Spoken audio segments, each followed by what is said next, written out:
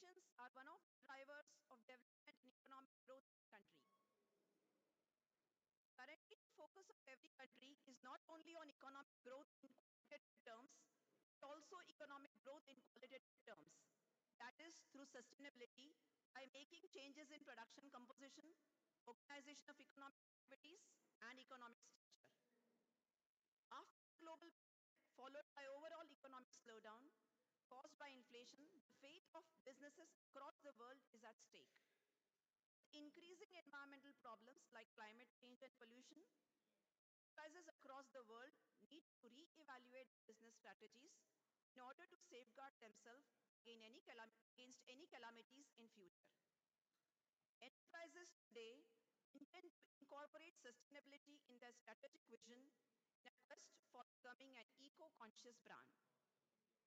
Over the years, it has been observed that we need to maintain a balance between what is extracted from nature that wears out our ecosystem and what is needed to be produced to satisfy our consumption. Keeping this vision in mind, we have come up with this one-day multidisciplinary conference on innovative and sustainable development practices.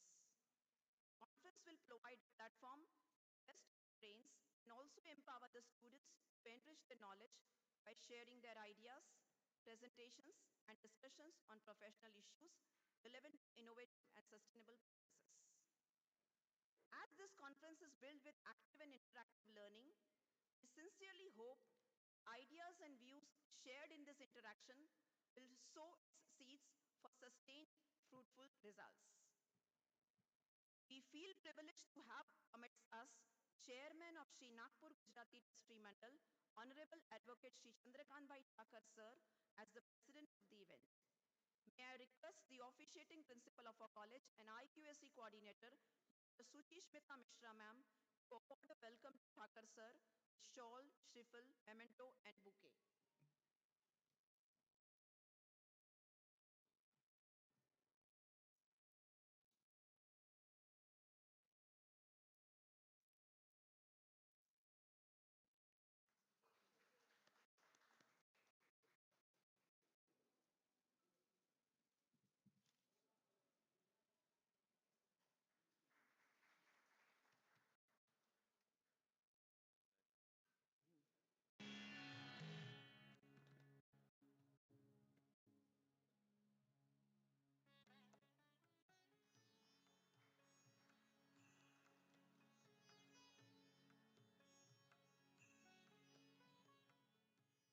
We are extremely honored and privileged to have with us an eminent personality in environmental science, Dr. Atul Vaidya Sir, Director NEERI, as the chief guest and keynote speaker of today's event. Dr. Atul Vaidya did B.Tech in Chemical Engineering from Lakshminarayan Institute of Technology, Nagpur, and M.Tech in Chemical Engineering from IIT Bombay. He obtained PhD in Chemical Engineering from RTMNU Nagpur University. At present, Dr. Vaidya is Director of CSIR, National Environmental Engineering Research Institute. Earlier, he was Chief Scientist and Head of Chemical and Hazardous Waste Management Division, CSIR, NEERI. He has over 34 years of research experience in environmental science and engineering, especially in waste management. Dr. Vaidya has extensively worked on various aspects of waste management, including characterization, treatment, reuse and recycle, impact on environment, greenhouse gas emission, and environmentally sound practices, such as waste minimization, clean technologies, circular economy. He is also working for Stockholm Convention, UNFCCC, and Minamata Convention. He has also experience in biotechnology and technology demonstration. He has implemented effective technological options for environmentally sound management of hazardous waste on various industries in the country. Vaidya has facilitated decision making across the country through his basic and translational interdisciplinary research on various environmental issues. His contribution in national and international environmental policies have been noteworthy. He has published many research papers in national and international journals. I request President of today's event, Honorable Advocate Chandrakant Bhai Thakur Sir, to welcome to Vaidya with shawl, shriffle, memento, and bouquet.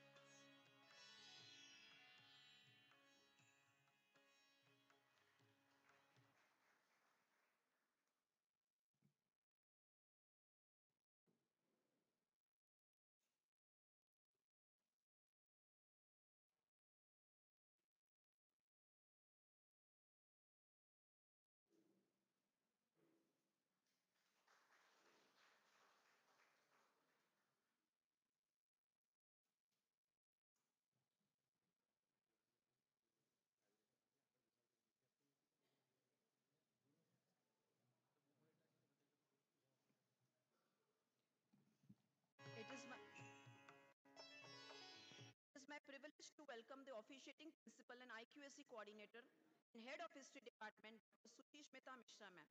May I request the convener of the conference and head of commerce department, Chauhan sir, to award floral welcome to Mishra ma'am.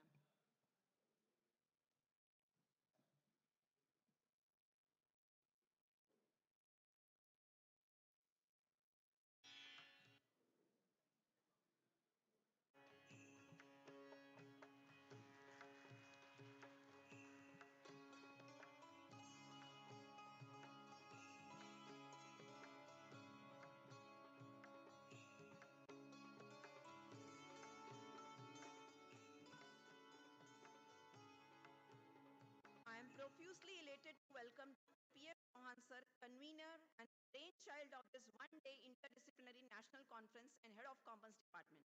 May I request Gaikwad sir to welcome Chauhan sir with a floral bouquet.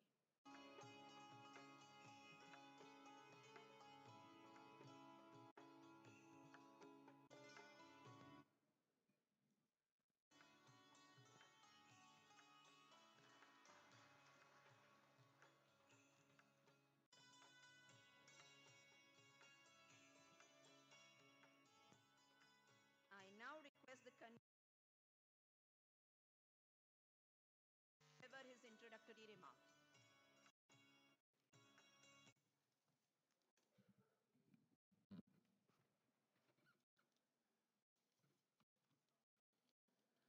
नमस्कार। वीएमवी महाविद्यालय के वाणिज्य विभाग तथा IQAC द्वारा आयोजित innovation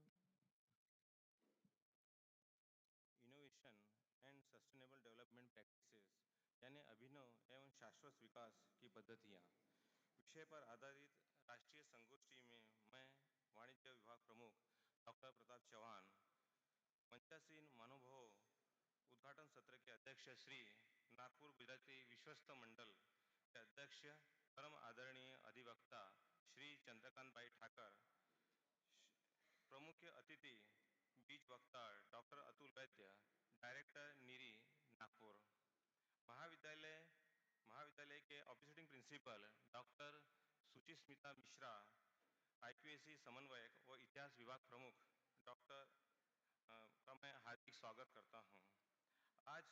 साथ ही आज इस संगोष्ठी में मैं आमंत्रित विशेषज्ञों, प्राध्यापकों तथा विद्यार्थियों का भी मैं हार्दिक स्वागत करता हूं।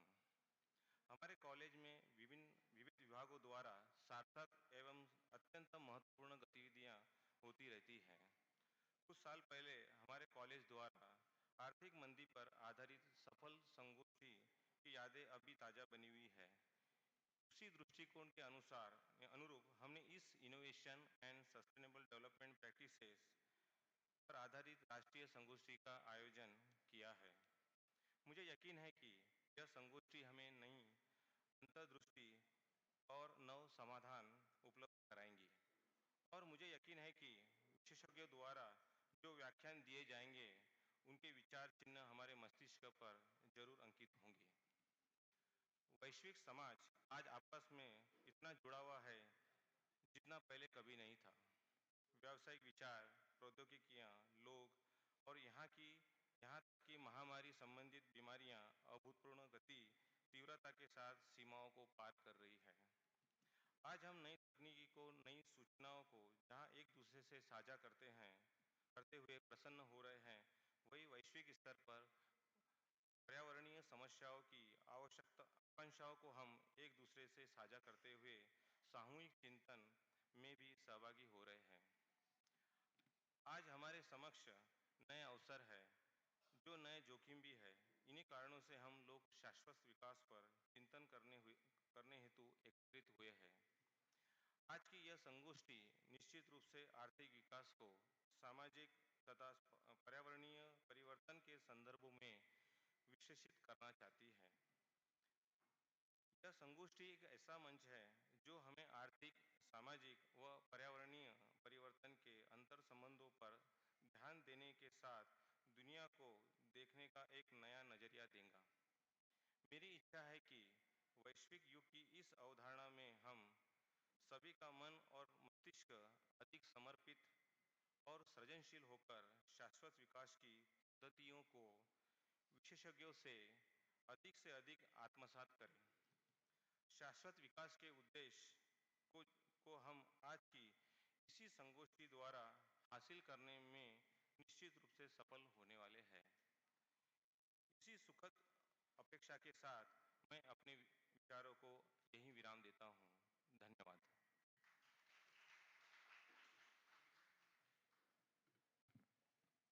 Thank you so much, sir. May I now request the officiating principal and IQSC coordinator, Suchishmita Mishra ma'am, carry forward the conference by her welcome address.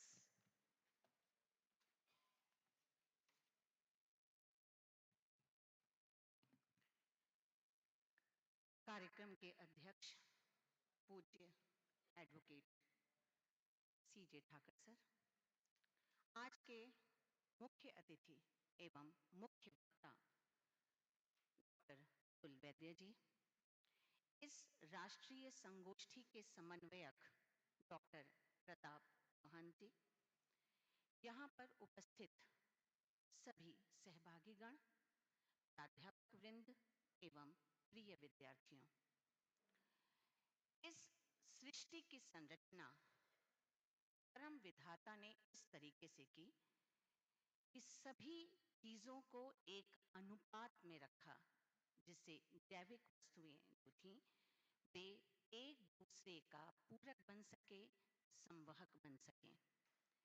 धीरे धीरे मनुष्य प्रजाति ने विकास करना शुरू कर दिया।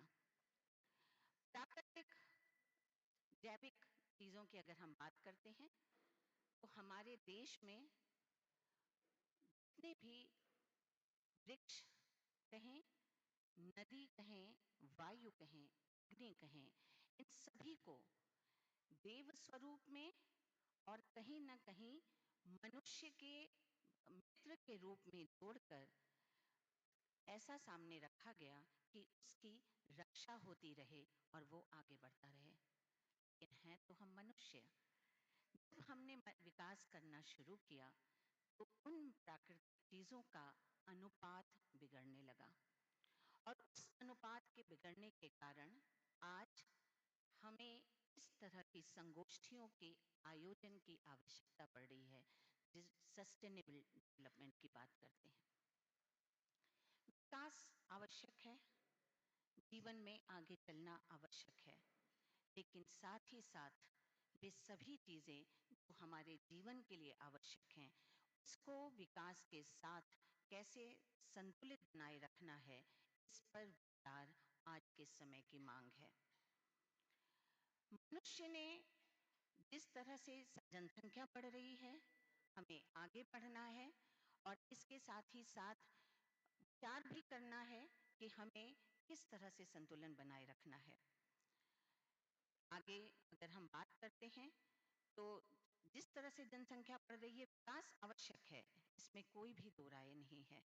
लेकिन विकास के साथ आगे भविष्य में जीवन कैसे रहेगा, इस पर हम अगर आज नहीं चेतेंगे तो समय हाथ से निकल जाएगा। सस्टेनेबल डेवलपमेंट ये जो विषय है, जो शाश्वत विकास के साथ साथ शाश्वत जीवन को संतुलन में बनाए रखने का विषय है, इस पर चर्चाएं होना और हो रही हैं, लेकिन हम जितना साथ बैठेंगे कुछ न कुछ आगे बातें जरूर बढ़ेंगी। आज जिस संगोष्ठी का आयोजन किया जा रहा है, इसके लिए प्राचार्य डॉक्टर M.G. चांदेकर सर ने बहुत सहयोग दिया, परंतु आज एक व्यक्तिगत क्षति के कारण, एक अपरिहार्य कारण के कारण सर यहाँ पर नहीं हैं। उनकी अनुपस्थिति में हमें इस संगोष्ठी का आयोजन करना पड़ रहा है। अगर बात सस्टेनेबल डेवलपमेंट की करें तो हम नागपुर वासी कहीं न कहीं भाग्यवान हैं, और भाग्यवान इसलिए हैं कि इस शहर में निरी जैसा संस्थान, जो कि पूरे देश में ही नहीं विश्व में भी दखल रखता है सस्टेनेबल डेवलपमेंट को आगे बढ़ाने के लिए, वो संस्थान हमारे शहर में है। तो हम सभी भाग्यवान हैं, और भाग्यवान आज हम इसलिए भी हैं कि उस संस्थान के निदेशक ने सर्वप्रथम सिर्फ एक चांदेकर सर के फोन कॉल पर यहाँ पर आने की अपनी अनुमति दी, इस हमारे आमंत्रण को स्वीकार किया। इस विषय पर चर्चा हो और हमें डॉक्टर अतुल वैद्य जी को सुनने को न मिले तो संगोष्ठी कहीं न कहीं अधूरी रह जाती। सर, आपका बहुत बहुत आभार कि आपने हमारे आमंत्रण को स्वीकार किया, और चांदेकर सर के साथ सर की बहुत अच्छी मित्रता भी है। उस मित्रता को भी पूरा करने के लिए सर आज यहाँ पर हैं, परंतु सर की अनुपस्थिति में हम सभी सर आपके आशीर्वाद के आकांक्षी हैं। पूज्य डॉक्टर एडवोकेट चंद्रकांत भाई ठाकर सर, परिवार के मुखिया हमारे, सर ने अभी कहा कि हमें अब तुम लोग ज्यादा तंग मत किया करो, लेकिन सर मंच पर सिर्फ आपकी उपस्थिति हम सबकी ऊर्जा को बढ़ा देती है, तो आपकी उपस्थिति के लिए हम सभी हमेशा उत्सुक रहेंगे। आप विधाता से प्रार्थना है कि आपको स्वस्थ बनाए रखें और आपका आशीर्वाद और आपकी ये अक्षर ऊर्जा बनी रहे और आशीर्वाद हमें हमेशा मिलता रहे। इस संगोष्ठी के आयोजन में अलग अलग जगहों से आर्टिकल्स मंगाए गए और हमें खुशी है इस बात की कि भारत के अलग अलग कोनों से हमें इस पर प्रपत्र हासिल हुए हैं और जिनको जर्नल में प्रकाशित किया जाने वाला है। संगोष्ठी का आयोजन का मुख्य उद्देश्य इस तरह की ज्वलंत बातों पर चर्चा करना ही रहता है, और उसके लिए मैं सभी प्रतिभागियों का जो आज अपना यहाँ पर विचार रखने वाले हैं हार्दिक स्वागत करती हूँ। सभी प्राध्यापक वृंद, हमारे मित्र, आपकी उपस्थिति इस संगोष्ठी को आगे ले जाएगी और ये छोटे विद्यार्थीगण जो आज के युवा हैं, जिनको हम कुछ देकर जाने वाले हैं, जो इस समस्या से शायद हम सबसे ज्यादा प्रभावित होने वाले हैं, उन सबकी भी उपस्थिति इस मंथन को कहीं न कहीं कोई रूप देगी, ऐसा मुझे पूर्ण विश्वास है। और दिन भर का ये विचार मंथन कहीं न कहीं हमको कोई न कोई दिशा दे के जाएगा, क्योंकि बात निकलेगी तो फिर दूर तलक जाएगी। बहुत बहुत धन्यवाद।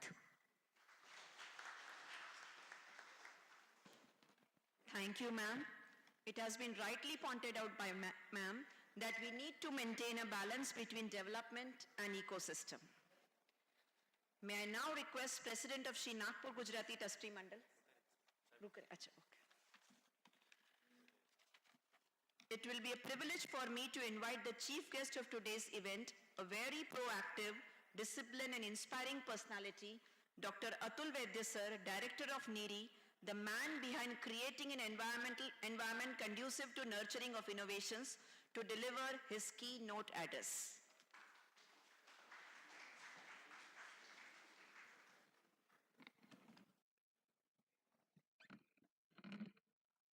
सभी का धन्यवाद। सर्वप्रथम मैं अभिनंदन करना चाहूँगा कॉलेज का, और विशेषता मैं जो सुना कि कॉमर्स डिपार्टमेंट इसको संयोजित कर रहा है, तो ये सबसे अहम बात है कि जो विषय है वो केवल विज्ञान या तंत्रज्ञान से मर्यादित न होते हुए सभी का विषय है, क्योंकि हम सभी इसके उपभोक्ता भी है और सब इसके भुगतने वाले भी हम ही लोग हैं अगर हम गलत करते हैं। तो इसमें कोई जब सृष्टि का कहर बरपता है तो कोई विज्ञान या कॉमर्स दिखा नहीं जाता उसमें, तो सभी को झेलना पड़ता है और जो विकास होता है उसके फल हम सभी चखते हैं। तो ये बहुत अच्छी बात है कि इस विषय को विज्ञानेतर विषयों में भी लोग ले जा रहे हैं, तो ये बहुत अच्छी बात है। क्योंकि दो चीजें रखना चाहूंगा समक्ष यहाँ पे। पहली बात, सस्टेनेबिलिटी का अर्थ जो दिया गया है, यूनाइटेड नेशंस का डेफिनेशन है, साइंटिफिक डेफिनेशन भी यही कहता है कि सस्टेनेबिलिटी के 3 अंग होते हैं। एक है कि पर्यावरण पूरकता, जिसपे हम लोग काम करते हैं, वैज्ञानिक काम करते हैं या पर्यावरणवादी लोग काम करते हैं। पर्यावरण पूरकता यह एक स्तंभ होता है या एक पिलर होता है या एक अंग होता है सस्टेनेबिलिटी का। कोई भी चीज हम शाश्वत कहते हैं या सस्टेनेबल कहते हैं, इसको पर्यावरण पूरक होना अत्यंत आवश्यक है। दूसरा अंग होता है कि सोशल एक्सेप्टेबिलिटी, सामाजिक उसकी जो मतलब समाज ने उसको स्वीकार करना, स्वीकार्यता, सामाजिक स्वीकार्यता जो विषय है वो भी सस्टेनेबिलिटी के तहत ही पकड़ा जाता है। और तीसरा जो अंग होता है वो है इकोनॉमिक वायबिलिटी, आर्थिक उसकी स्वीकार्यता। तो कोई चीज हम शाश्वत तभी कहते हैं जो समाज ने उसको एक्सेप्ट किया है, स्वीकृत किया है, जो पर्यावरण पूरक है और जो आर्थिक दृष्टि से सबके लिए साझी है। इसका एक उदाहरण प्रस्तुत करूंगा जो मेरे जेब में लेके और सभी की जेब में है। ये मोबाइल टेक्नोलॉजी है, मोबाइल है। ये 1995 या 96 उस दौरान इसको खोजा गया था, इस तरीके से काम हुआ था। उस टाइम ये बहुत महंगा था, अगर कुछ हम में से कोई ले नहीं पाता था इसको, कोई पॉसिबल नहीं था। खाली मेरे ख्याल से वीवीआईपी या उस टाइम जो अंबानीज वगैरह जो थे वो लोग लिया करते थे, क्योंकि 25 रुपए इनकमिंग लगता था 95 में, 97 90 जो भी है, मतलब कालखंड वो है। इनकमिंग कॉल रिसीव करने के लिए 25 रुपए और कॉल करने के लिए 50 रुपए या 30 रुपए ऐसे लगते थे, एक कॉल करने के लिए, लोकल जो भी है। टेक्नोलॉजी वही थी, पर इसको सामाजिक स्वीकार्यता नहीं थी और आर्थिक स्वीकार्यता नहीं थी। अब धीरे धीरे जैसा चलन बढ़ते गया, आज के डेट में all over world incoming free है और हम जो कॉल करते हैं मात्र कुछ पैसों में करते हैं। तो अभी सभी के जेब के लिए ये काफी साझा हो गया है और आज के दिन में मुझे नहीं लगता कि इसके बिना हम जी पाते हैं। आप छोटे से बड़ा लेके, विद्यार्थी, खाली इतना ही है कि जो बच्चा पैदा होता है वो मोबाइल लेके हाथ में नहीं आता, इतना ही है। बाकी तो एक 3-4 साल के लड़के भी देखे हैं और हर वर्ग में है। ऐसा नहीं कि उसका इकोनॉमिक अवेलेबिलिटी, विषमता वगैरह कोई नहीं, पूरी समानता की चीज हो गई है अभी। टाइप अलग अलग हो सकता है, आईफोन हो सकता है, स्मार्टफोन है, लेकिन हर एक के हाथ में वो मोबाइल है। अब ये विषय यह है कि सामाजिक और इसकी आर्थिक स्वीकार्यता आने के बाद इसको हम शाश्वत बोल सकते हैं क्या? तो नहीं बोल सकते, क्योंकि जब इसकी संख्या बढ़ गई, पहले 15 मोबाइल हुआ करते थे एक स्टेट में, एक सिटी में। आज 15 लाख मोबाइल नागपुर में होंगे, 40 लाख होंगे, मुझे मालूम नहीं। और ये मोबाइल जब काम से निकल जाता है तो इसमें से बहुत सारे हानिकारक द्रव्य बाहर आते हैं। तो ये 5 मोबाइल बनाना और 5 लाख मोबाइल बनाना, 5 लाख मोबाइल बनाना, ये पर्यावरण पूरक निश्चित नहीं है। तो आज के दिन में इस मोबाइल ने पॉपुलैरिटी के कारण तीसरा अंग खो दिया है, पर्यावरण पूरकता। जबकि सामाजिक स्वीकार्यता और आर्थिक स्वीकार्यता इसने मंजूर कर ली है, पर ये इसको हम शाश्वत नहीं बोलेंगे। दिस इज नॉट सस्टेनेबल जब तक हम इसके पुर्जे रिसाइकल करना नहीं जानेंगे। और वहीं पे इनोवेशन की बात आती है। मोबाइल काम से जाने के बाद, काम से जाएगा, ऐसा कोई जैसा सालों साल चलेगा ऐसा मोबाइल नहीं। मेरे 5-6 साल है। एक तो काम से जाता है, या हमको नया मोबाइल आया तो हम सबको शौक आता है नया मोबाइल लेने का। मैं जेब में 4 मोबाइल लेता हूँ, आप 10 लेते हो, आप नया देखते हो और 11वां लेते हो। तो ये चीजें जो है इसको शाश्वत बनाने से अलग करती है। तो इसमें इनोवेशन आना जरूरी है। इनोवेशन क्या आएगा कि मोबाइल, 2 चीजें आती है। एक तो है कि मोबाइल को रीयूज रिसाइकल करना हमें आना चाहिए। उसमें के जितने पुर्जे हैं छोटे छोटे, उसमें जो कुछ है उसको जितना बने रिसाइकल करना है। दूसरी चीज है कि इसकी दूसरी सबसे अहम चीज है कि इसकी आवश्यकता कम करना है। दिन भर मोबाइल हाथ में लेके बैठते हैं हम लोग, ये आवश्यकता अनुसार नहीं है। मुझे नहीं लगता इतनी आवश्यकता है करके, लेकिन आदत पड़ गई है। वहां देख रहा है, मैं भी देख रहा था, यहाँ बैठे हुए मोबाइल देख रहा था। वहां एक अभी हमारे दोस्त देख रहे हैं, छोटे से मित्र हैं, वो भी मोबाइल देख रहे हैं। आधे लोग तो देख ही रहे होंगे। आवश्यकता नहीं है इसकी। और हो सकता है मैं जो विचार रखूं आप इंटरनेट पे बाद में देख सकते हैं, तो फिर भाषण की और इन प्रोग्रामों की जरूरत क्या है? नहीं है। तो ये शाश्वत विकास इसे नहीं कहते हैं। तो मोबाइल की संख्या कम करना ये सबसे बड़ा अहम विषय है, इसमें इनोवेशन से ज्यादा इसकी जरूरत है।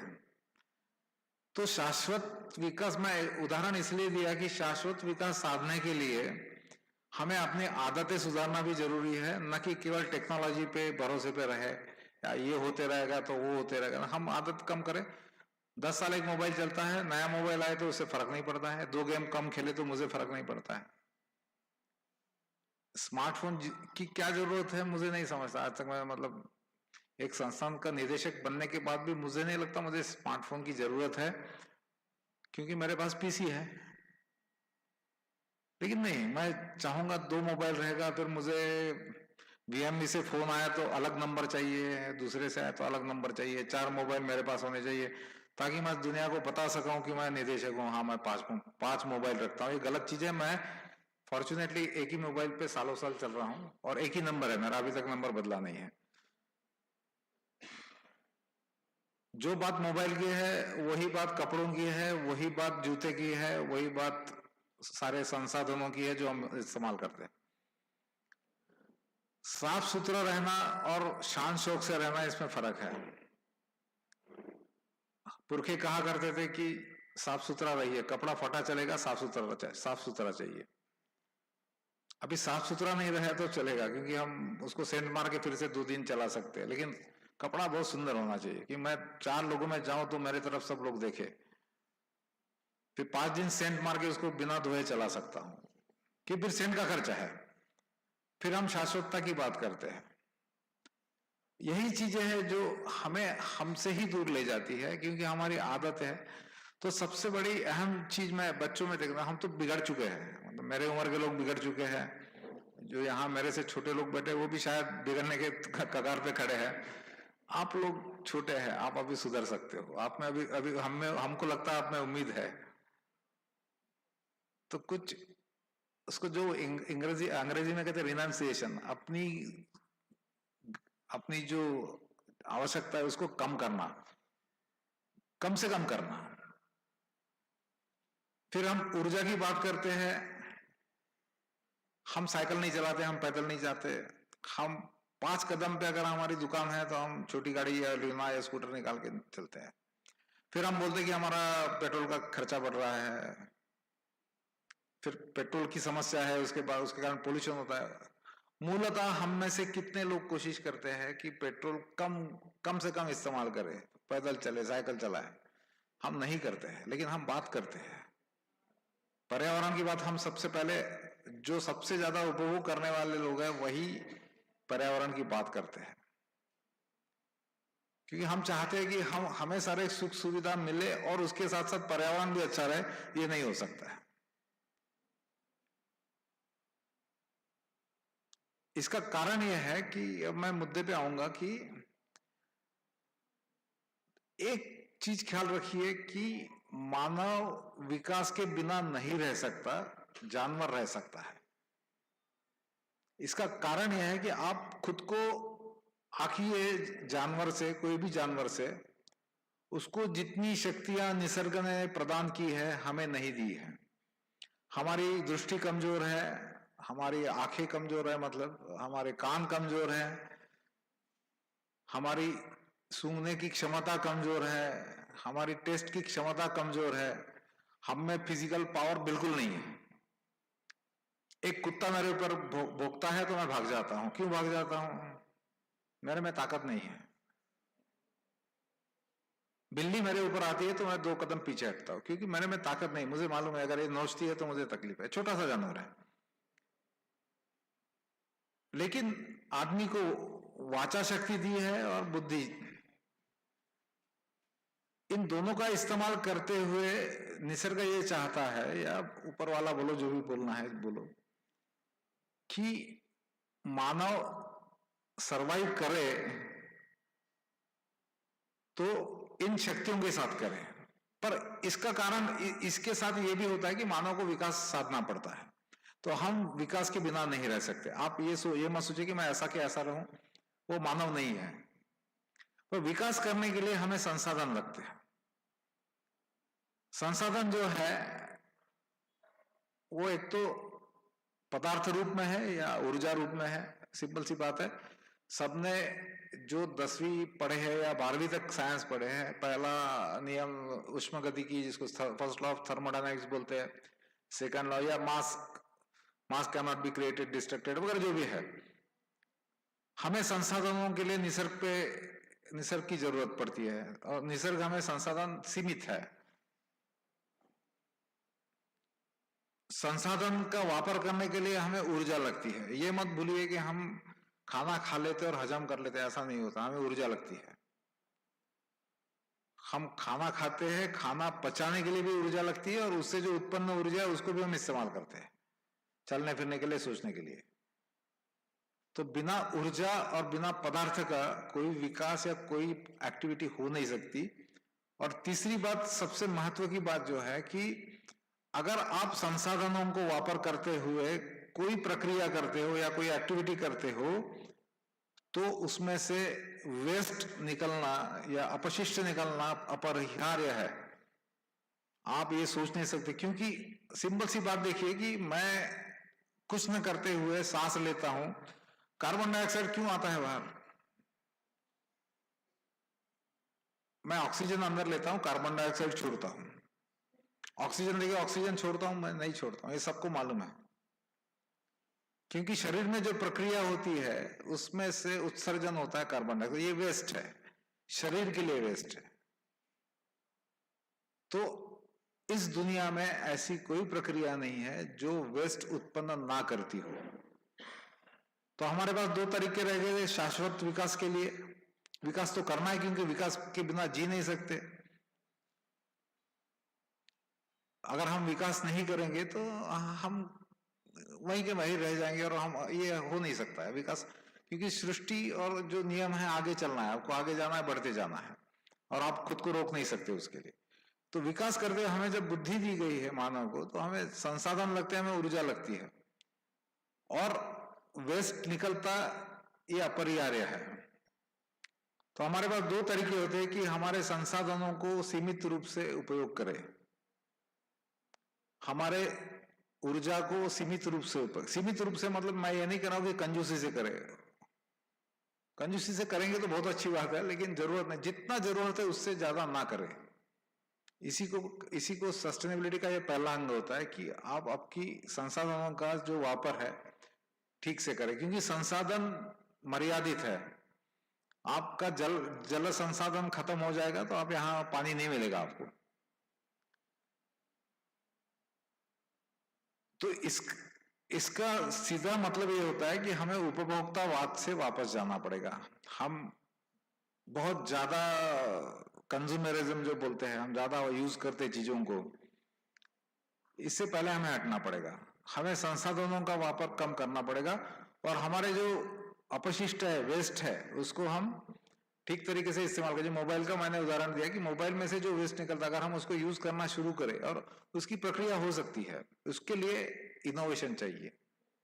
तो आपका जो विषय है कि इसमें सारे विषय आते हैं, सारे सब्जेक्ट आते हैं, ये इंटरडिसिप्लिनरी ही माना जाता है।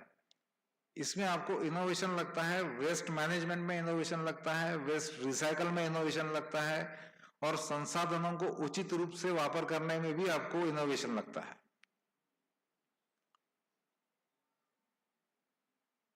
इनोवेशन, इसका मतलब आपको आइंस्टीन न्यूटन बनने की जरूरत नहीं है, लेकिन छोटे छोटे तरीकों से हम किस तरीके से हमारे संसाधन बचा सकते हैं, इसका हमें इस विषय पे हमें जो दिखता है वो दिखता है। आपको लगता है कि कहीं इतनी छोटी बात होती है, उसको भी इनोवेशन कहा जाता है कि आप घर का नल बह रहा है, पानी वेस्ट हो रहा है और आप जाके उसको बंद करते हो, ये प्रक्रिया है। पर आप अगर उस नल को ऐसा कोई मैकेनिज्म लगाए कि नल बहे ना, या थोड़ी 5 मिनट के लिए अगर लगा तो बंद हो जाए, इसको इनोवेशन बोलते हैं। इसमें क्या बड़ी बात है, ये तो कोई भी मैकेनिक प्लम्बर कर देता है आपको, लेकिन वो इनोवेशन इसलिए है तो संसाधन बचाता है और हम सस्टेनेबिलिटी के लिए आगे जा सकते हैं।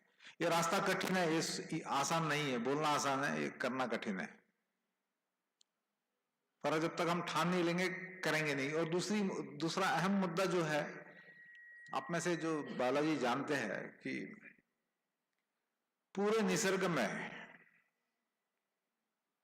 एक इंसान ऐसा है जिसकी पॉपुलेशन, जिसकी लोक संख्या, इनका और संसाधनों का कोई तालमेल नहीं रहता, कोई ताल्लुक नहीं रहता। बाकी सारे जानवर जो है ये संसाधनों की उपलब्धता से उनका नंबर डिसाइड होता है। अगर अफ्रीका के जंगल में सूखा आता है तो सबसे पहले हिरणों की संख्या कम हो जाती है, हिरणों की संख्या कम होने से शेरों की संख्या कम हो जाती है, या उस पे जो जीवित रहने वाले बाकी जीव है, जो प्राणी है, उनकी संख्या कम होती है। और ये उन्हें निसर्ग ने सिखाया है कि अभी सूखा आ रहा है तो इस बार पैदावार कम होंगी। इंसान के उदाहरण में ये हम, इसलिए हमारी लोक संख्या जो है वो पॉपुलेशन एक्सप्लोजन, इकोनॉमिक्स जानते हैं, जो माल्थस थ्योरी है, जो इकोनॉमिक्स पढ़े हैं, unlimited wants and limited resources या लिमिटेड मीन्स, ये तो बेसिक फंडामेंटल इकोनॉमिक्स का। वो सस्टेनेबिलिटी वही आता है क्योंकि इकोनॉमिक वायबिलिटी है, एक सस्टेनेबिलिटी का महत्वपूर्ण अंग है। तो आज सोशल एक्सेप्टेंस की हम जो बात कर रहे थे कि आज साइकिल पे जाना, अगर समाज कहता है कि साइकिल पे जाना है बहुत ही गरीब आदमी है, ये बकवास आदमी है, अगर ये सारा सोचे तो कोई साइकिल पे जाए ना। और कल अगर साइकिल पे बड़े बड़े वीआईपी जाने लगे तो ये फैशन बन जाएगा, सब लोग साइकिल चलाएंगे। बात एक ही है, साइकिल ही चला रहे सब। तो समाज का भी बहुत, और इसलिए समाज विज्ञान, मैं कहता हूं कि शाश्वत विकास, इसमें इकोनॉमिक्स, कॉमर्स तो है ही, समाज विज्ञान भी काफी बड़ा महत्वपूर्ण रखता है। सारे विषय इसमें आते हैं और ये बहुत गहरा विषय है। तो वेस्ट मैनेजमेंट का विषय आज मेरे ख्याल से बाकी वक्त आप बोलेंगे सब इस विविध विषय के बारे में, सॉलिड वेस्ट को कैसा करते हैं। आखिरी उदाहरण देके मैं खत्म करूंगा, जो बहुत ही आप बोल सकते हो कि साधारण सा उदाहरण है और हो सकता है कि किसी को पसंद ना आए, लेकिन ये हिस्ट्री देखना पड़ता है कि हमारी क्या थी। हम पुराने जमाने में गांव में, जो विलेज बैकग्राउंड से आते हैं उन्हें मालूम होगा कि गांव में सुविधा क्या होती थी, 1 नंबर 2 नंबर की। आपको मालूम नहीं होगा, एक गांव के बाहर एक जगह होती थी, वहां एक लोटा लेके जाते थे। हंसी वाली बात है। और आज के डेट में भी भारतवर्ष में, ट्रॉपिकल कंट्री में, अपना जो मलमूत्र है वो आसान तरीके से एक दिन में खत्म हो जाता है, डिग्रेड होता है, क्योंकि हमारा टेम्परेचर, हमारी सॉइल कंडीशन ये उसको कंडीसिव है। ठंडे देशों में, यूरोपियन कंट्रीज में पॉसिबल नहीं था, हमारे यहां था। हम कहां मार खा गए कि जब एक जगह 10 लोग जाने चाहिए वहां 10,000 लोग जाने लगे, तो फिर वो गंदगी होती है। तो नैसर्गिक प्रक्रिया होने के बावजूद हमें आज के डेट में, मैं ये इसलिए उदाहरण रखता हूं कि आज हम जो यूज करते हैं टॉयलेट्स, उसमें एक व्यक्ति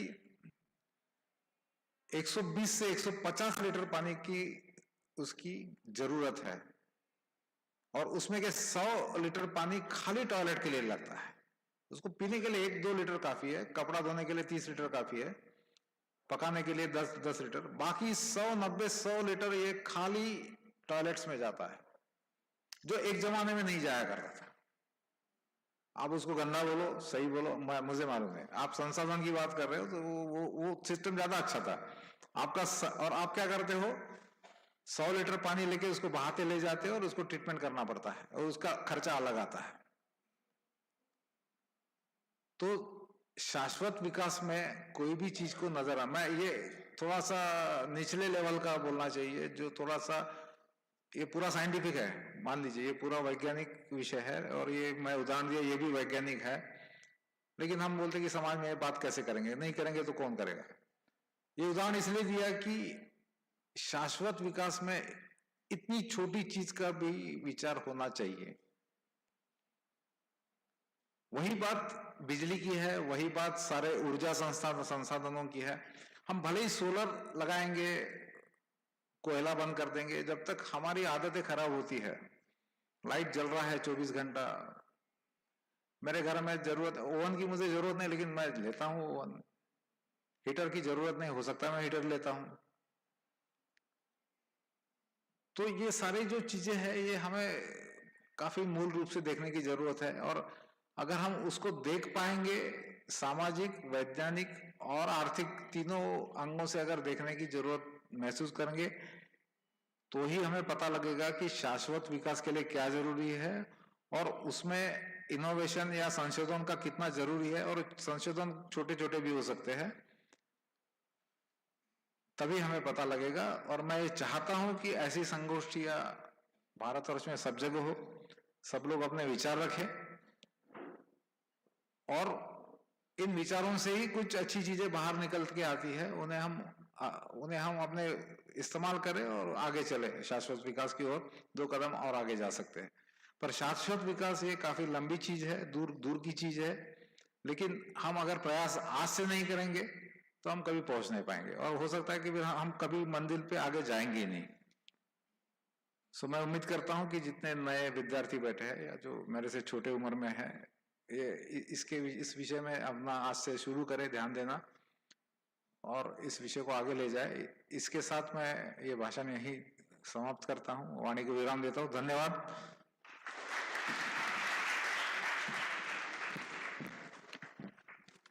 Thank you so much, sir, for your illuminating ideas. Rightly said by Vaidya sir that development should not be at the cost of compromising the future needs of the future generation. And hence, we need to invest in innovative and sustainable solutions such as energy efficient procedures, waste management, and water conservation techniques. Thank you, sir.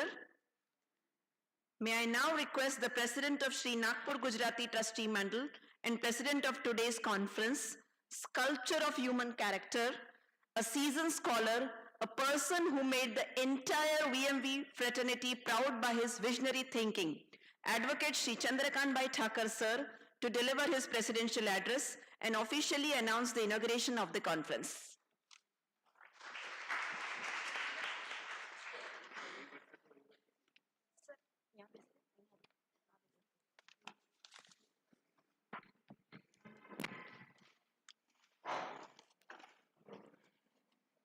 अच्छा, आज के हमारे मुख्य अतिथि परम आदरणीय श्री अतुल जी,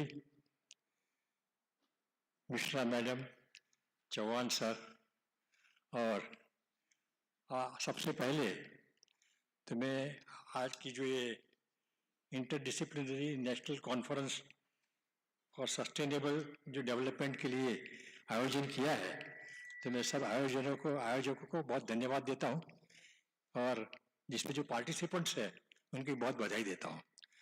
आज ये बहुत महत्व का विषय है कि डेवलपमेंट भी करना है और साथ में सस्टेनेबल डेवलपमेंट होना चाहिए, और पर्यावरण भी जो हमारा है उसको भी सुरक्षित रखना है।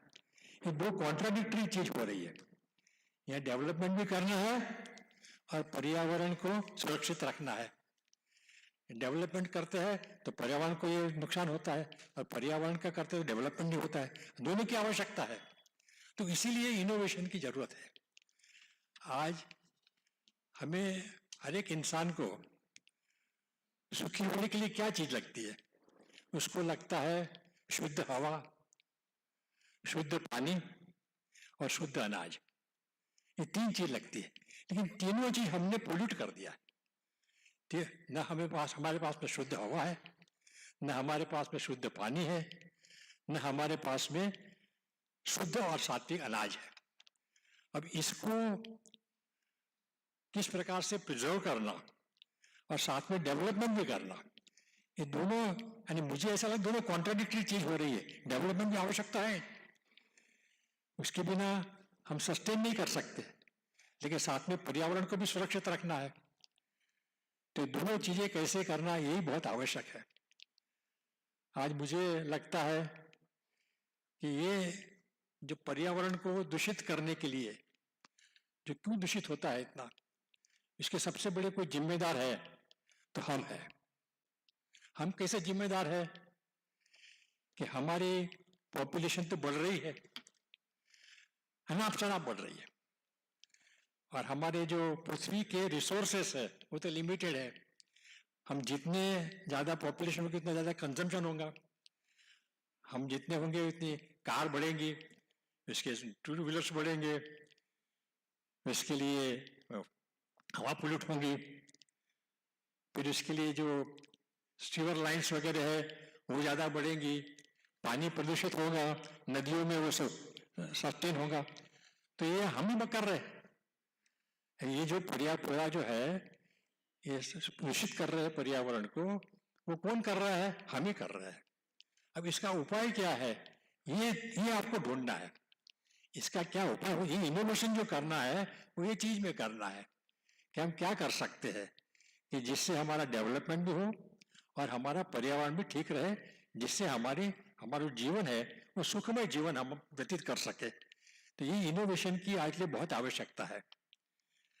आज अब हमारी आदत भी ऐसी है कि आज हमको कार के बिना नहीं चल सकता है, आज हमको टू व्हीलर के बिना नहीं चल सकता है, क्या हम साइकिल का इस्तेमाल नहीं कर सकते? तो ये साइकिल में क्या इनोवेशन कर सकते हैं कि जो आप उसकी जो क्षमता है वो क्षमता तो टू व्हीलर्स जो आपके है या कार की जितनी रहे, लेकिन पर्यावरण को नुकसान न करे। तो ऐसे अभी जैसे इलेक्ट्रिक मोटर कार अभी थोड़ी शुरू किया है तो वो ठीक है, जैसे ऐसे अपन साइकिल में क्या कर सकते हैं? वैसे बहुत सी बातें हैं कि हर एक क्षेत्र के अंदर में कोई ना कोई इनोवेशन की आवश्यकता है, और इसीलिए जो अभी यंग जनरेशन है, जो आप सब विद्वान साइंटिस्ट है, जो हर एक आपके फील्ड के अंदर में आप निपुण है, उन्होंने सोचने की आवश्यकता है। और ये हम क्या क्या इनोवेशन कर सकते हैं, हम हमारे जल को शुद्ध करने के लिए क्या कर सकते हैं। आज नदी के अंदर में हम देखते हैं कि फैक्ट्रीज का जो पोल्यूटेड पानी है वो बह रहा है, सीवर लाइन का जो है वो बह रहा है, उसको शुद्धिकरण करने के लिए हमारे पास में कोई साधन नहीं है।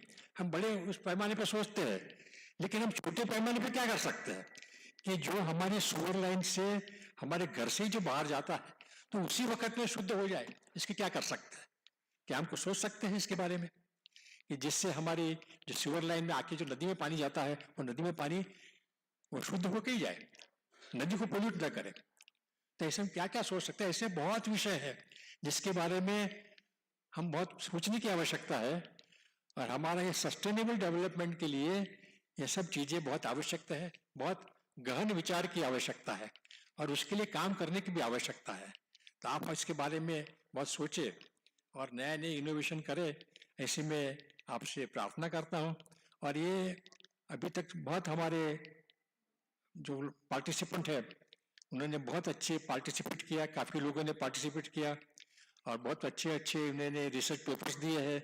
मैं सबको बहुत धन्यवाद देता हूँ, बधाई देता हूँ, और मैं आशा करता हूँ कि इसी प्रकार से आप इसको आगे बढ़ाएंगे, इनोवेशन के कार्य को, जो आज बहुत महत्व का विषय है, इसको विचारपूर्वक उसको यानी विचारपूर्वक करना है। सस्टेनेबल होना चाहिए, डेवलपमेंट होना चाहिए लेकिन सस्टेनेबल होना चाहिए। डेवलपमेंट होना चाहिए लेकिन पर्यावरण को नुकसान नहीं करना चाहिए। वो किस प्रकार से करे ये आपको सोचने की आवश्यकता है। तो आपका जो यंग माइंड है आप ये सोच सकते हैं, आप इसके बारे में सोचिए और इसके बारे में आपको आगे बढ़िए, ऐसी मैं आपसे अपेक्षा करता हूँ। और मैं आज का जो ये कार्यक्रम किया, जो आयोजकों ने बहुत सक्सेसफुली ये कॉन्फ्रेंस का जो आयोजन किया, इसलिए मैं बहुत उनको सबको बधाई देता हूँ। जो पार्टिसिपेंट्स है उनको भी सब बधाई देता हूँ। और आगे भी आप इसके लिए नेवर बी सेटिस्फाइड, जो आपने किया उससे संतुष्ट होकर मत बैठिए, आगे आपको करना है, आपको आगे काम नए नए काम करना है, नए रिसर्च करना है, नए इनोवेशन करना है। उसके लिए आपने कार्यरत रहना चाहिए, एक्टिव रहना चाहिए। और मुझे विश्वास है कि आप आज की जो जनरेशन है वो बहुत विचारपूर्वक काम करती है और उसको अच्छी दिशा मिलती है तो वो अच्छा काम कर सकती है। मुझे विश्वास है कि आप सब लोग इस क्षेत्र में अच्छा इनोवेशन करेंगे जो समाज के लिए उपयोगी हो, राष्ट्र के लिए उपयोगी हो और मानव जाति के लिए उपयोगी हो। ऐसे मैं कामना करते हुए मेरी वाणी को विराम देता हूं और आप सबको बधाई देता हूं। Thank you so much, sir, for your constant support and motivating us in all our endeavors. As said by sir, Every individual on earth should be eco-conscious and development should complement with the protection of the environment. With this, we come to the conclusion of this inaugural ceremony. May I request Dr. Pooja Pandya ma'am to propose the official vote of thanks.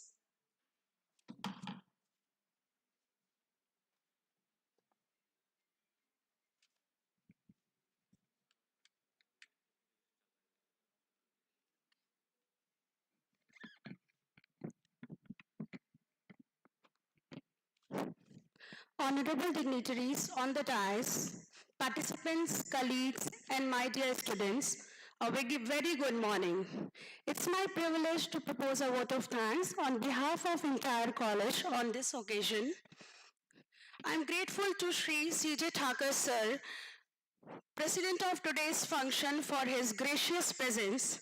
Our hearty thanks to Dr. Atul Vaidya sir, Chief Guest and Keynote Speaker of today's function, for taking time out from his busy schedule for this occasion. I am grateful to our Principal, M.G.Chandekar sir, for his valuable guidance. I am really thankful to Dr.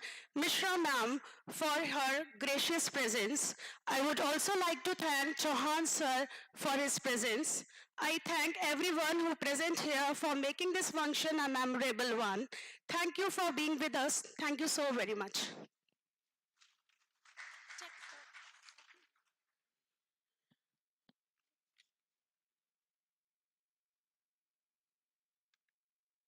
After this program, technical session is going to start after some time at 11:30.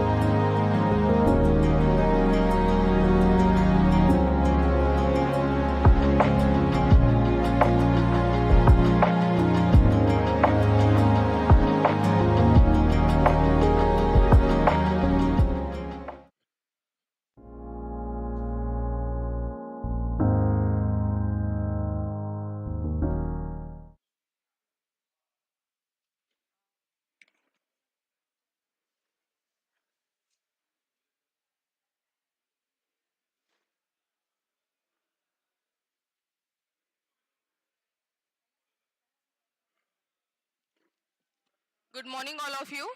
I request all of you to please take your seat.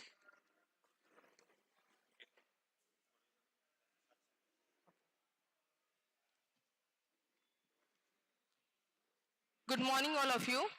On behalf of VMV Commerce, JMT Arts and JJB Science College, I welcome you all to the technical session of Interdisciplinary National Conference on Innovation and Sustainable Development Practices. For this technical session, we have among us Dr. Prashant Maheshwari Sir, Dean of Science and Technology, RTM Nagpur University, Nagpur, and Dr. D.N. Padoy Sir, the senior most faculty of Commerce Department of our college. Before we start the technical session, I would like to introduce the chairperson of this session, Dr. Prashant Maheshwari Sir. Dr. Prashant Maheshwari Sir is Dean of Science and Technology, RTM Nagpur University, Nagpur. He is also Director of Multi-Facility Computing Center, RTMNU. He was Director of Jaydev Education Society, Nagpur, which runs JD College of Engineering and Management in Nagpur. He is the Professor of Mechanical Engineering and he has done PhD in Mechanical Engineering. His first PhD is from University Institute of Technology, Rajiv Gandhi Technical University, Bhopal, and specialization was in machine design. His second PhD is from RTM Nagpur University and specialization was in thermal engineering. He is recipient of ISTE Best Engineering College Teacher of Maharashtra State 2019 award by the chairman of AICTE, Dr. D.N. Sahasrabuddhe. He has also received ISTE Best Principal Polytechnic College of Maharashtra State 2020 award. He has total experience of 34 years in teaching and administration. He has filed and published 10 patents and published 35 research papers in international journals of repute. He also has authored 3 books and 3 book chapters of engineering subject. His other achievements are Associate Dean of Academics at Dr. Babasaheb Ambedkar Technological University, Maharashtra, Editor of Science Journal of RTMNU, Nagpur, Chairman Board of Studies Industrial Robotics, RTMNU, Nagpur, Chairman Board of Studies Mechanical Engineering, RTM Nagpur University, Nagpur, Academic Council Member, RTM Nagpur University, Chairman of Indian Society of Technical Education, Maharashtra, Goa, and National Executive Council Member of ISTE, New Delhi. It's our indeed pleasure and privilege to have us with Sir. Now I request Dr. D.N. Padoy Sir to please welcome Dr. Prashant Maheshwari Sir.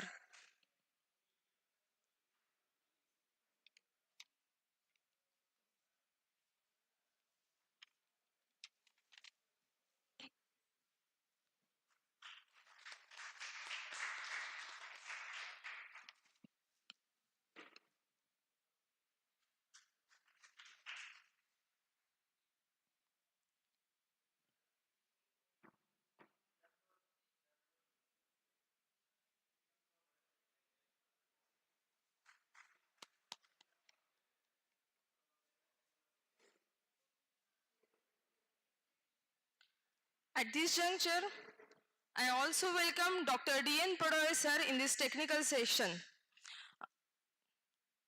I request Dr. Avchat Sir to please welcome Dr. Padoy Sir.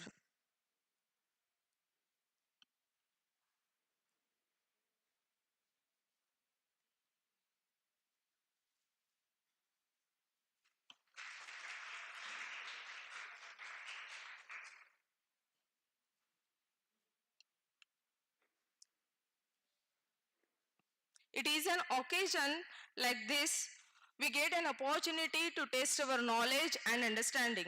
We look forward to get an exposure about what the best brains think about this very dynamic issue of innovative and sustainable development practices. With the permission of DAS, I would like to start the technical session. Each participant will be given 7 minutes for presentation. I would like to announce the name of first participant, Miss Rashmi Charjan ma'am. Mamta Phule Arts, Commerce and Sitaramji Chaudhary Science College, Mahavidyalaya, Varud. And our topic of presentation is development of online car booking system by using ASP.NET technology.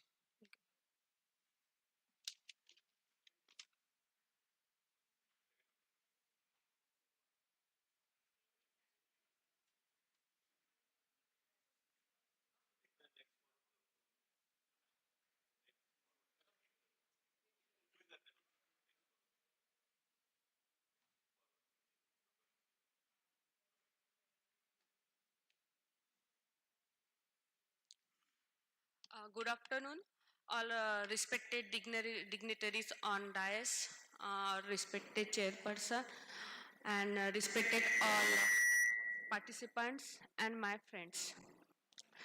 My name is Rashmi Charjan from Mahatma Phule College, Varud. Okay, I started my session on my work development on online cab booking system using ASP technologies. Shall we start now? Okay, first upon it is the abstract of my paperwork. First, cab online booking system are a web page application that can handle various features, functions of various car models. For example, crosswords, hatchback, Jeep, Toyota, and user can choose any location the car choose on online. Then the user can select online booking cars, then locations and many more things. You can easily handle of that applications. Then here are some keywords shown below. The cab booking system, C#, Windows and Android systems. Then next point is the introduction. The cab online system agency need a platform for their requirements. So you know that today's word is the computation word. Today's word is the computation word. So depend on these computations word is depend on their perfection rate and experiment services. In this system, development of cab online system gives information about cars model. For example, you familiar with these cars, Toyota, SUV, hatchback, crossover, sedan, etc. This is the types of cars model. The user can book for a given system. In this system, you can book online and then you fast analyzing. Okay, then its purpose is that online booking, there's rating and extra etc. will be provide us is these applications. Then we requirement is also various technical tools and techniques use these softwares. For example, tools is a C#, ASP.NET, Android operating system. Okay, this is the tools. Use is built-in application and hardware. The hardware is familiar with us, IBM PC 10, 1 GB RAMs and compatibility CPU. Then next point is the objective of that application. First objective is that to find the location is immediately. Second, to find any location or any detail car or taxis is availability. Then it is expenditure of required. Then to do transactions is automatically. This is the objective of these applications. Next point, it is a methodologies. In this paper, we have used of methodologies in a spiral model. The spiral model is arrange the activities phases of in the form of a spiral model. There are some phases. There are some phases. First phase is study and analysis phase. Second phase is design phase. Third phase is coding and execution phase. And fourth phase is the testing phase.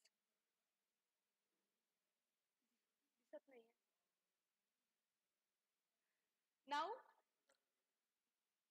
Now first is the study and analysis phase. The study and the analysis phase is used to study based on the questionnaires to understand the customer's conditions. Then second phase is used to, it is a design phase. Design phase means any application in this phase, database design or any type system design is used under the design phase. And third phase is coding and execution phase. In this coding and execution phase of the system is actually executed is actual code. And in last phase is a testing phase. Testing phase is very important phase of any applications. Okay, testing. What is testing? Testing is a procedure for finding out an errors of your running programs. Without testing, you do not any software product meaning. So testing is included black box testing, white box testing, system testing, and various testing is available. Okay.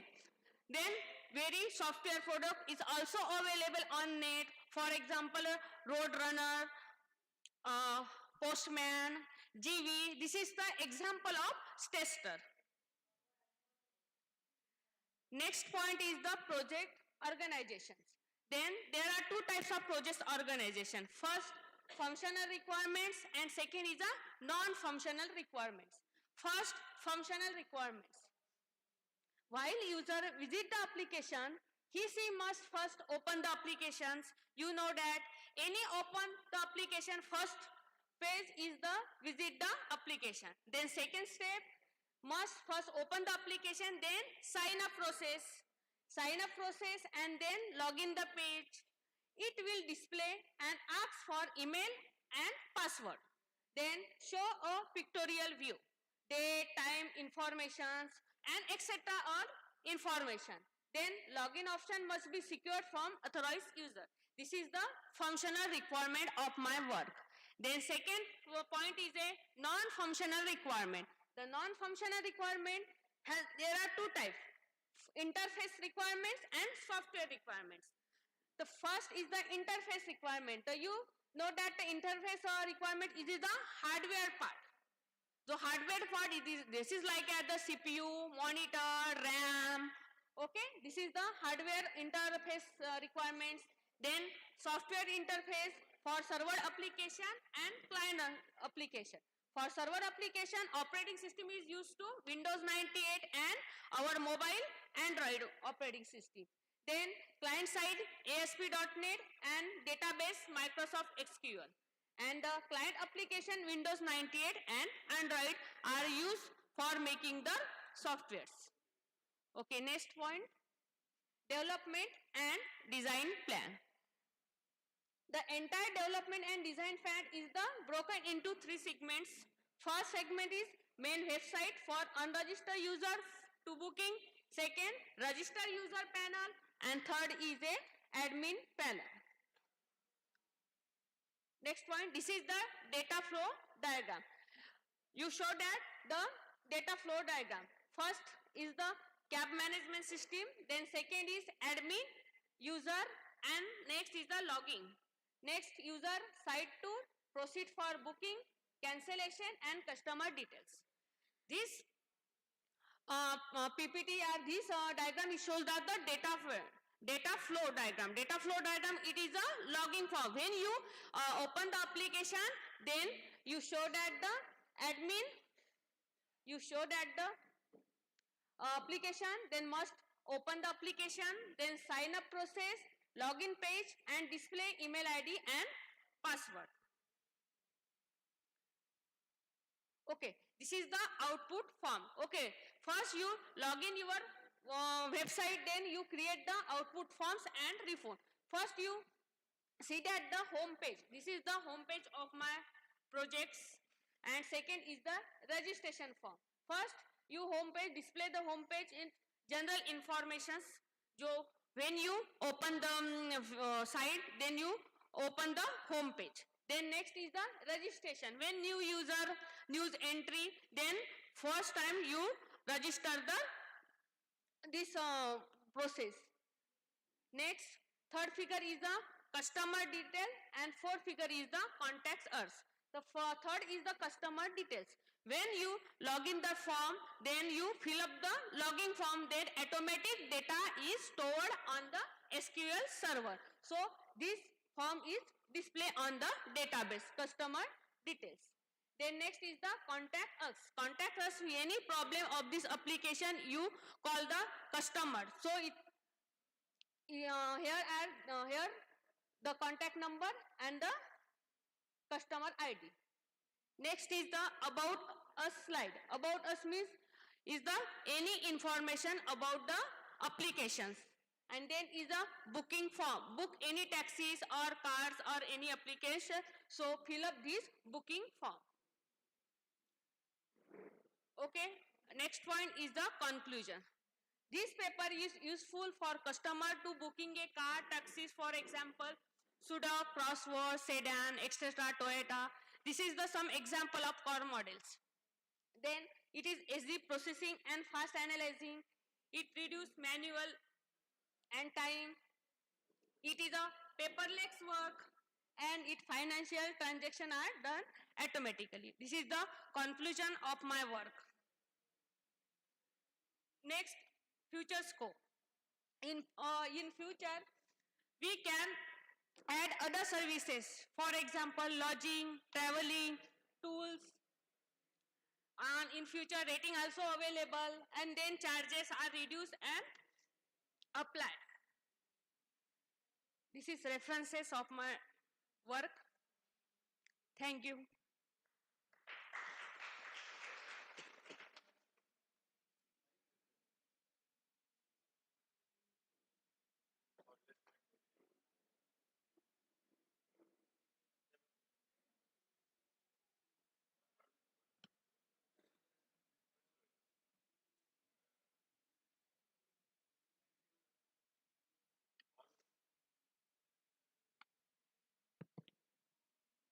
Thank you, Ms. Rashmi Charjan, for nice presentation on cab booking. But I have a question in mind that when there are already around more than 10 applications are available Yes, sir. to book the cab, what new you are doing compared to the earlier cabs available? I have sir designed a cab booking system is ASP.NET using ASP.NET technique, and then it is a site tour. Option is a site tour. Then click on it. Various cars, for example, taxis, Toyota. This I already told that SUV, Swift, and a sedan. This is the types of cars model. It also available on that application. No, that is all available today also. And what platform, backend, frontend you are using, the customer is not aware of that, and customer does not require to know that what platform you are using, what software is behind that, what algorithm is behind that. Customer is not, means he does not want all that to know. What he wants is, if I want to book a cab, that cab should be booked and with full safety and security should reach to the destination. So you tell me a distinct point how your presentation is different from the cabs which are already available. That is very important. Otherwise, there is nothing new in this. This has already been done.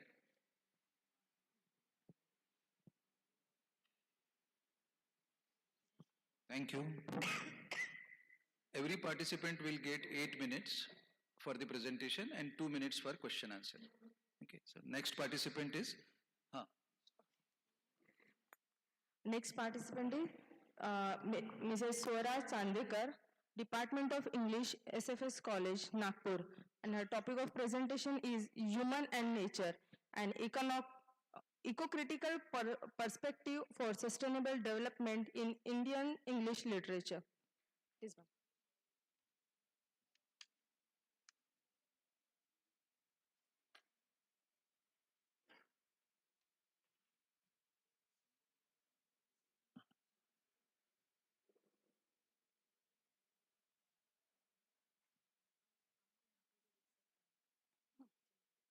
ठीक है.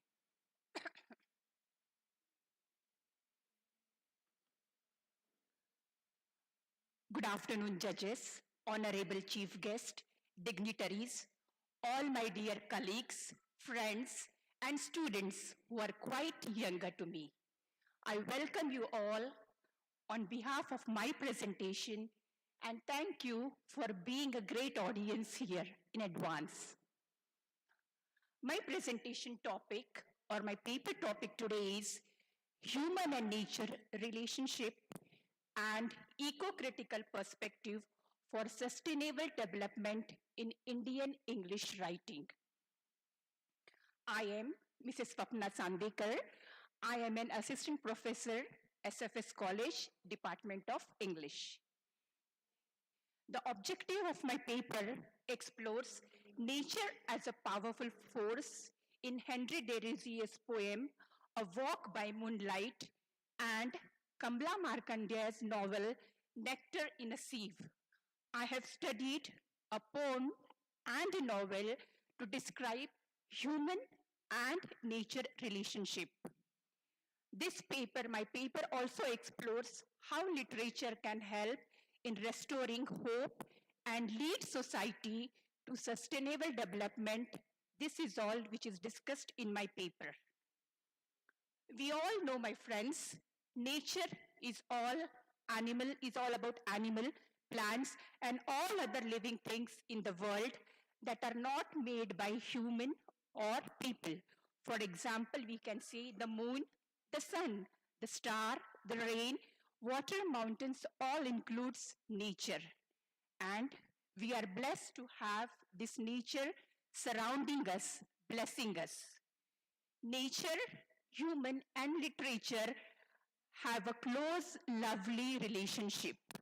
Nature is very important for the existence and living on the earth. Nature and relationship share a lovely, close bond, and this relationship is been portrayed by many poets and authors in their literary work, in the literature all over the world. Human beings and nature are interdependent. We all know. Nature has been a protector, an inspiration, and provider on one hand, and a destructor on other hand. Nature is a force. No one can control this nature. Nature is always present. It was yesterday, it is present today, and it will be tomorrow. Eco-critical authors conveys us that nature is a force. Mankind cannot control this force.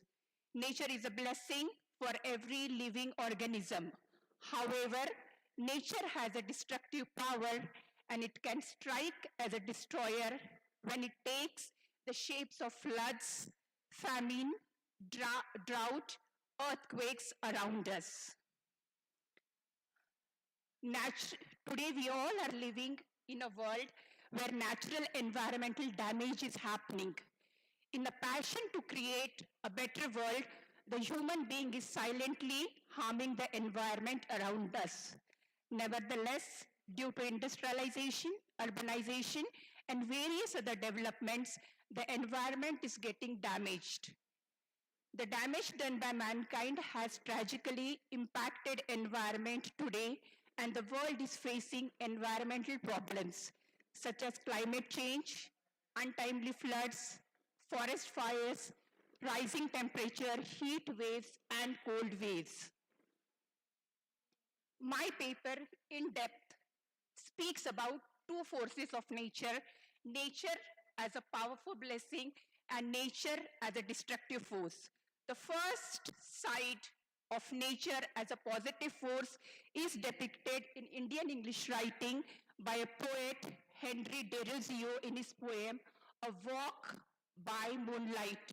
Henry has praised nature, the beauty of nature, and he felt blessed to be part of the environment and the nature where you and I live together. He did not write about nature as a thing which is present somewhere, but he could feel the beauty of nature in his heart. His inner heart, conscious, felt nature, oneness with the nature. And he celebrated nature as a force and felt one with it. So we have seen one part of nature. Nature is a blessing by Henry Thoreau.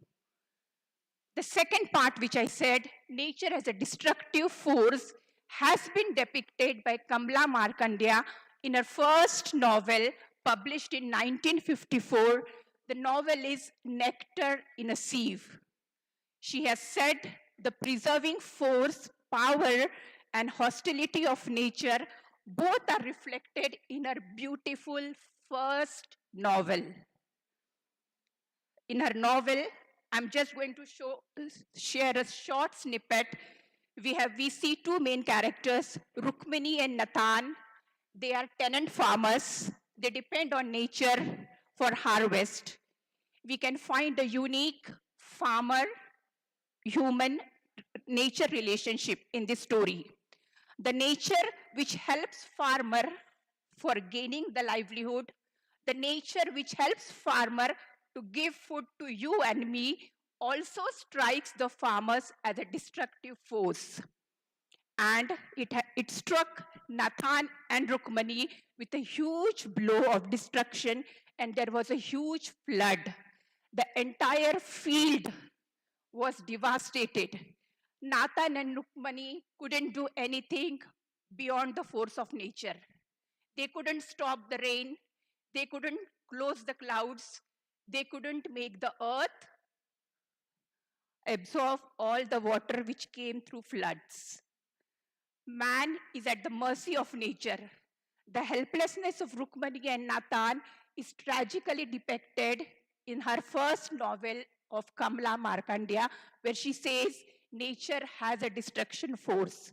So my dear friends and judges, we have seen man cannot control nature, but definitely man can protect nature. My paper here concludes with short and sweet conclusions saying, earlier Indian writers who wrote before colonization, just after colonization, were very aware of both the sides of nature, but they were not aware of eco-criticism, an approach in Indian literature all over the world. Eco-criticism has gained attention in 1990s. The need and importance of environment, ecology got attention since we have seen the danger to all the human beings through nature. Since the consciousness to protect and preserve nature is growing and growing, many writers today are keeping eco-criticism at the center of their writing to create consciousness, awareness, and readiness of you and me to protect the nature. Literature, how can literature help growing this sustainable awareness in our world? We are living in the modern world. The environment is polluted enormously by mankind.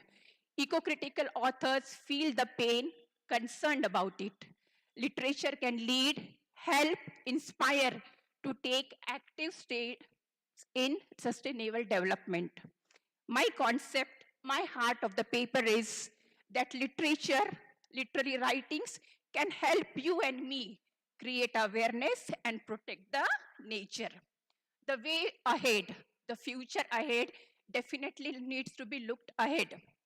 So future literary writers, you and me, can help writing and take this awareness to the next level. Thank you so much.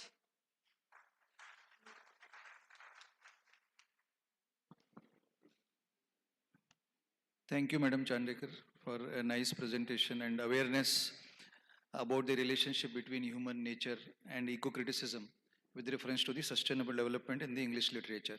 But then what I found as an audience is, this is one of the lectures of the philosophy. And there is nothing more than this, because whenever we say the paper, research paper to be presented, the author must have the original contribution. So what did you contribute in it? See, nature as a constructive force, nature as a destructive force, what is human being, what is nature, this all we are aware, and you have reminded us again through your presentation. But then with this relationship, what is your contribution into this paper? Means how can you make nature helping us towards the sustainable development? Like, did you make some study, some survey, some visits, and some results of that did you put? So this, more or less, this seems to be a lecture of with the philosophical angle. Very good question, sir. I really have not thought about it, but definitely I'll think about it. In my future research, I will include it. The only thing which I could say is, sir, my idea about writing this was to make everyone aware that you and me could be good writers and create awareness, because awareness is the first step towards development. This was my idea. Thank you so much, but I will definitely include your advice and suggestions. Thank you so much. Thank you, sir and ma'am, for meaningful insight.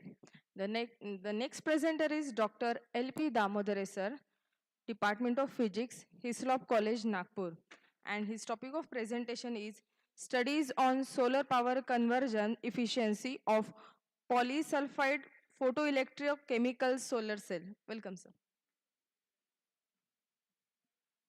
Good afternoon, everybody. Respected Chairman, Dr. Podule sir, and other organizers of this conference. It gives me a nice opportunity to present some results of my work. Basically, the work has been done on exploring the chalcogenide families, because silicon, germanium, and other semiconductors have been widely used. So, in the periodic table, especially cadmium, selenium, and tellurium, when you mix with each other, you can get semiconductors having band gap within the solar spectrum, that is the visible spectrum that you see, that is your colors. So within that, if you are able to explore, so I have made an attempt to fabricate a photoelectrochemical solar cell. We'll come to know about the photoelectrochemical cell. Next slide, sir. Next slide. Okay. Yeah. So let me give an introduction. Chalcogenides of the family of cadmium, selenium, tellurium, these are pure elements in the periodic table. Their combination shows semiconducting nature, and many workers have studied bulk materials of this type of composition, where CDSE 1 minus x, TEX with x parameter varying from 0.1 to 0.9. So alloys, especially these are all the three are metals. So when you make their alloys and in a particular stoichiometric composition, you can get the band gap of this semiconducting material.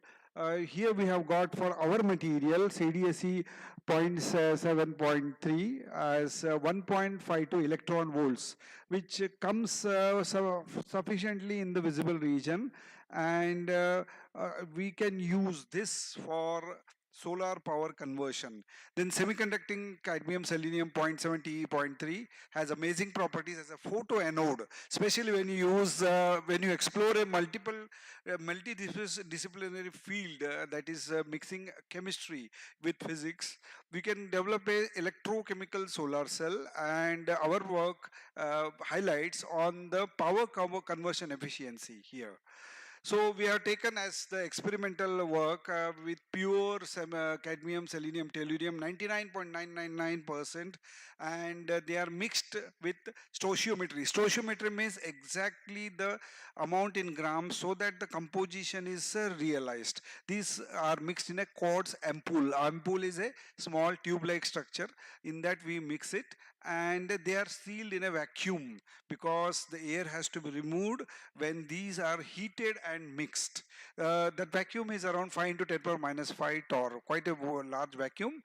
Then this was heated for initially 250 Celsius, and then stepwise heated to 550 Celsius. The reason is that initially the melting points of all these three materials are different.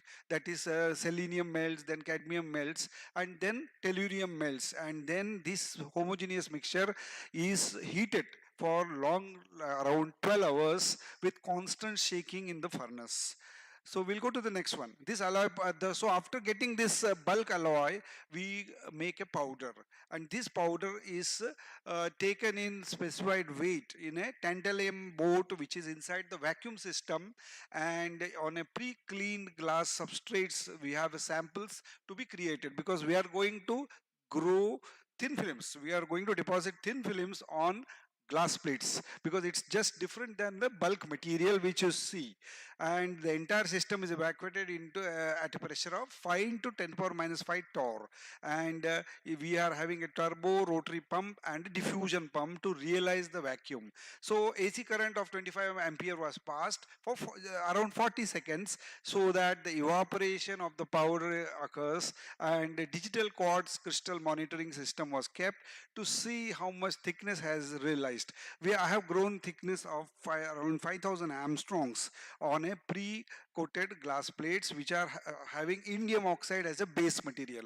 We need indium oxide base material because later on when you shine light, you need to separate the minority generated carriers, which are the main electron electricity carriers in a solar cell. So double distilled water is used, deionized water is used, so to prepare a redox electrolyte.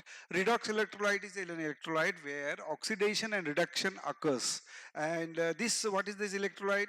1 molar sodium hydroxide plus 1 molar sodium sulfate and 1 molar sulfur powder. So these are mixed, and a counter electrode is necessary for photoelectrochemical solar cell, which has a counter electrode, the graphite. So we'll go to the next one. Before realizing the solar cell, whether the material is really formed, that is necessary to investigate. So first we investigate the structure of the material, and naturally when you have accident, first doctor sees as X-ray. So we also use in physics X-ray diffraction to see the structure. Our body also is formed by bones, so structure of the body, if it is disfigured, we use X-rays. Whereas in materials, semiconducting materials especially, which I am using, we have to investigate the structure by X-ray diffraction. And what is the X-ray diffraction? It is like this. So these are the corresponding high peaks in my thin film, having lattice interplanar distances which are specified by Miller indices 110 and 203. These are the planes of the semiconducting thin films which show X-ray diffraction. Using this 110 and 203, we can find what is the structure of this thin film. So structure of this thin film is done by using this formula. You can see all the readings in my journal, in the paper which I have communicated because of the paucity of time. I will say that we get the type of structure which is there, which is exhibited by the thin film, and this is hexagonal with lattice constants A0 4.234 Armstrongs and C0 7.341 Armstrongs, and this was the formula used using the X-ray diffraction pattern. So we now you have the structure is established. Whether it is really a band gap is showing, whether it is really a semiconductor, whether it is showing the band gap. So we study the band gap by optical absorption studies. When you shine light, so you need to specify the wavelength of the light which you are shining in a photospectrometer. So I have used the range of lambda is equal to the wavelength 450 nanometers to 750 nanometers. It is scanned. So what do you get by scanning this wavelength? You get the intensity I0, which is the intensity without the sample, and I is the resultant intensity with the sample. So when you plot the spectrophotometer itself gives a log of I0 by I versus the wavelength, and this is the plot which we see. You see there is a sharp fall in the absorption, that is log I0 by I. That is the characteristic of the semiconductor, where maximum electrons are excited from the valence band to the conduction band, and the material is strongly absorbing light. This shows that our semiconductor is properly formed and it can be used now for further application. So, so how do you ascertain the band gap of the semiconductor? Because all semiconductors have band gap. So this is the formula alpha. Alpha is the absorption coefficient which is obtained using the spectrophotometer by measuring this type of that is h nu. Nu is the frequency. Frequency is related to wavelength hc by lambda, and then you can plot a graph, and this graph, the characteristic of the graph is on the next page. This is the graph.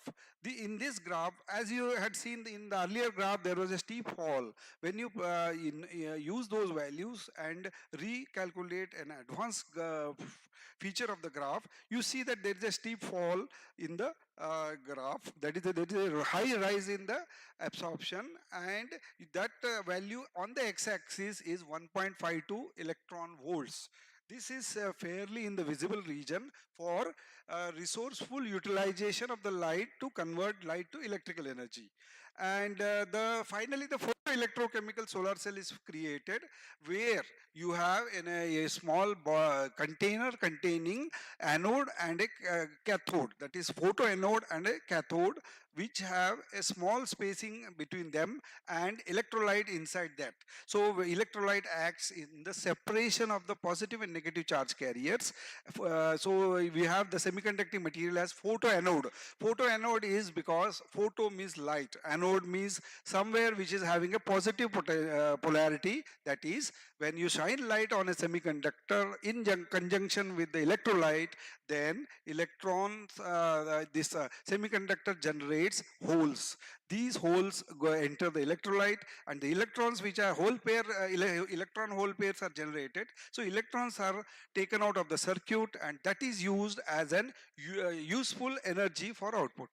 So the last slide. So we are illuminating the solar cell with this 100 milliwatt per centimeter square, and then we are these are the characteristics of the solar cell, and we have got the efficiency of 1.4%.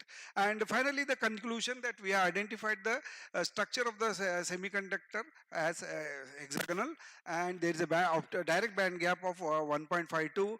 The efficiency of the solar cell is 1.4%, and the reason for the low efficiency of the photoelectrochemical cell is that in initial stages of thermal vacuum evaporation, there are a lot of grains, and these small grains lead to large grain density, and because of that there is a scattering of the carriers which are generated by shining light. Thank you very much. So Dr. Damodari, the presentation was very good, and I was very happy to see that the entire research paper which you have presented was as per the norms of the research paper which normally we present. Thank you, thank you. And normally we follow the IEEE format, and that was there. You did not show the references, where from you have taken. So references is a very important part of presenting any research, because where from you have taken the material, and whether the sources where from you have taken the material are the reliable sources or not. Anyways, the one thing which I did not understand is that you have used X-ray diffractometer in order to find out the structural purity of the material which you have used. But then where from did you come to know the size of that material which you have explained in terms of the nanometer? How did you derive from that shift which you have shown, XRD shift? So from the data of the XRD shift, if you have derived diameter or the nanoparticle size, how did you do that? Sir, we can find out by Debasherer method. That's one method for finding out. And other thing is further works are going on, that is scanning electron microscope studies, etc. So Debasherer is a but standard as per method. the purview of the paper and considering the restriction of the number of pages I have given, more details are found in my journal paper which will come in this conference proceedings, and you can refer to that. Even the references are also referred, which are necessary for justification of the graphs and details and data of this work. Thank you very much, everybody. Thank you. Thank you very much, sir. The Yes, sir. Please repeat the question. I see, we use the thin film sample. His question was, how do you analyze the X-ray sample for X-ray diffraction? When we grow the fresh film, we submit for the X-ray diffraction facility in the places where it is available. And 1.54 Armstrong copper generated X-ray beam is it is irradiated by this type of X-ray because it's a readily available X-ray beam facility everywhere, and the corresponding diffractogram is obtained either digitally or on print. Then peaks are generated. These peaks we show in the different journals. Anything you can suggest? Well, things. I will discuss later on with you. Thank you. Thank you, sir. And the last paper of today's technical session will be presented by Dr. Gaurav Nalle sir, VMV College, Nagpur. And his topic of presentation is contribution of UPI in achieving sustainable development of India within last 5 years. Sir. Hello. Hello. Good afternoon, one and all present over here.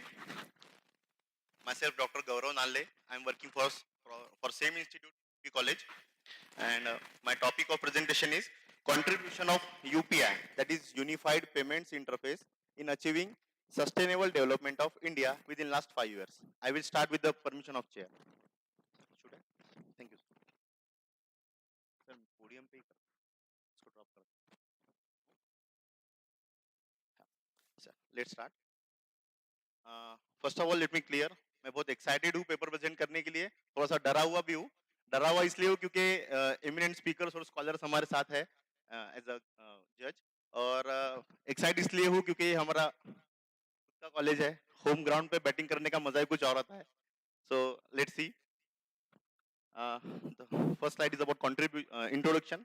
Prior to 2016 के पहले जब कभी भी किसी को कोई payment transfer करना है, किसी पर्सन को पर्सन टू पर्सन या बिजनेस ट्रांजैक्शन के लिए, तो हमारे पास आरटीजीएस, एनईएफटी और फिजिकल ट्रांजैक्शन के लिए चेक्स थे.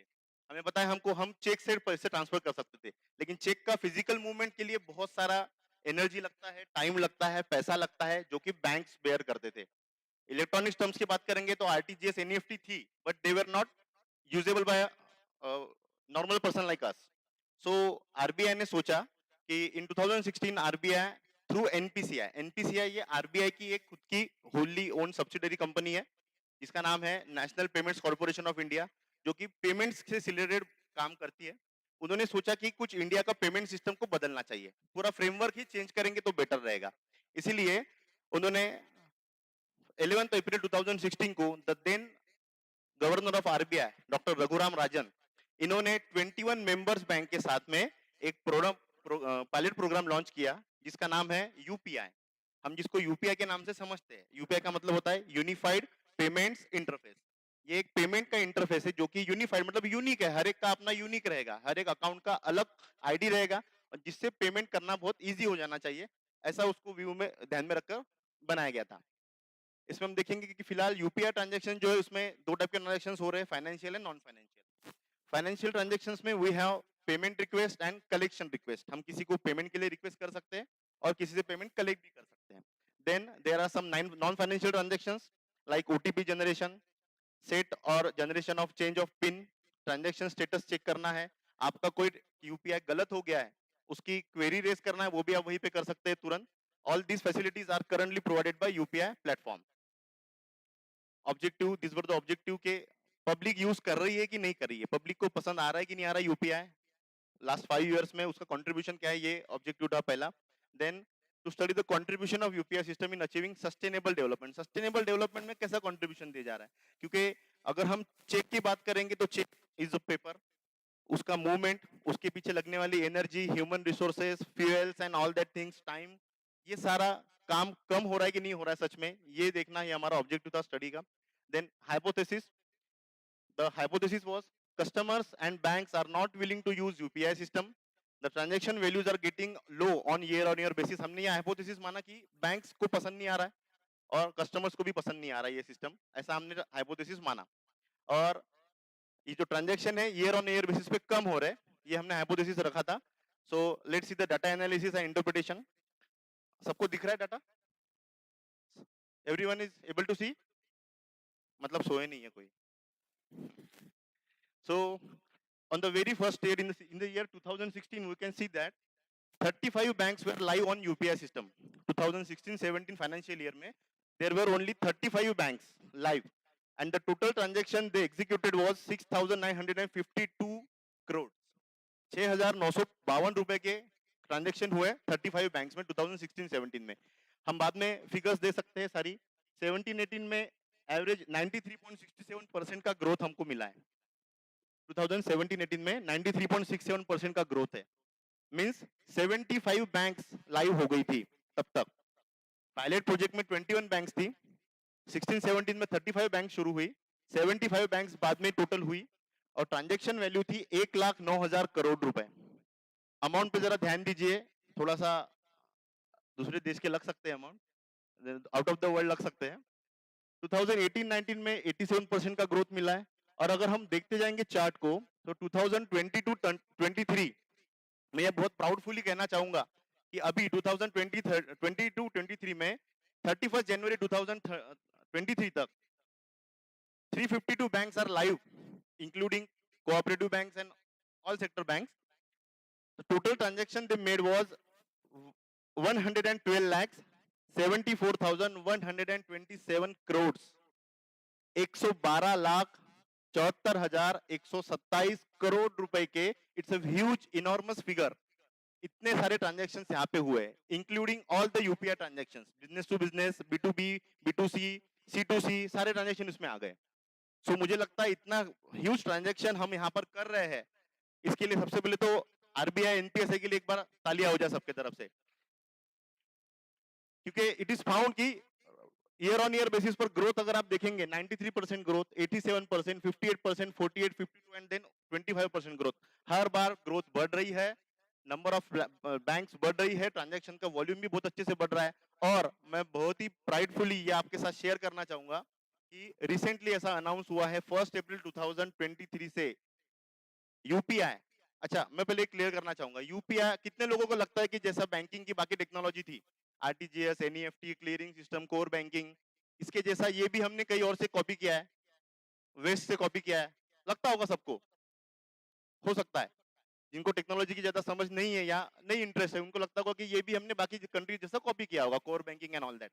लेकिन I with full backing of data and with full privilege I want to tell you, I want to share that ये जो यूपीआई सिस्टम है ये हमारा इंडिया का खुद का इन्वेंट किया हुआ सिस्टम है, एनपीसीआई, आरबीआई और पूरी टेक्निकल टीम ने।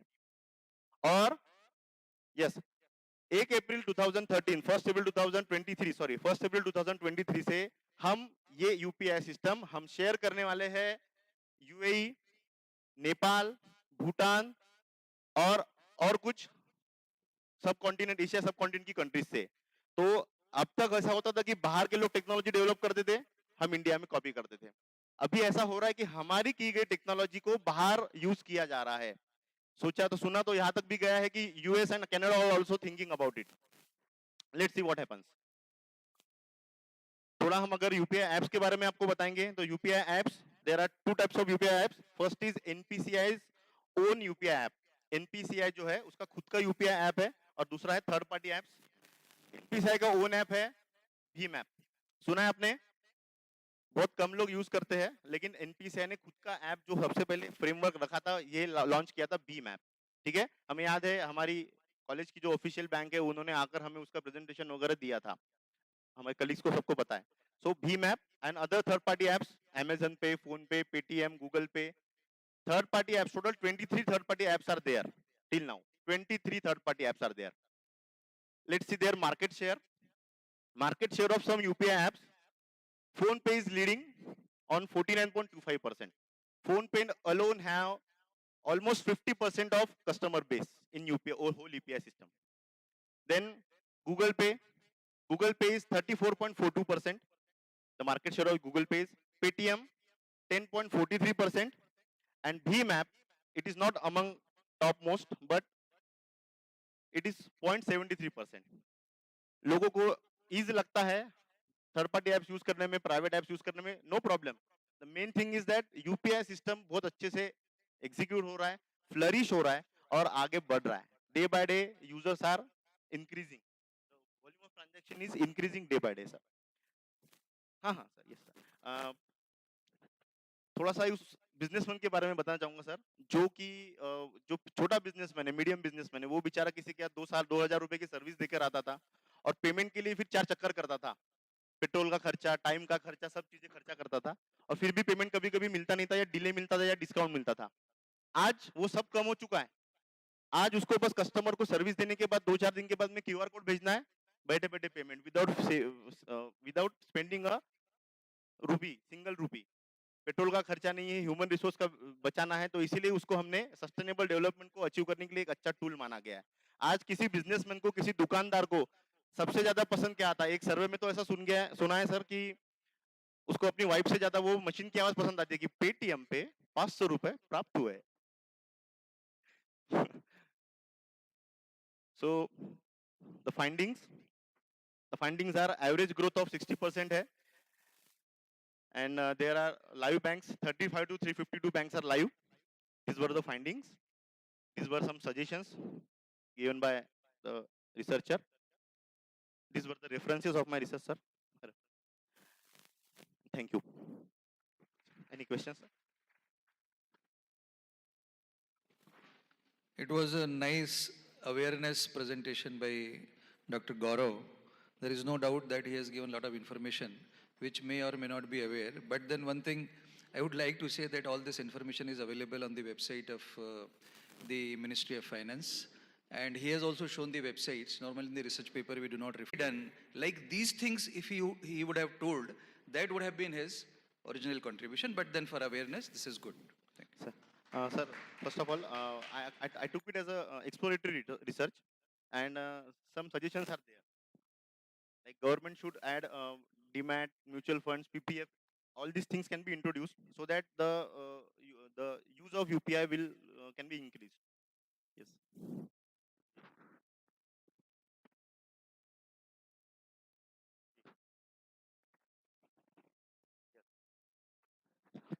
Yes, yes. Right.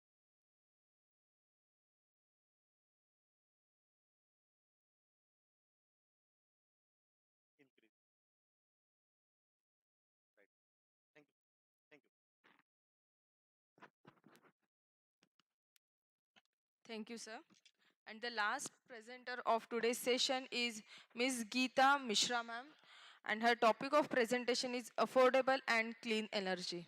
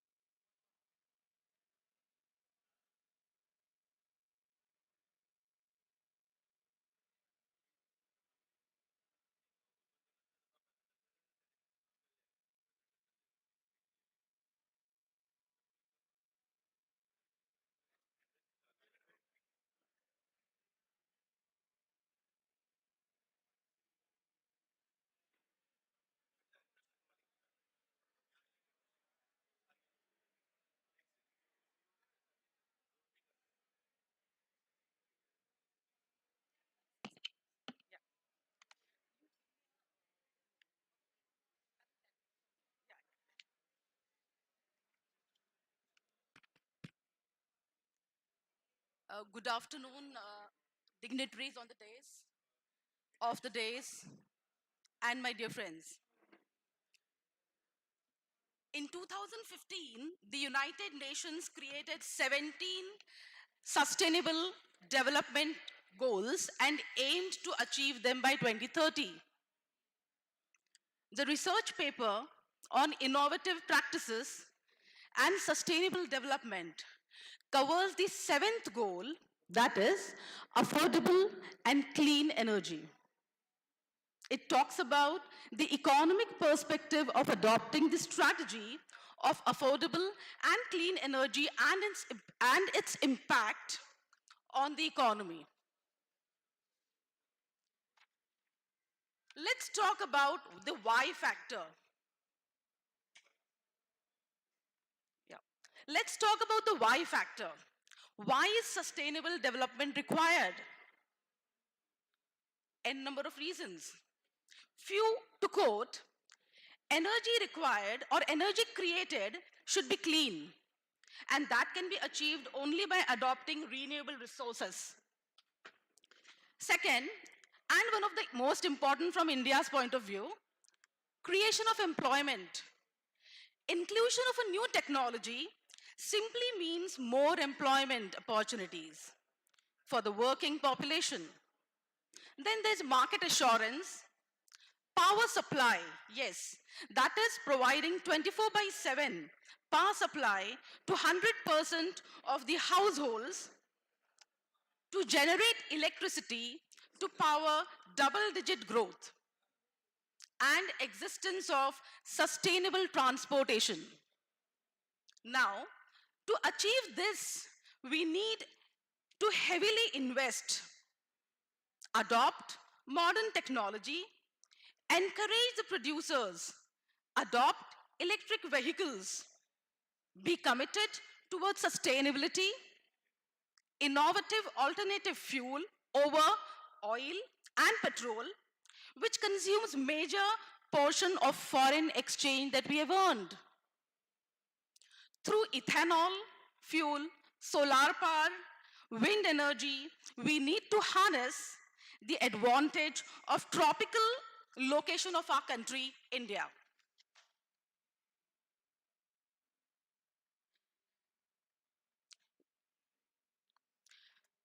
The government has adopted a slew of economic measures.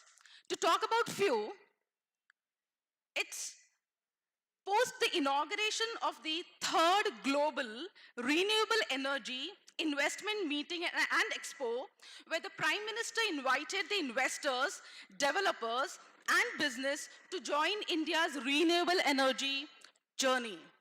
Second, the project-linked incentives.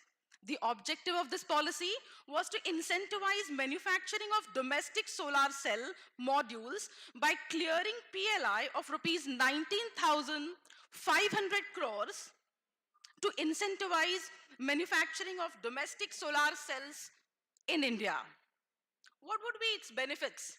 Its benefits are foreign direct investment of around 94,000 crores in India, directly employ about 1,95,000 and indirectly around 7,80,000 people. So it's a big deal for India with so much of increase in employment. It would save India close to rupees 1.37 trillions in imports and expect to have 70 to 80 gigawatt of capacity, which will take care of our domestic requirements.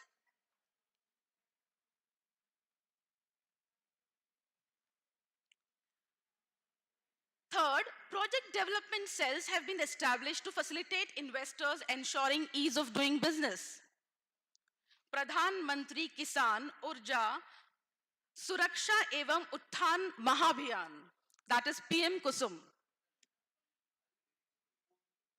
So actually, this is my research paper, and I have made some document for it. So I'm sorry. This is the, yeah, but I am, yeah.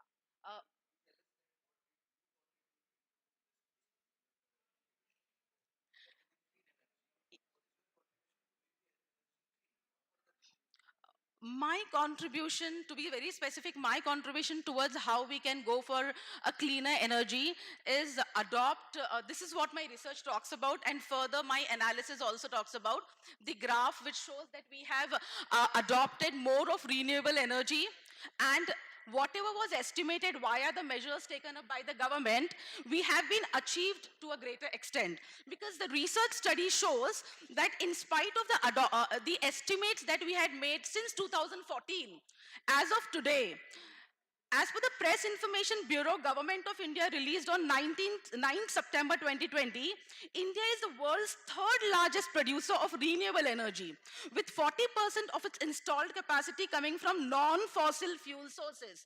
It means India is not only planning and dreaming and making estimates, it's working towards it. We are adopting these renewable sources of energy via the installation and subsidies given in the solar panels, adopting electric vehicle, and we are trying to go towards adopting renewable sources of energy and thus contributing a lot towards the sustainable development goals that has been formulated in 2015 by the United Nations.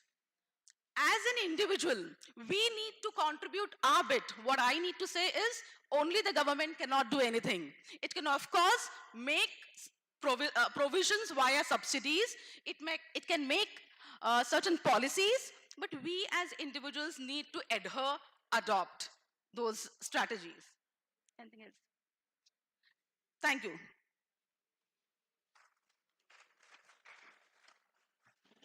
Any questions from the audience? Any questions? No, it's okay. Thank you. Thank you so much. This technical session really turned out to be a great learning curve. To have much deep insight, now I would like to call Dr. Prashant Maheshwari sir to enlighten us on the topic. Sir, please.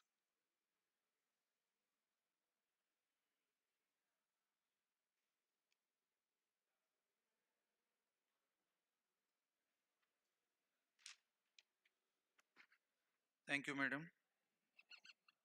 The learned principal of this college, the ex-vice chancellor of Sant Gadge Baba Amravati University and ex-pro vice chancellor of Rashtra Sant Tukadoji Maharaj Nagpur University, Dr. Muralidhar Chandekar in his absentia, Madam Mishra, Dr. Chauhan, Dr. Padore, Dr. Auchat and Dr. Kamble, who all the way came to my place and escorted me to this place.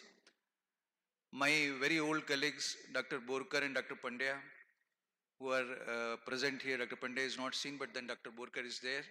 So, and the teachers, heads of the department, students, and all my dear participants, a very good afternoon to all of you. A very good afternoon to all of you.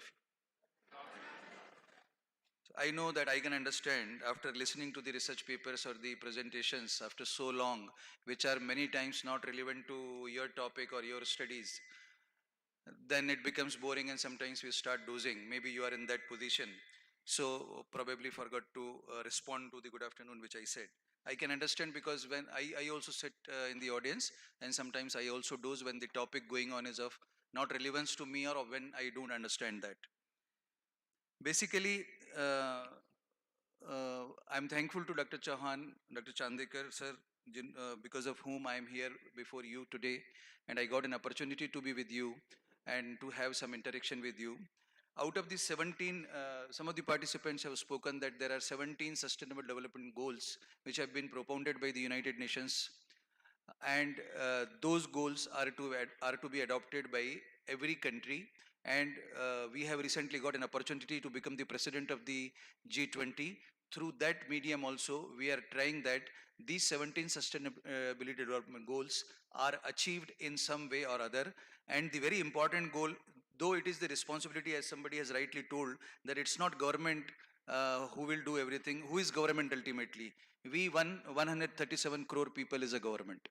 So the responsibility of anything which is to be done good, which is to be done in such a way that that brings the improvement in the lifestyle and the basic infrastructure and the facilities in a sustainable fashion into this country belong to every citizen. Every citizen, it becomes the responsibility of every citizen. You must have seen that when the National Education Policy is launched by the Honorable Prime Minister of India on 29 July 2020, there are five cardinal principles, that is access, equity, quality, affordability, and accountability. So quality is one. And then if you see the 17 sustainability development goals, then quality education is the fourth SDG. And because we all sitting here are related to the domain of education or academia, then let us take this fourth SDG, or let us take the third cardinal principle of the national education policy, which says that education should be of quality. Now let us try to understand what is the meaning of quality education. I'll just give a 10 minutes deliberation to you to understand. You must have heard about the Bloom's taxonomy. Benjamin Bloom's has given, this is also, if those who cannot understand, this may be boring to them also, but I will try to emphasize upon this topic so that the students sitting here can understand ultimately what is Bloom's taxonomy. So the regulating bodies like University Grants Commission, All India Council for Technical Education, Pharmacy Council of India, and Council of Architecture like this NCTE, they have come out with the education type which is known as outcome-based education. Let us try to understand what is outcome. Outcome can be defined as what a student should be able to understand at the end of the learning experience. Meaning thereby, if I am taking 1 hour lecture, then teacher, that who is also known as instructor, and the student, both should know that after this 1 hour deliberation, what the student are going to understand. If I know as an instructor that what a student is going to understand at the end of 1 hour, then I will teach as per that. And if a student knows that what he has to learn at the end of 1 hour, then he will keep a watch that by the deliberation of 1 hour, did I understand that which was the outcome of this particular 1 hour? Therefore, let us prepare a outcome-based teaching plan in order to improve the quality of education. What we are going to do, say for example, if you have a subject of 3 credits, I hope everybody sitting here understands credit. If we have a subject of 3 credits, meaning thereby there are 15 weeks in a semester, 3 credits meaning is that that subject is to taught for 3 hours in a week. 3 credit means that subject is to be taught for 3 hours in a week, and there are 15 weeks in a semester, so 15 3s are 45. Meaning thereby that instructor will teach that subject or that course, say for example economics having 3 credit, so the teacher of economics having 3 credits will teach that economic subject for 45 hours in that semester.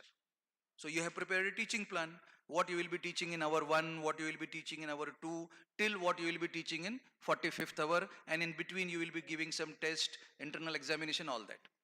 So the moment you write the first hour, introduction to economics, that is the content.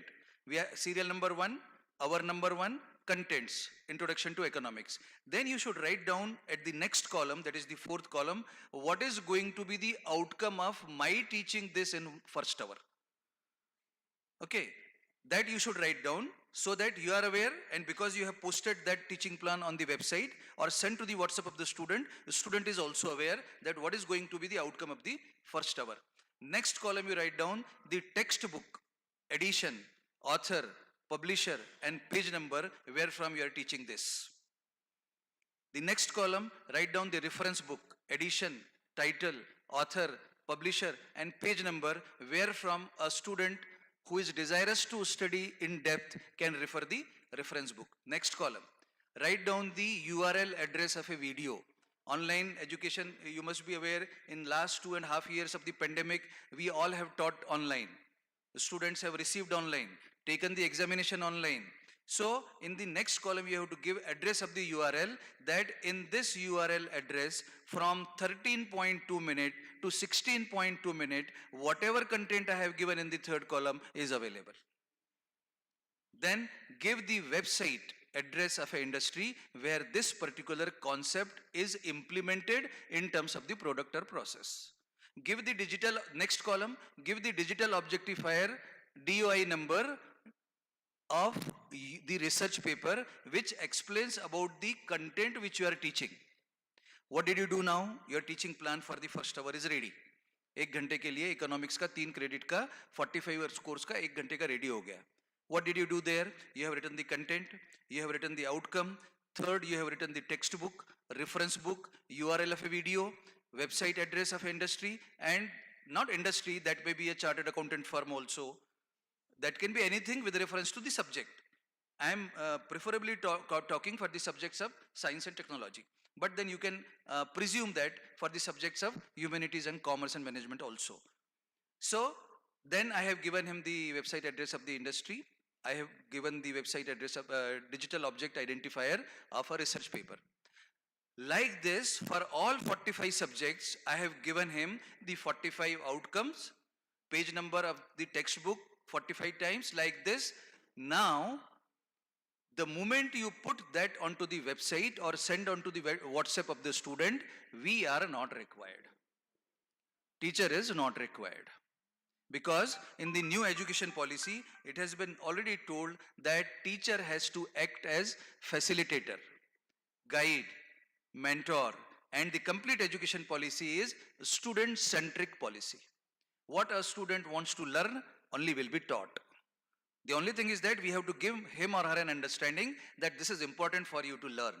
But in spite of that, he has to decide what he is going to learn. That flexibility enough is being given to the student. And now very soon the university is taking these steps that out of the 120 credits of one subject, like 50% of the subjects, the student will have an opportunity to choose from anywhere in the world. Only 50% of the core subjects will be taught by the teachers, and 50% of the remaining subjects will be given the students a choice to choose from anywhere, any recognized platform. Okay, now the 45 hours teaching plan is ready. You have given it to student. The student will study at home everything which you have given him. Where from I was teaching, everything I have made open to them. And in this entire process, a teacher also has learned the variety of sources where from he can derive his material of the subject. इसमें हमारी भी बहुत exercise हो गई teacher की, हमको भी समझ में आ गया कि कहाँ कहाँ से पढ़ा सकते हैं, कितनी इंडस्ट्री में हमारे सब्जेक्ट का वो है, कितने रिसर्च पेपर्स पब्लिश हुए हैं. So now I am also aware, and now I have an excellent guide in the sense guidelines where from to study, what are the resource materials. The student will study at their home. We are not required. Then the coming Monday in the first class, the students who have come across some conceptual problem of the teaching plan which you have given will discuss. Say for example, this week, current week, 3 hours you have, 3 hours were required, 3 hours equivalent study, references were available to students. In this week, he has a study for the economics, those 3 hours, he or she has come across some problems. Next Monday, he or she will ask you the solution of that. Only the conceptual problems. Now the question comes, when a student is doing everything by sitting at home, otherwise also you must have seen the number of students present in the class. The engagement of the student is told as 21st century's biggest problem. Making the students sit in the class has become a very, very difficult task. Not more than 30-40% of students sit in the class. Let us introspect ourselves that why these students are not sitting in my class. You must have seen many times that one teacher who was teaching, when he goes out, almost 50% of the students go out along with him. When the second teacher comes, only the 50% attendance is there. So that second teacher has to introspect why there was 70-80% attendance in the first class, and in the second class when I came for teaching, the attendance has gone to 30%. We have to introspect.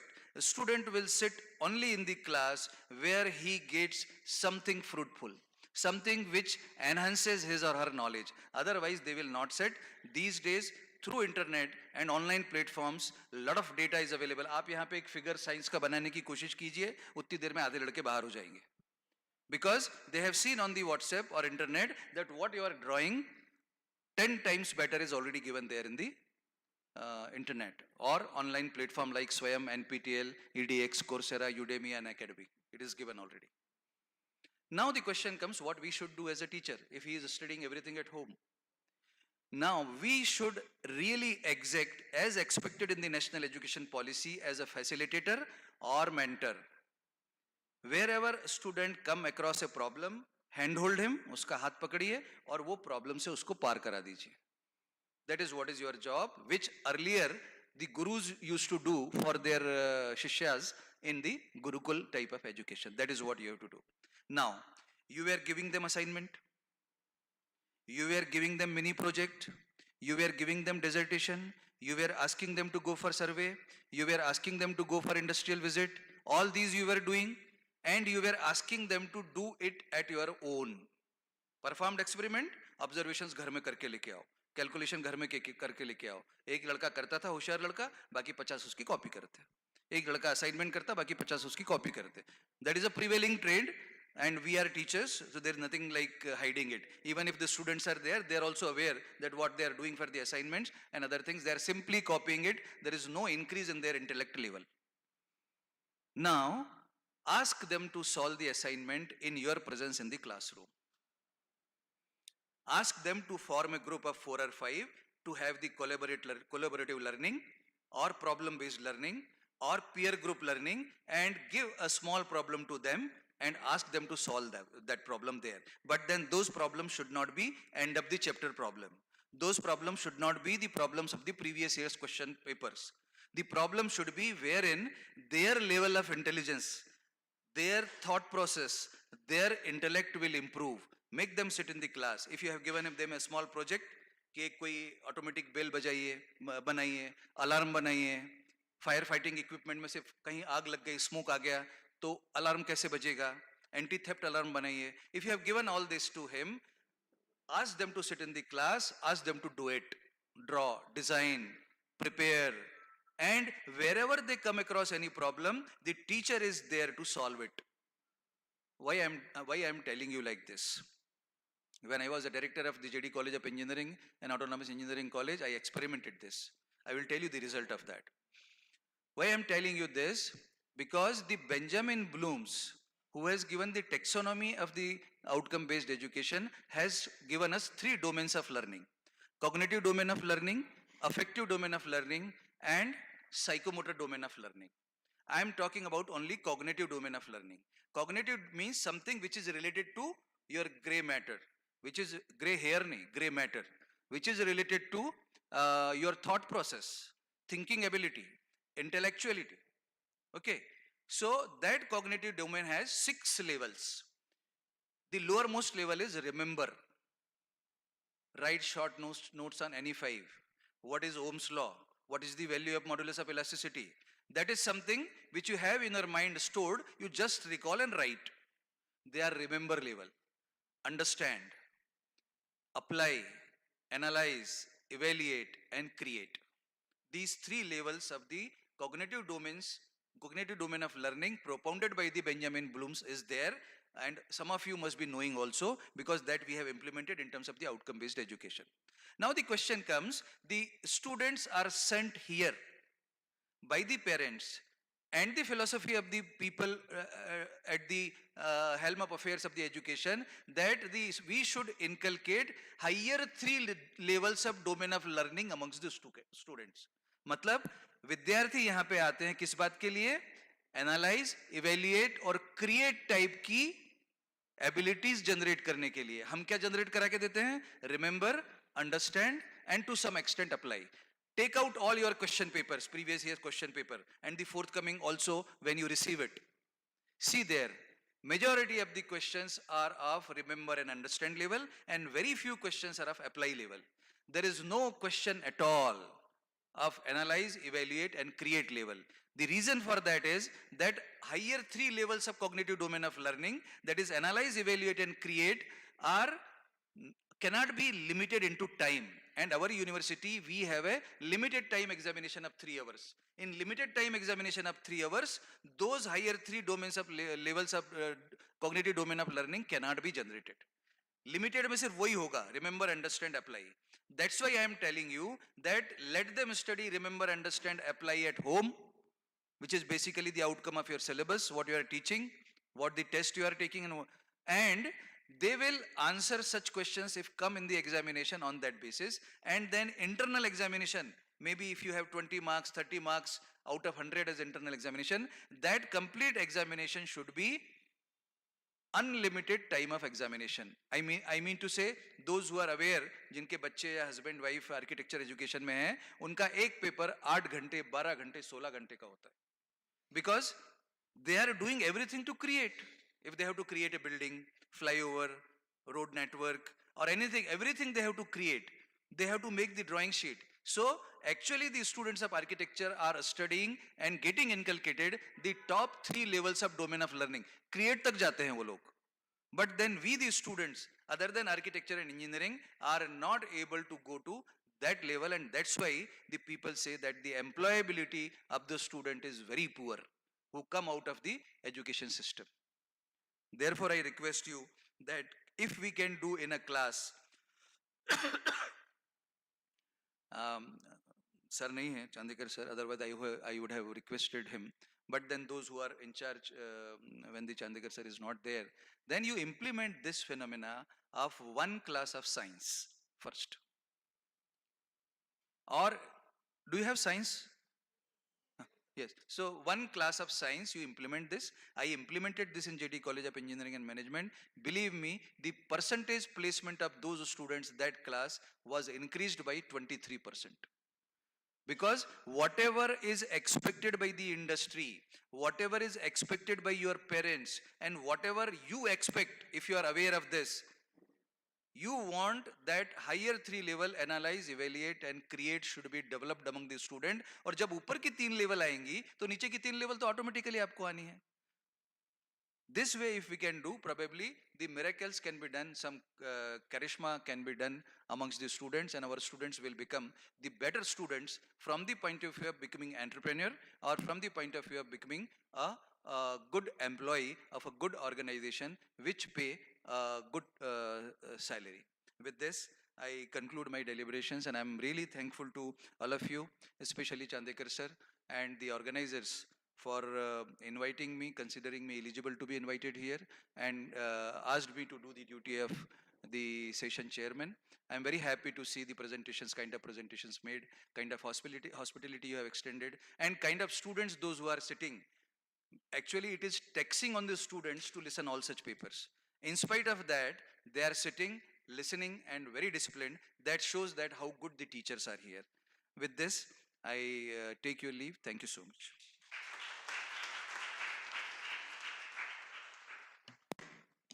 Thank you so much, sir. Analyze, evaluate, and create is the way ahead. It was indeed knowledge-gaining session, sir. Thank you for your valuable thoughts. Now I request Dr. Seema Pandey, ma'am, to propose a vote of thanks.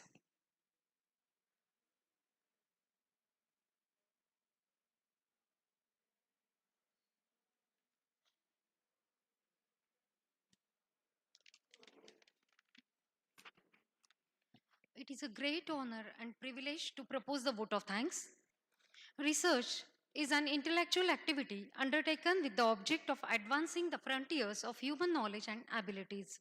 Historically, it has provided a base for the advancement of human civilization and culture. Through research, men have explored and exploited the bounties of nature for making human life comfortable, safe, and purposeful.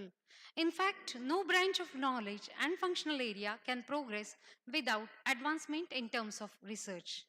Today's program has been a result of efforts and cooperation by many people. I thank all of them. First of all, I thank Honorable Principal of our college, Dr. M.G.Chandekar sir, for giving permission to organize this program. Thank you, sir. I thank Honorable Dean, Science and Technology, Rashtrasanta Tukdoji Maharaj Nagpur University, for his valuable guidance. Thank you so much, sir. I thank respected IQSC coordinator, Dr. Shuchi Smita Mishra, madam. I thank respected Dr. Padori sir for gracing this session by his presence. I thank all the respected participants. Our teaching and non-teaching staff have put in a lot of hard work for making today's program a success. So I thank all of my teaching and non-teaching colleagues. I thank all the respected audience for taking out your valuable time and coming here. I'm sure this program will help us to improve our quality and strength. With the kind permission from the authorities, I declare that this session is over. Thank you. All are requested to join us at lunch at Piyush Bhai Thakar Sabhagruha. The panel discussion will start at 2 p.m.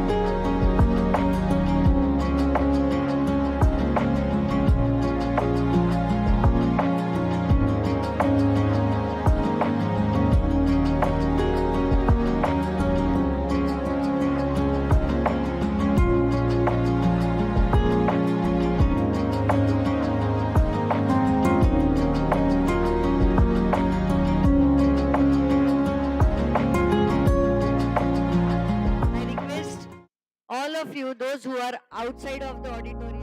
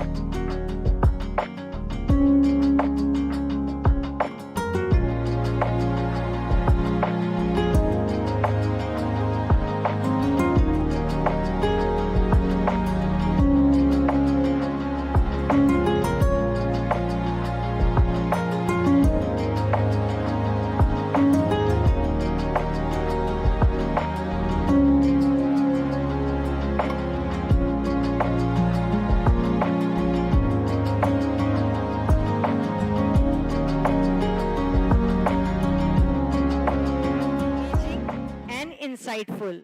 Through their conversation, you may not feel sleepy.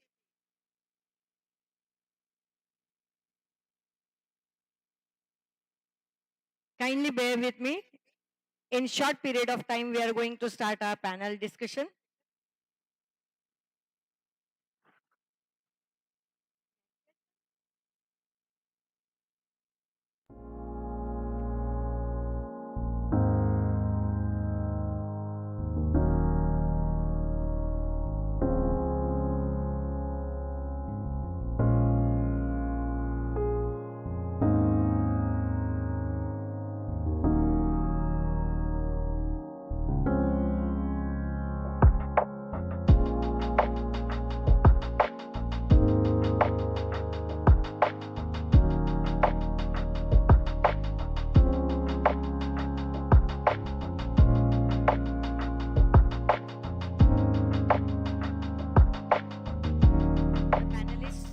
Of panel discussion.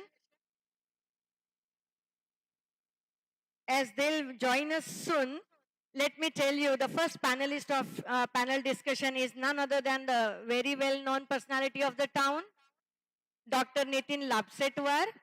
That he is the first panelist.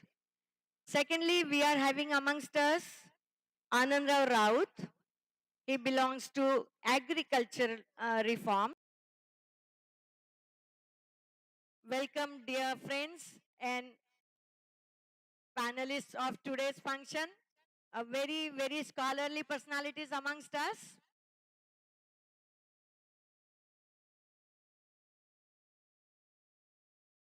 On behalf of VMV College, I welcome you all, sir. Thank you so very much to be with us today for this panel discussion.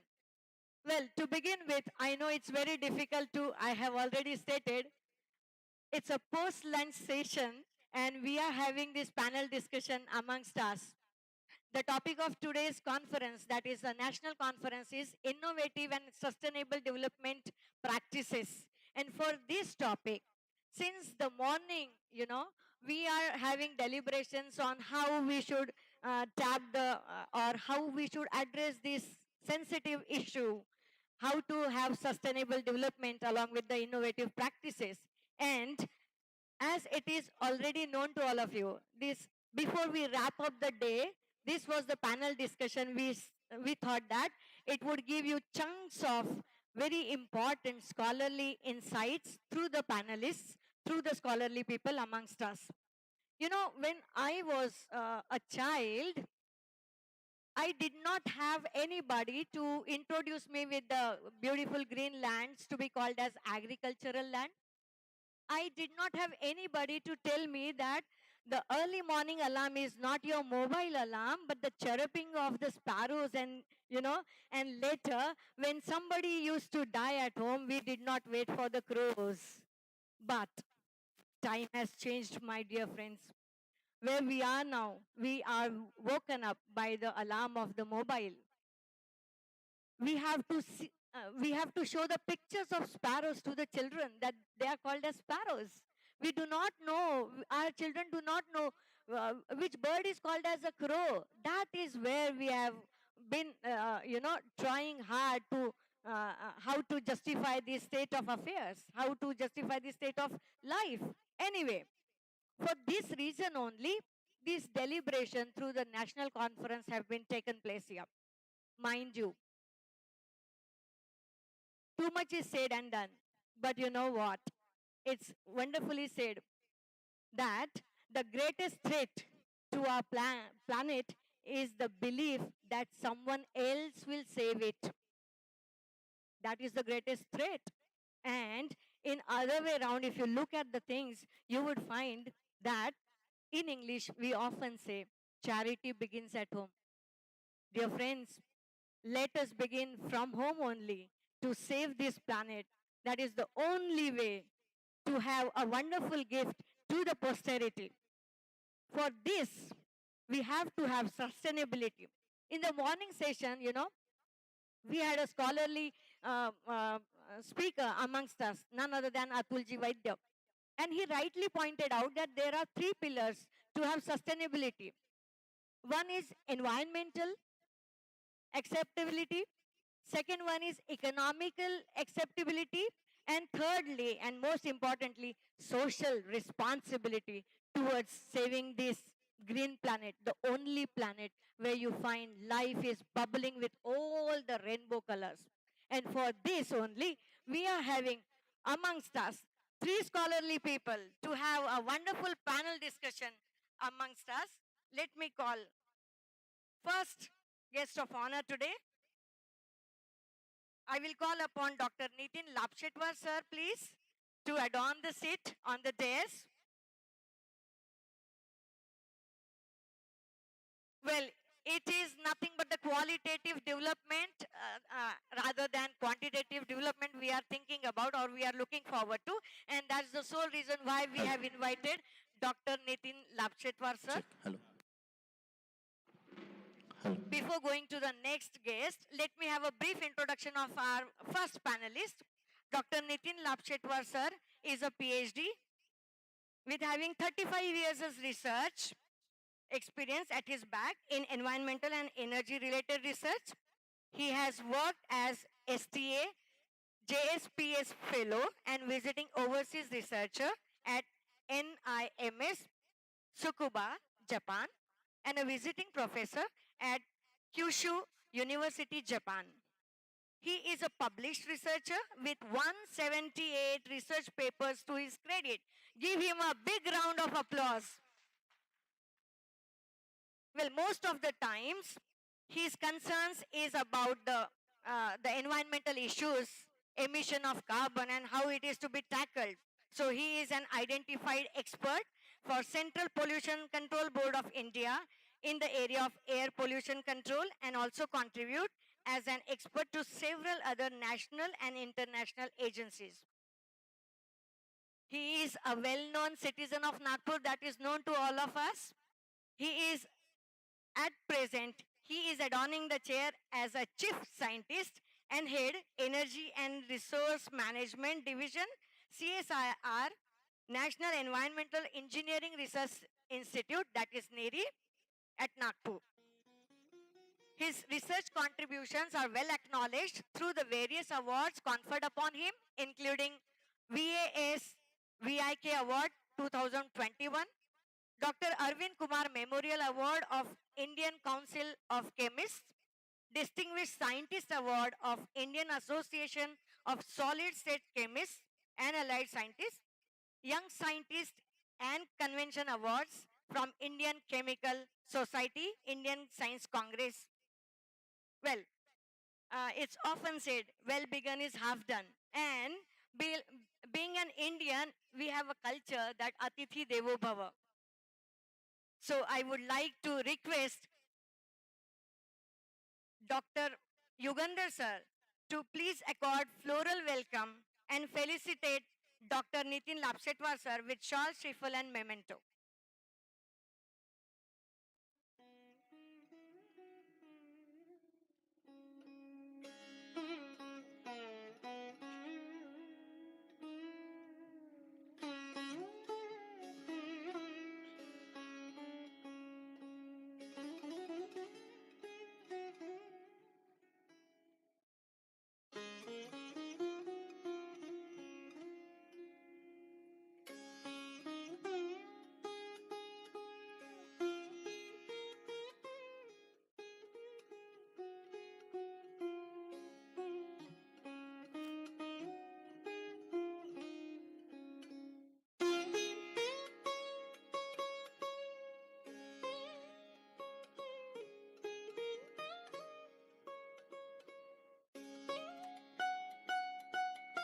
Thank you, sir.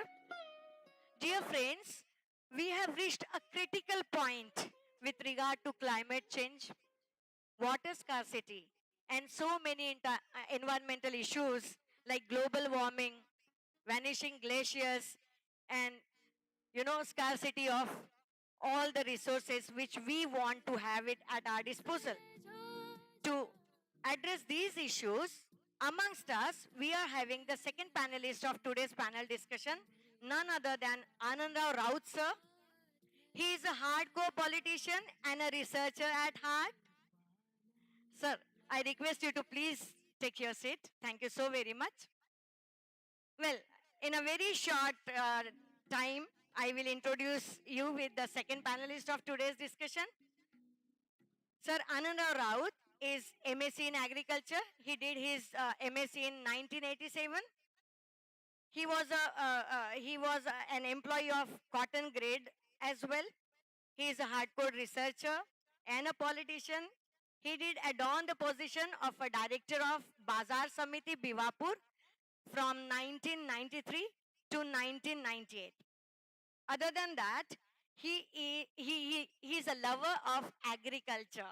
He cultivates land and he has got so many experiments at his disposal how to keep in view sustainability and how to involve innovative practices while doing agriculture.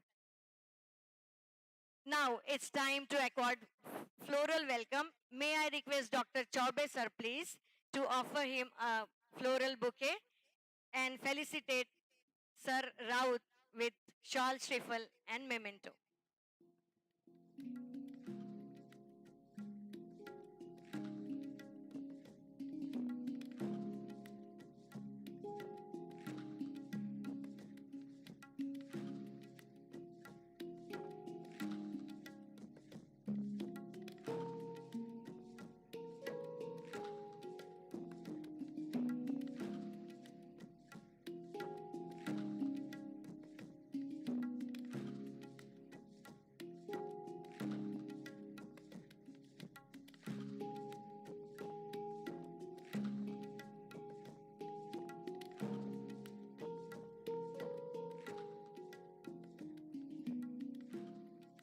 Thank you, sir. Raut sir, तुम्ही आलात, आम्ही धन्य झालो. Next up is our third panelist, Dr. Vijay Lakshmanrao Ghuge sir, who is a naturopath. He worked in different capacities in several organizations. To name a few, I would like to call up founder as one of the founder members in Nisarg Vidyan. Then he worked as in the capacity of organizing member in Netravan. He is a convener, Prani Kalyan Kalyanashram, was Sankatgrast Prajati Samvardhan Network, and he is a director of Nisarga Shala. He is an erstwhile president of Samruddhi Credit Cooperative Samstha as well. I would like to request Dr. Gore sir, please, to accord floral welcome to Guge sir and felicitate him with shawl shuffle and memento. To talk about Guge sir, I would like to tell you that he is a recipient of one of the very prestigious awards that includes Lifetime Achievement Award of Maharashtra Pollution Control Board, Mumbai in 2004, Vanyajivan Samvardhan Samman in 2005, Verivon Lekman of Nagpur Samman in 2006 by Delhi Hitwat, Nagpur. He has been conferred upon Rashtrapati Puraskar as well in 2007.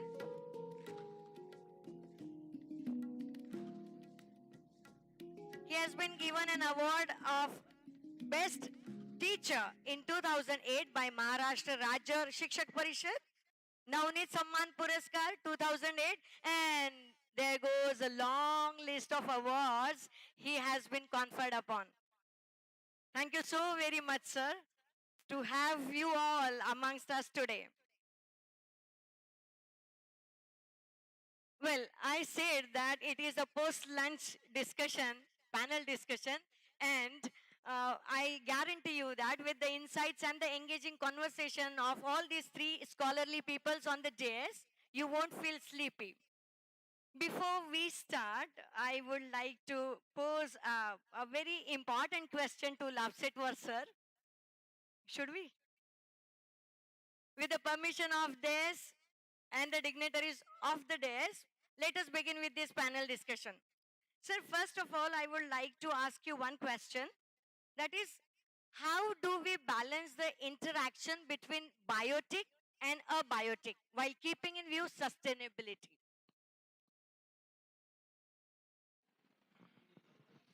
Good afternoon to you all. And first of all, at the outset, let me thank and frankly speaking, let me compliment the VMV college and the group. After the lunch we were discussing about, and Raut sir was very kind to, I often find that a person is, if the person is very big, he will be down to earth. And he was asking कि मैं एक agriculturist हूँ and I find it, कि मैं science के इसमें क्यों आया. So compliment to the organizers, because today if you want to arrange anything on environment and sustainability, it is no more only scientific or technological aspects.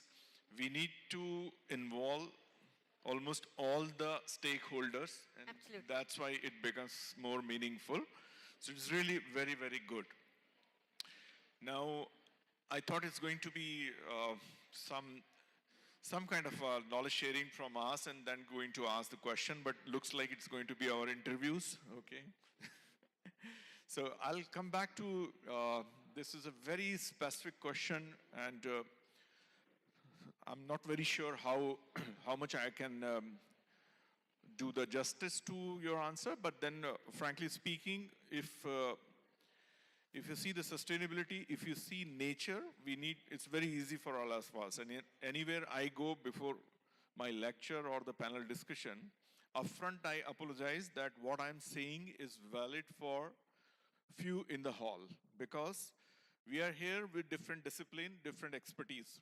Many of you may be having a better expertise, but what I'm saying is for the benefit of those who are not from in this domain. So you asked about the interaction of abiotic and the biotic, right? Okay. So one of the most sensitive and most important aspect of sustainability and environment is a biodiversity. Okay, so biodiversity, first of all, is not something which scientists understood completely and scientists can control completely. Okay, so ultimately what we are seeing here, the pollution mostly caused by the abiotic substances, okay, mostly chemical pollutants, but the impact will be precisely on the biotic substances. Okay, so there won't be a very short answer to this because every pollutant has its own fate. Okay, every pollutant will have its own impact on the biotic substances. True. The worst thing is, initially we used to have 1 or 2 or 5 or 10 pollutant, and it was well understood which pollutant will affect which component of the, the biotic component. Now we got a cocktail. Okay, we have a plenty of, substances, pollutants. That's about the environmental part. Now we are heading towards something which is like a climate change and the sustainability for which we have gathered here. And the sustainability or climate change will have a very, very serious repercussions on the biotic component. Okay. What is more important? Yes, to understand what kind of a abiotic pollutant will be disaster for that, but it is also important to understand the importance of biodiversity. I'll quote you a very simple, interesting questions whenever I interact with the college and sometimes even the school students. And I think last time also I flagged here, I came 5-6 years ago here. People ask a very interesting question, sir, save tiger का क्या importance है? मैंने कहा आपको problem क्या है? बोलता है कि मेरी टीचर ने आज ही पढ़ाया है कि टाइगर जो है वो फॉरेस्ट की फूड चेन पे टॉप पे है. If you lose tiger, मेरी बाकी की पॉपुलेशन फ्लरिश होगी. How does it matter? Second question is, sir, मैंने सुना है कि पोलर बियर जो है वो भी डिसअपियर होने वाला है. ओके, मैंने ना तो पोलर बियर देखा हुआ है, ना ही मुझे मालूम है कि इसका नाम क्या है polar bear. How does it matter? After that, I started asking counter questions to the audience. How does it matter if we lose polar bear? How does it matter, for that matter, if we lose tiger? There comes the biodiversity, the biotic component. If we lose tiger, you really do not know what kind of organisms are flourishing on tiger gut flora, tiger tongue, tiger skin. So tiger is gone. Those microorganisms, bacteria, viruses are gone. They say no problem. Now these 3 microorganisms gone, there are other microorganisms which are dependent on these microorganisms. So they will start affecting them. They are also gone. No problem for us.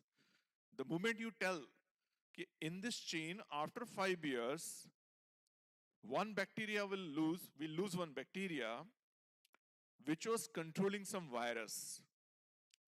Now there is a problem because in last 3 years we know what can virus do. Okay, so this is a chain which even scientists did not understood completely. One more reason, this is a balance which we evolved after millions of years. It's like survival of fittest. So what today we have, you can't afford to lose even one species because you do not know. There are diseases, proven diseases. Some of the diseases we know, those are originated from Africa, wherein we have gone against the nature. So the best thing would be, don't touch it. Let them flourish. So today we see at Niri, from Punjab, there's very good department of public health engineering and they report, sir, we have a new pollutant in the water.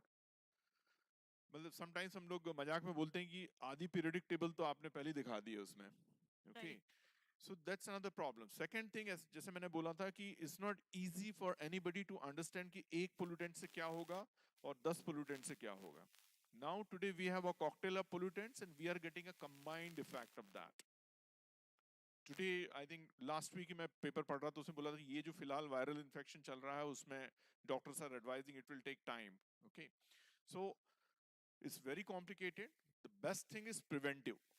Everybody is trying to control the pollution, but post-treatment is never good. Okay, you need to really, really control on that. And just to sensitize you, can I take 2 more minutes? Yeah, please. Okay. Go ahead. Just to sensitize you that we read a lot about, I work in the area of energy. And all of us know So few things why I find the teaching community most important, because you are directly dealing with the student. If I communicate to you, you won't believe I take no less than 2 or 3 FDP every week. I can't travel, so thanks to COVID-related lockdown, now most of the FDPs are online. And I make sure that I'm doing this. Why? Because if I communicate to 10 teachers, you are communicating to 10,000 students. One is energy is the major culprit to climate change, all of us know, because of the CO2. To the extent that if you are feeling drowsy or sleepy in this hall, that is also because of the CO2. Okay, because we are too many people. Fortunately, this hall is very well ventilated. Now, if you see on the other hand, the government of India is very aggressive about the solar. So today, we need a 450 gigawatt power. We have close to 100 gigawatt renewables. If you see the growth, by 2030, we can produce 500 gigawatt renewable. Does it mean our problem is solved? No. Does that mean today we have a 10% of the bikes is the e-bike? By 2030, we can have everything and the climate change we can control. Unfortunately not, because by that time your energy demand is going to grow twofold. So एक चीज clear है कि अगले 2 से 3 decade तक हम लोग fossil fuel use करने वाले हैं. Okay, कम या ज्यादा amount में. उसकी जरूरत इसलिए भी है क्योंकि हमारी जो rural population है, they are energy deprived. Okay, we have a huge divide. I use AC, you have plenty of AC, they don't even have a fan. We are going to use it. Second thing, you know, like conventional pollution is also important. The world is talking about the climate change. World is talking about the global warming. World is talking about the sustainability. If I see Nagpur, we have a problem from your thermal power plant. We have a problem from your road dust. We have a problem from your construction dust. We have a problem of water pollution. So we need to think about it. Next thing is, after the Ukraine war, energy has become a strategic thing. Please don't forget. कल के दिन आपको आपके पड़ोसियों ने fossil fuel देना बंद कर दिया, आप क्या करोगे? So energy is no more only your requirement, it is strategic. Every country has to have its own energy thing. Fortunately, India has got a coal worth 150 to 100 years. तो हमने उसको एक strategic रखा है, और because of climate change हम कोल use नहीं कर सकते, इसलिए गवर्नमेंट ऑफ इंडिया का एक प्लान है क्लीन कोल टेक्नोलॉजी. हमारे पास जो रिसोर्सेज हम वो यूज करेंगे, बाकी सब कुछ तो चलते रहेगा. एक और बहुत अच्छी न्यूज है, लिथियम हमारे पास नहीं था जो कि बैटरी के लिए बहुत जरूरी है. कश्मीर में I think fourth largest deposit lithium का मिला हुआ है, which is fantastic for us. Okay, third thing, you need to sensitize the students about the carbon footprint. मुझे मालूम नहीं पिछली बार मैंने बोला या नहीं बोला, बहुत ज्यादा जरूरी है. अभी मोदी जी ने भी एक स्लोगन दिया हुआ, lifestyle changes. Why it is important? As a scientist, as a engineer, everybody is doing everything, but you need to sensitize कि हम जो कर रहे हैं उसका क्लाइमेट चेंज से क्या संबंध है.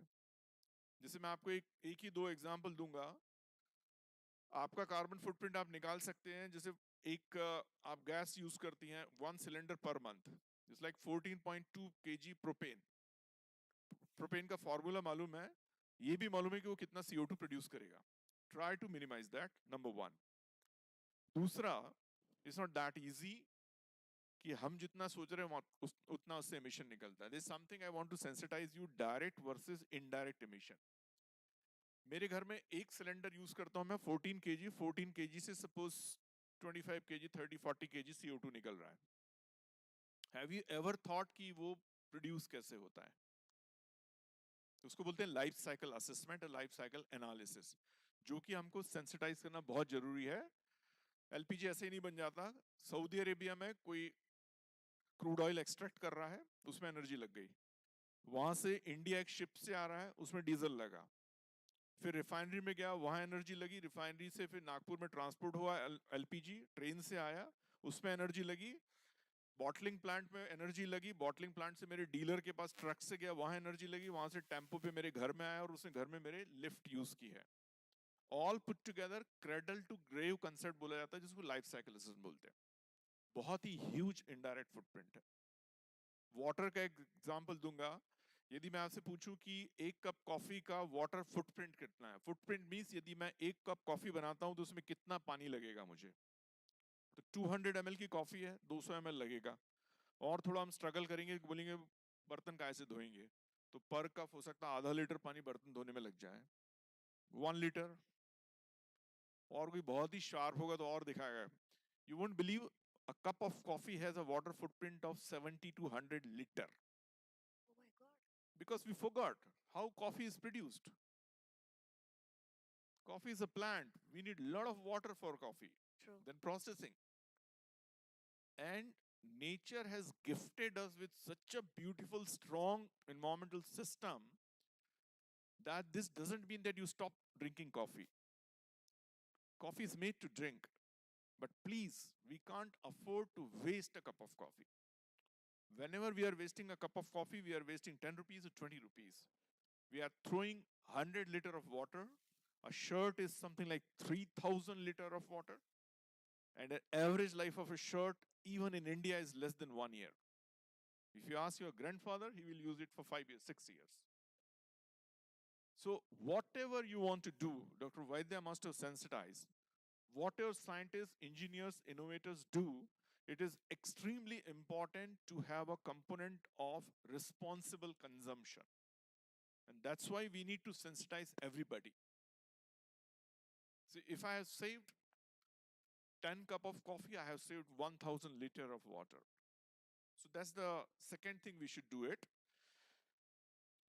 Third thing is social awareness, and I'm sure we have an esteemed panelists here who are going to, tell about it.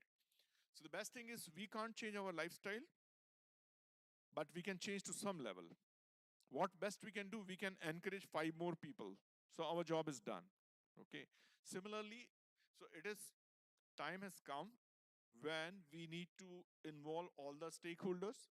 We need to think about कि हम कितना रिसोर्स सेव कर सकते हैं, कितना क्लीन लाइफ कर सकते हैं, और बहुत ज़्यादा आपको कॉम्प्रोमाइज नहीं करना पड़ेगा. There are ways to do that. So I'll stop here and then we can take up more questions and listen to the other August gathering. Thank you. Thank you so very much, sir. You were very right when you said that it is a responsible consumption. We have to, address. I mean, from today onwards, let us take a oath that whatever we'll have as an intake, we should be responsible enough to consume it so that we will help, if not in 100%. खारीचा वाटा म्हणतात मराठीत, तो खारीचा वाटा आपण सगळ्यांनीच उचलायला हवा, हरकत नाही. मी दुसऱ्या प्रश्नाकडे वळते sir. We had been through this COVID-19 recently in 2019. It's in fact COVID-19 only, and the data says that carbon dioxide emission was declined like anything at the time of COVID-19 because of lowered energy consumption and all. But today when we look at the data, we see that it is double, like 6% is increased in carbon dioxide emission. मला तुम्हा तिघांनाही असं विचारायचं आहे की carbon di oxide emission कमी करण्यासाठी Raut sir आपल्या सोबत आहेत. ऍग्रिकल्चर मध्ये असं काही आपण करू शकतो की कार्बन डायऑक्साईड एमिशन जे होत आहे ते अब्झॉर्ब करता येईल आणि आपण सस्टेनेबिलिटी कडे चालूया.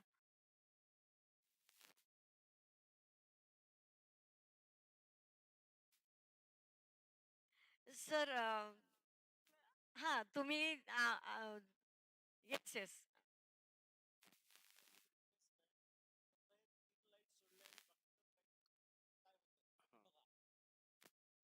Could you please switch off rest of the lights and keep these lights which are focusing on the dais, please? Rest of the lights, we are beginning, charity begins at home. We are beginning from here only.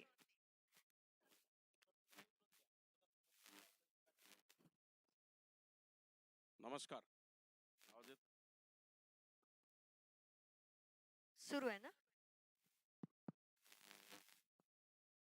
नमस्कार. गौरव mike. Anandrao Raut.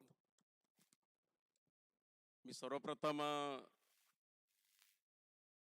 आपल्या सर्वांचं अभिनंदन करतो आणि मी स्वतःला भाग्यवान समजतो. मी मराठीत बोलणार आहे कारण मला इंग्लिश येत नाही. चालेल ना? हो सर. तुम्हाला सर्वांना मराठी समजते असं मी गृहीत धरतो. मी स्वतःला भाग्यवान समजतो की मी आपल्यासारख्या म्हणजे डायसवर बसलेल्या सर्व बुद्धिजीवी लोकांसोबत माझ्यासारख्या शेतकऱ्याला इथे येण्याची संधी लाभली आणि आपण संधी दिली, याबद्दल मी सर्वप्रथम आपल्या मॅनेजमेंटचे या ठिकाणी धन्यवाद देतो. मी एक शेतकरी आहो. मी जरी बंगाली आणि पैजामा घातला जरी असेल आणि माझा जो परिचय या ठिकाणी करून दिला तो फार अवास्तव आहे असं मला वाटतं. आणि आता जो कार्यक्रम आहे, या कार्यक्रमामध्ये मी आता पाहिलं तर इकडे 36 महिला बसलेल्या आणि इकडे 28 माणसं आहेत. त्याच्यापैकी एक कॅमेरामॅन आहे इथे, तो धरून 28 आणि 29 होईल आणि आम्ही 3 असे 42 साधारणतः 36 28 प्लस 3 आणि काहींचं येणं जाणं पण सुरू आहे. आणि त्याच्यामुळे जेवण झाल्यानंतरचा हा सेशन आहे आणि त्याच्यामुळे आम्ही थोडाफार राजकीय क्षेत्रात असल्यामुळे कार्यक्रमात किती बोलावं आणि समोरच्या बसलेल्या ऑडियन्सचं साधारणतः ग्रॅव्हिटी काय आहे हे पाहूनच साधारणतः वक्त्यांनी बोललं पाहिजे. आणि म्हणून मी माझं खूप काही तेवढा मी नॉलेजेबल नाही. मी पहिले सांगितलं की शेतकरी आहो आणि मी गर्वाने सांगतो मी शेतकरी आहो, कारण मी नोकरी सोडून शेतीवर आलो आणि आजही माझं पहिलं प्रेम म्हणजे माझ्या बायकोच्या व्यतिरिक्त मी दुसरं प्रेम केलं असेल तर ते शेतीवर करतो आहे. आणि लोक निगेटिव्ह खूप बोलतात आजकाल, शेतीमध्ये आत्महत्या होते, शेती परवडत नाही, गव्हर्नमेंट खूप शेतकऱ्यांनाच जास्त मदत करते वगैरे वगैरे. पण जर पॉझिटिव्हिटीची चर्चा केली तर काय होऊ शकते याचंही उदाहरण देशामध्ये आपण जर पाहिलं. शेवटी सगळं जर निगेटिव्ह राहिलं तर आपण जगू शकणार नाही आणि म्हणून पॉझिटिव्हिटीची चर्चा केल्याशिवाय निगेटिव्हिटीचे जे काही हे असतील ते आपण दूर करू शकत नाही. आणि म्हणून एक उदाहरण देऊन मग मी 2 मिनिटाचं हे करतो, कारण ऑडियन्स बद्दल बोललो म्हणून. कारण असंच माझ्या गावाला एक कीर्तनाचा कार्यक्रम होता, रात्रीची वेळ होती, जवळपास 1000 प्रेक्षक त्या कीर्तनाला उपस्थित होते. खेड्यावर कीर्तनाचा कार्यक्रम खूप होत असतो. आणि तुम्ही आता मगाशी सांगितलं की आजकालचं लाईफ असं आहे की सकाळी उठल्यानंतर पोरांना पॅरोटचे ते फोटो दाखवावे लागतात, आपण मोबाईलमधून अलार्म लावतो तेव्हा समजते की दिवस निघाला वगैरे वगैरे. तर असंच कीर्तन चालू होतं. महाराजांनी नेत्र असे लावून आपलं कीर्तन करायला सुरुवात केली, कारण मंत्रमुग्ध झाले होते महाराज. आणि पहाटेचा कोंबडा जेव्हा आरवला, मी खेड्यात राहत असल्यामुळे आमच्याकडे कोंबडे भरपूर आहे, शहरात कोंबडे आता आरवत नाही. पहाटेचा कोंबडा आरवल्यानंतर महाराजांनी समोर बसून पाहिलं तर महाराजांना धक्का बसला. त्यांना वाटलं की मी जेव्हा कीर्तन सुरू केलं त्यावेळेला 1000 लोक बसले होते आणि आता केवळ एकुलता एक माणूस समोर बसलेला आहे. आणि म्हणून त्या महाराजाला पहिले क्रोध आला, पण त्या क्रोधावर पांघरून घालत त्या एकुलता एक बसलेल्या माणसाला विचारलं की का रे बाबा, 999 तर निघून गेले, तू एकटा बसला, याच्यातून तू काय बोध घेतला? तेव्हा त्यांनी सांगितलं की म्हणे महाराज, तुमचा काहीतरी गैरसमज झालाय म्हणे. ज्या घोंगड्यावर बसून तुम्ही कीर्तन करता ते घोंगडं म्हणे माझ्या घरचं होय. केव्हा तुम्ही कीर्तन खतम करताना केव्हा घोंगडं घेऊन आपल्या घरी जातो याचीच वाट पाहत बसलोय म्हणे. आणि म्हणून माझ्यासारख्या शेतकऱ्यांनी खूप काही तुम्हाला सांगणं, कारण मी पहिलेच वाक्य म्हटलं की तुम्ही सगळे बुद्धिजीवी लोक आहात आणि या बुद्धिजीवी लोकात माझ्यासारख्या शेतकऱ्यांनी माईकवर जास्त बोलणं हे मला असं वाटतं की कुठेतरी गुन्हा होईल. आणि म्हणून तुम्ही कार्बन डायऑक्साईडवर बोलल्यामुळे, मी ऊसाचा शेतकरी आहोत त्यातल्या त्यात. मी नोकरी सोडून शेतीवर आल्यानंतर मी स्वतः परिचयामध्ये परत एक गोष्ट सांगतोय की मी MSc ऍग्रिकल्चर झाल्यानंतर जेव्हा 6 महिने नोकरी केली सर, तर माझ्याकडे माझे घरचे लोक, माझे वडील, माझे भाऊ असे डोळे वटारून पाहायचे की 1988ला मी MSc केलं आणि त्याच्यानंतर नोकरी सोडून आला, तर याला हा शेती करून आला, याला पोरगी कोण देईल? म्हणजे असं पहिला प्रश्न होता. म्हणजे बापरे, लग्नच होत नाही शेतकऱ्यांचं वगैरे.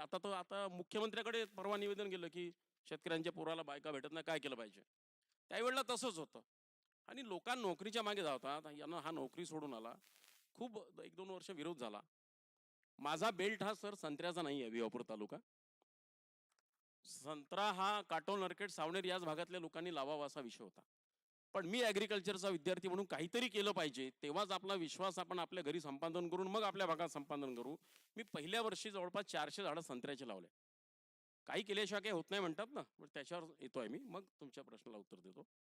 400 झाडं मी लावले. घराजवळच माझा एक 4 एकराचा पट्टा होता. माझ्या वडिलांना खूप राग आला की याने माझी मिरचीची जागा आहे, माझ्याकडे आता सध्या मिरची, सोयाबीन, कॉटन, संत्रा, ऊस, कोबी असे सर्व पिकं मी घेतो, मोसंबी पण आहे. त्यावेळेला पहिला प्रयोग मी केला. माझ्या वडिलांना राग आला, म्हणे माझे वडील असे म्हणायचे, कारण माझी बायको ही सावनेर कडमेश्वर तालुक्यातली आहे, तिकडे संत्रा खूप होतो. आणि मी जेव्हा माझ्या त्या सासूरवाडीला जायचं होतं तेव्हा प्रत्येक माणूस म्हणायचा की माझा बगीचा मी 2 लाखाला विकला, 1 लाखाला विकला. त्यावेळेला 1 लाख म्हणजे आजचे 10 लाख. माझा पाठा बगीचा वगैरे वगैरे.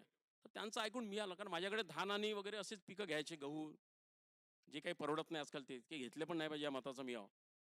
मी त्यावेळेला 4 एकर क्षेत्रामध्ये जेव्हा बगीचा लावला तेव्हा माझ्या वडिलांनी माझ्या माणसाला म्हटलं की पाय म्हणे, एक कचऱ्याची दशी म्हणजे कचरा माझ्या वावरात राहिला नाही पाहिजे म्हणे, जवडून वखर हाण म्हणे. इंटरकल्चर आपण ऑपरेशन करतो ना, इंटरकल्टिवेशन, त्याला आपण वखरणी म्हणतो. दुसरे कोणी लोक जर घरी आले चहा वगैरे आला त्याला म्हणायचं की तुला माहिती आहे कोण, म्हणजे लोक विचारायचे माझ्या वडिलांना, राऊत साहेब तुमच्या पोरानं तर 4 एकर मध्ये संत्रा लावला. तर माझे वडील काय म्हणायचे माहिती आहे का, हो हो म्हणे, याचं एक एक संत्र म्हणे हे एवढं होणार आहे म्हणे, याचं एक एक संत्र एवढं होणार आहे म्हणे. उपरोधिक बोलायचे, पण मी सहन केलं. माणसाला सांगे जवडून वखर हाण, त्यांचा उद्देश काय होता, वखर जवळून हाणला म्हणजे याचे संत्र्याचे झाडं निघाले म्हणजे हा पुढच्या वर्षी काही संत्रा ठेवत नाही. मी शेतात जाऊन पाहिलं 400 पैकी 150 झाडाच्या जवळपास खंग्या त्यांनी काढल्या, म्हणजे गॅप्स तयार केले सर. पण मी हिंमत बांधली, मी पुढच्या वर्षी पुन्हा गेलो, पुन्हा 150 कलमा आणल्या, गॅप फिलिंग केल्या. आणि गॅप फिलिंग केल्यानंतर शेतात गेलो, त्या माणसाला म्हटलं पाय एकही झाड माझं निघालं नाही पाहिजे. तो माणूस मला म्हणे, बाप म्हणते म्हणे की जवडून हाण, पोरग म्हणते म्हणे की दुरून हाण, भाडीत गेली म्हणे तुमची नोकरी, कासरे फेकले, त्यांनी नोकरी सोडूनच घरी चालला गेला. एवढा त्रासला तो माणूस. 4 वर्ष झाले बघा, माझा बगीचा पहिल्या 5व्या वर्षी आला. मी त्यावेळेला चेअरमन झालो, पहिले संचालक होतो, मग चेअरमन झालो असेच कामं करता करता वगैरे वगैरे. पहिल्या वर्षी माझा बगीचा त्या काळात 2,35,000 विकला. भिवापूर तालुक्यात संत्र्याचा बगीचा आहे ना म्हणजे मिरॅकल. मग माझ्या घरी जेव्हा असेच लोक यायचे, मग लोकांनी विचारले, राऊत साहेब तुमचा मुलाचा बगीचा म्हणजे तुमचा बगीचा 2,35,000 विकला. त्यावेळेला माझ्या वडिलांनी असं म्हटलं, कोणत्या कास्तकाराचं पोरग नोकरी सोडून आलं बे म्हणे, महाच आलं म्हणे.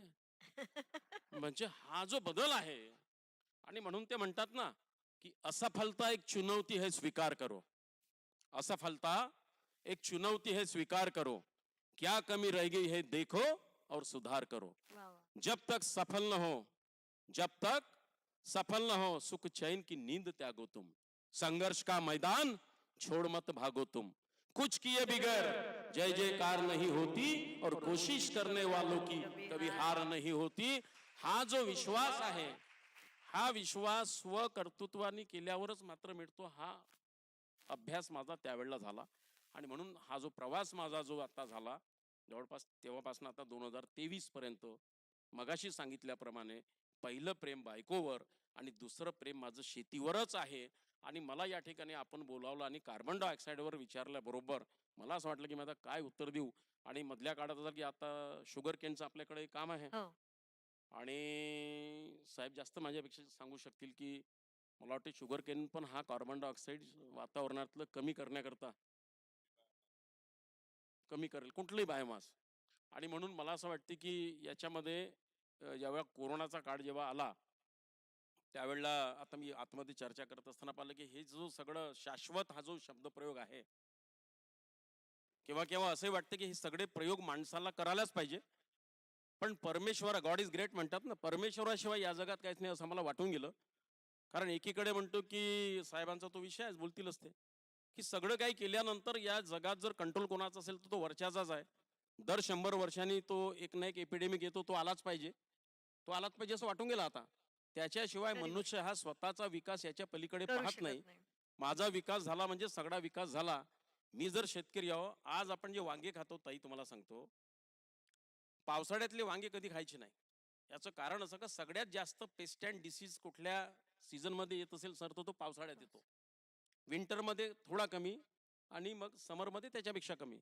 कारण जो शेतकरी आहे तो सांगतो की आज उद्या मला वांगे मार्केटमध्ये आणायचे आहे, तर मी आजच त्याच्यावर वास्तविक ते मारायला नाही पाहिजे, किमान 7 दिवस अगोदरच पेस्टिसाइड मारलं गेलं पाहिजे. त्याचे काही प्रमाण असेल, अदरवाईज त्याचे रेसिड्युअल इफेक्ट एवढे जबरदस्त आहे की आपल्या शरीरात आपण तसं पाहिलं तर इनडायरेक्टली आपण हेच त्याला काय म्हणतो जहरच खातो आहे. पण तो दुकानामध्ये मार्केटमध्ये तुम्ही लोक जाता, मीडियामध्ये बघा, मी पाहतो तर तुमच्या म्हणजे तुम्हाला नाही म्हणत, महिला ज्या अँकर असतात त्या अशा सांगतात, गृहिणीच्या डोळ्यात पाणी, जर भाव वाढली की नाही समजा वांग्या भेदऱ्याचे वगैरे, गृहिणीच्या डोळ्यात पाणी, त्यांच्या खिशाला कात्री. आपण दवाखान्यात जातो, डॉक्टरनी जेवढं बिल मागितलं तेवढं देतो, कपड्याच्या दुकानात जातो, किती मीटरचा कापड आहे विचारत नाही. पण शेतकऱ्याचा माल जेव्हा बाजारात येतो, त्याने जर समजा म्हटलं 20 रुपये किलो कोबी, आता आपल्यासारखी माणसं, आपल्यासारखे पांढरपेशी म्हणजे इथं बसलेले नाही, जे बाहेरचे 10 रुपये किलो देते. अरे एवढं महाग, अरे किती आमचा बजेट वाढला रे. तो कशाला नैसर्गिक शेती करेल? म्हणजे दुसऱ्या साईडने जर विचार केला, नैसर्गिक जर प्रॉडक्ट मी तुम्हाला दिलं, तर जी कोबी आज 10 रुपये किलो विकायला पाहिजे ती 50 रुपये किलो विकायला पाहिजे ना. घेता का तुम्ही 50 रुपये किलोची गोबी? नाही घेत. हे प्रॅक्टिकल सत्य आहे. आणि म्हणून खूप परिश्रम आपल्याला करावे लागणार आहेत. पण हेही सत्य आहे की आज मी स्प्रे मारलेला माल जेव्हा आणतो त्याला चकाकी राहते, म्हणून आपण तो घेतो. पण मला आठवते की माझी आई जेव्हा त्या काळामध्ये वांगे चिरायची, तर अड्या अशा घरात चालायच्या. त्यावेळेला किडीक वांग हे बाजूला ठेवायचं आणि चांगलं वांग आपण खात होतो. बरोबर. आता तुम्हाला जर वांग्यामध्ये कीड दिसली तर तुम्ही पहिले ते धरताना नवऱ्याच्या अंगावरच फेकून देता. हे कसं मार्केटमधनं कीडक तुम्ही आणलं, तुम्हाला कळते का नाही? हो, तुम्हाला डोळे आहे की नाही, असं आपण म्हणतो. तो घाबरून जाते. मग तो शुद्ध वांग आणतो. तेच शुद्ध वांग जहिरी आहे. आणि म्हणून आपण कुठे चाललो, कसा कंट्रोल करायचा हे परमेश्वर ठरवेल असं मी म्हणतो. सगळ्यालाच पाहिजे नागपुरात सिमेंट रोड झाले पाहिजे, कारण दुसरे रोड झाले तर उखडतात. म्हणून गडकरी साहेबांनी सिमेंट रोड केले. आता साहेब सांगतील की त्याच्यातलं कसे दुष्परिणाम आहेत, नेचरला कसं वाचवायचं वगैरे वगैरे. एवढं पहिल्या फेजमध्ये एवढंच बोलतो, कारण शेतकरी माणूस बोलायला लागलो तर 1-1 घंटा आम्ही माईक सोडत नाही. आणि त्याच्यामुळे आपला पण भ्रमनिरास होऊ नये. आपला जो प्रश्न होता तर मला असं वाटते, पण मी एकच सांगेल, तरुण पिढीकडे आपण जात असताना निश्चितपणानं ज्यांच्याकडे शेती करण्याचा जर समजा कल असेल तर शेती केली पाहिजे. पण एवढे सांगू इच्छितो की प्रत्येक राज्यातल्याही प्रदेशामध्ये डिफरन्स आहेत. विदर्भातला 5 एकराचा शेतकरी आणि पश्चिम महाराष्ट्रातला 2 एकराचा शेतकरी याच्यात फरक आहे.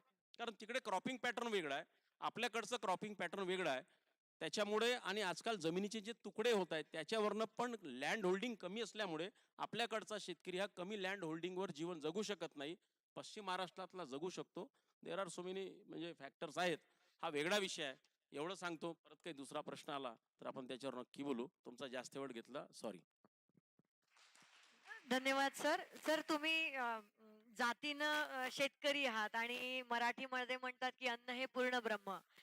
त्याच उक्तीला विचारात घेऊन जर का अन्न हे पूर्ण ब्रह्म आहे तर शेतकरी ब्रह्माचं रूप आहे असं मला वाटतं.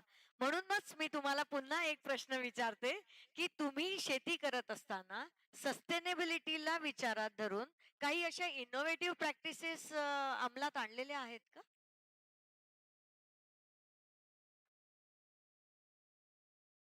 इनोव्हेटिव्ह प्रॅक्टिसेस शेतीचं उत्पन्न वाढण्याकरता एक राहू शकते. आपण म्हणतो की या विदर्भामध्ये आपल्या नागपूर जिल्ह्यात सोयाबीनचं उत्पन्न 3-4 क्विंटलच्या वर कधी होत नव्हतं. पण मी इनोव्हेटिव्ह प्रॅक्टिसेस करून मी माझं सोयाबीनचं उत्पन्न 10 ते 12 क्विंटल पर्यंत नेलं. मी ऊसाचं उत्पादन विदर्भामध्ये 100 टन हे स्वप्न होतं. गडकरी साहेब नेहमी म्हणतात की बाबा विदर्भातला शेतकरी हा 3ऱ्या ग्रेडचा, पश्चिम महाराष्ट्रातला 1ल्या ग्रेडचा वगैरे. पण मी पाहिलं की आपल्या हिंदुस्थानामध्ये जर पाहिलं तर कर्नाटक आणि तुमचं त्याच्यानंतर दुसरं राज्य कर्नाटक टॉपवरती आहे शुगर कॅनच्या याच्यामध्ये. आणि त्याच्यानंतर आपल्या महाराष्ट्राचा नंबर लागतो. तिथे जवळपास 86 टनाचं हेक्टरी उत्पन्न आहे कर्नाटकला. सेकंड आपलं महाराष्ट्र आहे. पण ॲव्हरेज उत्पन्न जरी 86 टन पर हेक्टर जरी असलं, पण आपल्या म्हणजे साधारणतः 35 टन म्हणजे 2.5 एकरचा एक हेक्टर होतो, तर साधारणतः 35 टन एकरी उत्पादन. पण पश्चिम महाराष्ट्रात एक शेतकरी हा 100 टनाच्या वर काढायचा, बाकी शेतकरी 40-50 काढायचे. म्हणून आपला ॲव्हरेज तो 85 टन हेक्टरचा. पण आम्ही त्याच्यात टार्गेट आम्ही हे केलं आणि आपल्या विदर्भातील कारखान्यात 3 कारखाने आपले आहेत. आपला पण शेतकरी 100 टन करू शकतो हे आम्ही दाखवलं. आणि पॅकेज ऑफ प्रॅक्टिसेस इनोव्हेटिव्ह जे तुम्ही शब्दप्रयोग वापरला, त्याच्यातले डोजेस, त्याच्यातलं फर्टिगेशन, त्याच्यातलं सगळे स्प्रिंग, याचा वापर करून आम्ही सुद्धा एकरी 100 टन उत्पादन गाठण्याचा उच्चांक या नागपूर जिल्ह्यात केला. आणि आताच तुम्ही बघाल तर राजेश बागल म्हणून शेतकरी आहेत, त्यांनी 111 टन उत्पादन ऊसाचं काढलं. मी माझ्या शेतात तुम्हाला एक छोटं उदाहरण सांगतो की शेवटी सेंद्रिय कर्ब साहेब त्याच्यातले हे आहेत, आपल्या जमिनीतला सेंद्रिय कर्ब हा 0.8 to 1% जर असेल, ज्याला ऑप्टिमम आपण सेंद्रिय कर्ब म्हणतो. सेंद्रिय कर्ब हा कुठून येते? सेंद्रिय कर्ब जर तुमच्या जमिनीत नसेल, किती तुम्ही रासायनिक फर्टिलायझर टाका, तुमच्या शेतीमधलं उत्पादन वाढणार नाही. नंबर 1. शाश्वत हे मग नंतर झालं परत. मग त्याच्यात शेणखत टाकणे. आजकाल गोमाता साहेबांचा विषय आहे. लोकांनी गायी पाळणं बंद केलं, जनावरं नाही आहे, बरोबर. मेकॅनिझम आलं, सगळं ट्रॅक्टरवर शेती आली वगैरे वगैरे. त्याच्यामुळे जमिनीतलं सेंद्रिय कर्ब हे सातत्याने कमी होत आहे. ते वाढवण्याची गरज आहे. मी माझ्या शेतीमध्ये काही प्रयोग केले. मी शेतीमध्ये आपलं जे सोंडबूर वगैरे जो असतो त्याला जमिनीमध्ये गाडून त्याच्या माध्यमातून मी सोनबोर आपलं सेंद्रिय कर्ब वाढवण्याचा प्रयत्न केला. जमिनीतलं आपल्याकडे ॲव्हरेज सेंद्रिय कर्ब हे 0.4 0.3च्या दरम्यान आहे ॲव्हरेज सर. पण आता जर तुम्ही काही शेतकऱ्यांचे प्लॉट जर पाहिले तर त्यांच्या शेतामध्ये 0.8 0.9 सेंद्रिय कर्ब झालेला आहे. आणि म्हणून शाश्वत शेती जर करायची आपल्याला असेल तर मी पण साधारणतः आता मी कोबीचा प्लॉट घेतला होता. मी फक्त 2 स्प्रे केले. मी माझी कोबी मार्केटमध्ये आणायच्या 15 दिवस अगोदर एकही स्प्रे मारला नाही. पण ज्यांनी स्प्रे मारून कोबी आणली त्याची 4 रुपये किलो गेली आणि मी स्प्रे न मारता कोबी आणली, माझी 4 रुपये किलो गेली. मी पकडलं दुसऱ्या दिवशी तो कोबीचा प्लॉट हार्वेस्ट करून काढून टाकला आणि कानाला खडा लावला. याच्यानंतर मी भाजीपाला लावणार नाही. म्हणजे असे पण आहेत. आणि मी मग संत्रा असेल, मोसंबी असेल, आता माझ्याकडे 1000 झाडं संत्र्याचे, 1000 मोसंबीचे आहे आणि चांगली फूट आहे आंब्याबाराची. मी तुम्हाला पुढच्या वेळेला सेंद्रिय संत्र, सेंद्रिय मोसंबी जर पाहिजे असेल तर मला तुम्ही आपला ॲड्रेस वगैरे द्याल तर किमान आपण आनंदराव राव जर इथे आले तेव्हा तर त्यांच्या शेतातलं कमी रासायनिक वापरलेलं, टोटल नैसर्गिक नाही, टोटल नैसर्गिक करायला अजून वेळ लागेल. काही प्रयोग सुरू आहेत. आता माननीय मोदीजी मला वाटते संपूर्ण देशामध्ये 1,00,000 गावं त्यांनी निवडलेली आहे आणि त्याच्यामध्ये ते सेंद्रिय शेतीचा संकल्प उभारणार आहेत. कारण आता सेंद्रिय शेतीचा प्रॉडक्ट आणल्यानंतर सर त्याला लॅबॉरेटरी टेस्ट, म्हणजे मी तुम्ही तिघांचे प्रॉडक्ट आहेत पण यांच्या खरंच यांची सेंद्रिय शेती आहे की नाही, या प्रॉडक्ट आहे की नाही, याच्याबद्दल जरा अजून तेवढं डेव्हलपमेंट व्हायचं आहे. त्या लॅबॉरेटरीत जेव्हा वाढतील तेव्हा, नाहीतर काय आजकाल नकली सेंद्रिय पदार्थावर आता मगाशी मी चर्चा केल्याप्रमाणे सेंद्रिय प्रॉडक्टवरही कंपन्या आता काढायला लागल्या. शेतकऱ्यांना शेवटी कसं आहे की बाहेरूनच खरेदी करावं लागणार आहे सगळं. म्हणजे लूटमार ही सगळीकडे आहे आणि म्हणून मला असं वाटते खूप काम करायची गरज आहे. केवळ एका आनंदराव राऊतांनी होणार नाही तर आपल्या सगळ्यांनी त्याला मिळून हा आपल्याला हे ध्येय आपल्याला उंच करावं लागणार.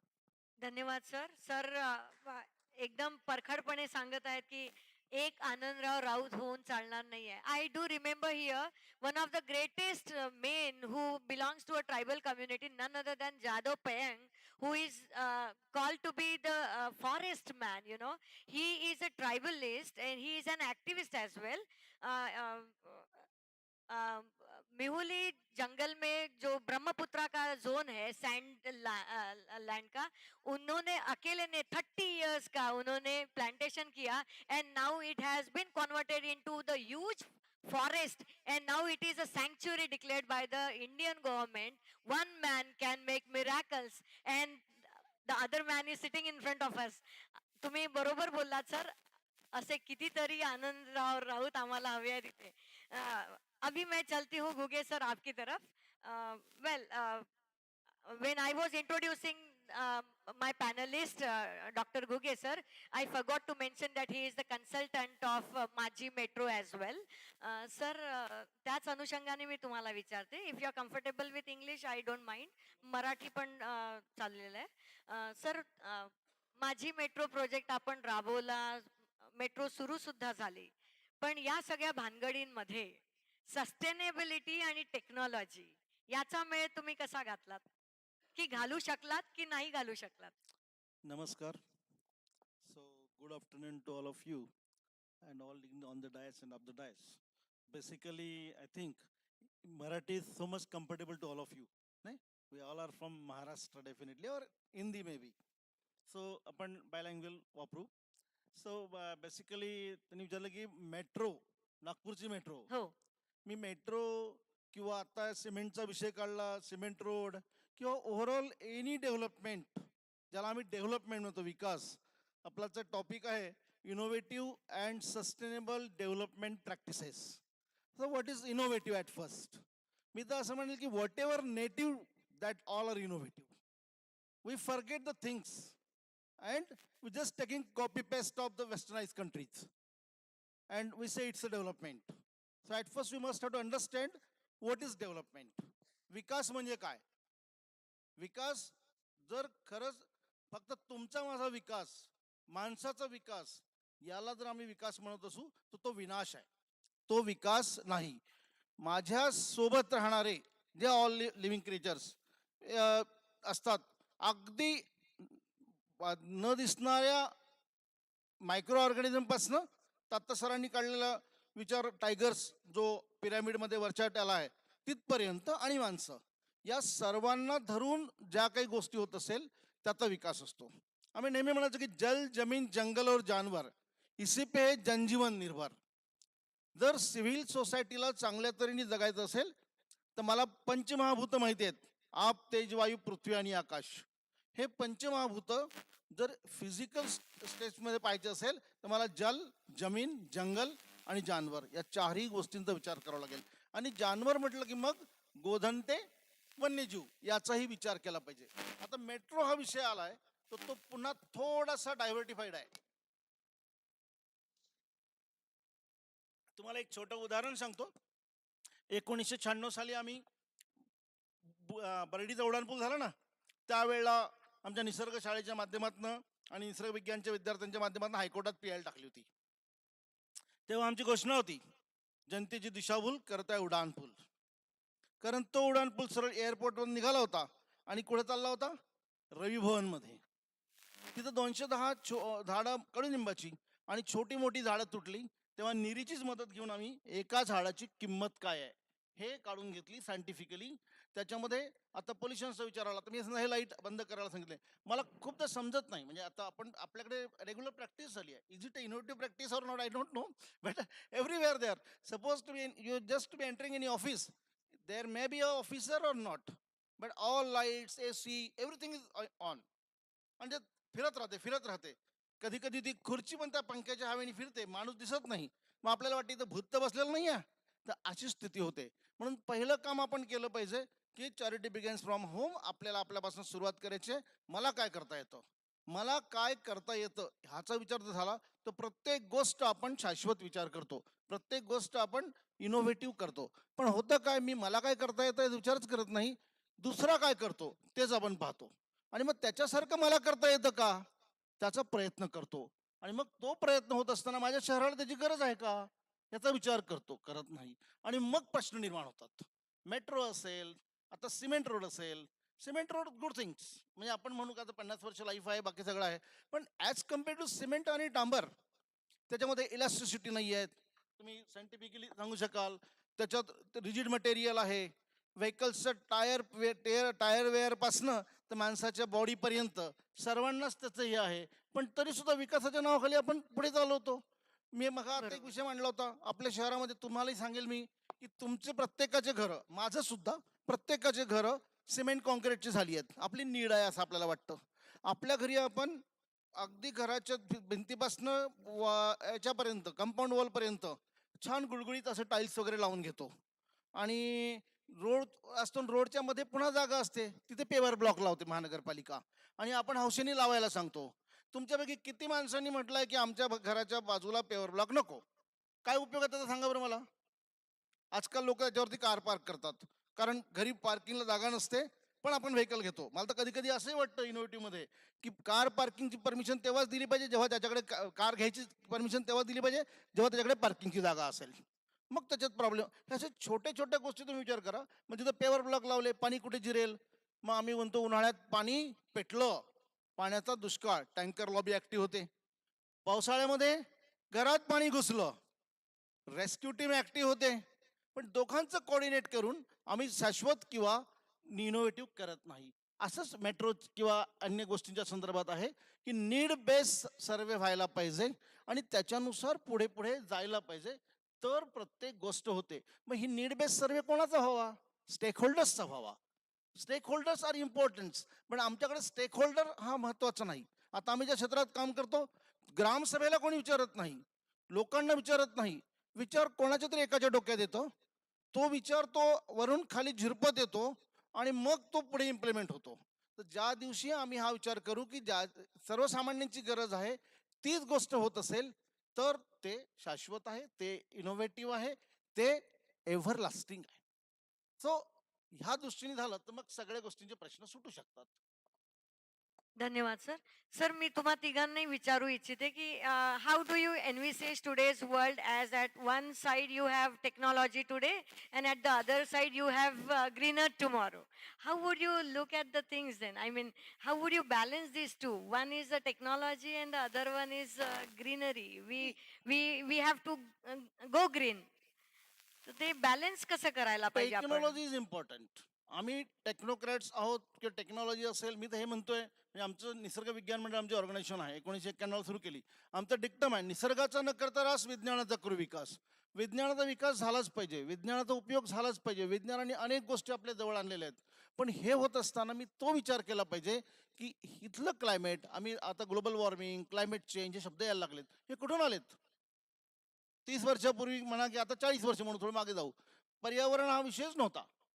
सिव्हिल इंजिनिअरिंग शिकणाऱ्यांना वॉटर सप्लाय विषय असेल, वॉटर अँड सॅनिटेशन, तिथं कुठेतरी एन्व्हायरमेंट हा विषय होता. आता तर पर्यावरण परवलीचा शब्द झालाय. आता कुठलंही छोटं मोठं काम करायचं असेल तर एन्व्हायरमेंटल क्लिअरन्स हा एक त्यातला महत्वाचा क्लॉज आलेला आहे. मग हे कोणी आणलं, कशासाठी आणलं? तर टेक्नॉलॉजीचा नक्की उपयोग करा, युजर फ्रेंडली टेक्नॉलॉजी वापरा, पण ती वापरत असताना तुम्ही हा विचार करा की ही किती इको फ्रेंडली आहे. आता म्हटलं प्रत्येक गोष्टीमध्ये सरांनी मग उल्लेख केला की आमची फॅमिली करत होतो, आपण आपले पूर्वज 4 कपडे वापरतो, पुन्हा पुन्हा वापरत होतो, रियूज, रिड्यूस, रिसायकल, हे सगळी कन्सेप्ट होती. आता तर त्याच्या पुढे जाऊन मी म्हणेन तर refuse the things if you don't want. तुम्हाला ज्याची गरज नाही ते स्वीकारू नका. त्याच्यानंतर मग पुढचा विषय आला की तुम्हाला जर वाटतंय तुम्ही एखादी गोष्ट घेतली आहे, you try to reuse it, त्याचा पुनर्वापर करा. But now technology is what, use and throw. माणसं पण तसंच, वापरा आणि फेका. Nobody can ask you. So you avoid the things, use and throw technology. Then if supposed to be you used it and after that so remaining something you try to recycle it, and after all whatever recycled remain, so that's a residue, so you maintain it as a resource for next thing also. आणि हे जेव्हा technology सांगत असेल तेव्हा ती technology महत्वाची आहे आणि अशा टेक्नॉलॉजीचा वापर केला पाहिजे. पण ज्या टेक्नॉलॉजी जास्तीत जास्त तुमचा कार्बन क्रिएट करताय किंवा जास्तीत जास्त पोल्युशन्स करताय त्यांना अवॉइड केलं पाहिजे आणि पुढे जायला पाहिजे. धन्यवाद sir. I will turn to Lapsetwar sir again. Sir, there is a crucial issue at the back of my mind. When we talk about technology and when we talk about sustainability at one hand and innovative practices, keeping in view technology and all at the other hand, I just want you to elaborate on some issues which are unknown to us or which are not familiar to us. For example, these solar glasses. If we put solar glasses on windows because we are the temperate zone, Nagpur is set on the temperate line, and the other one is Groesis boxes which we use in the deserts.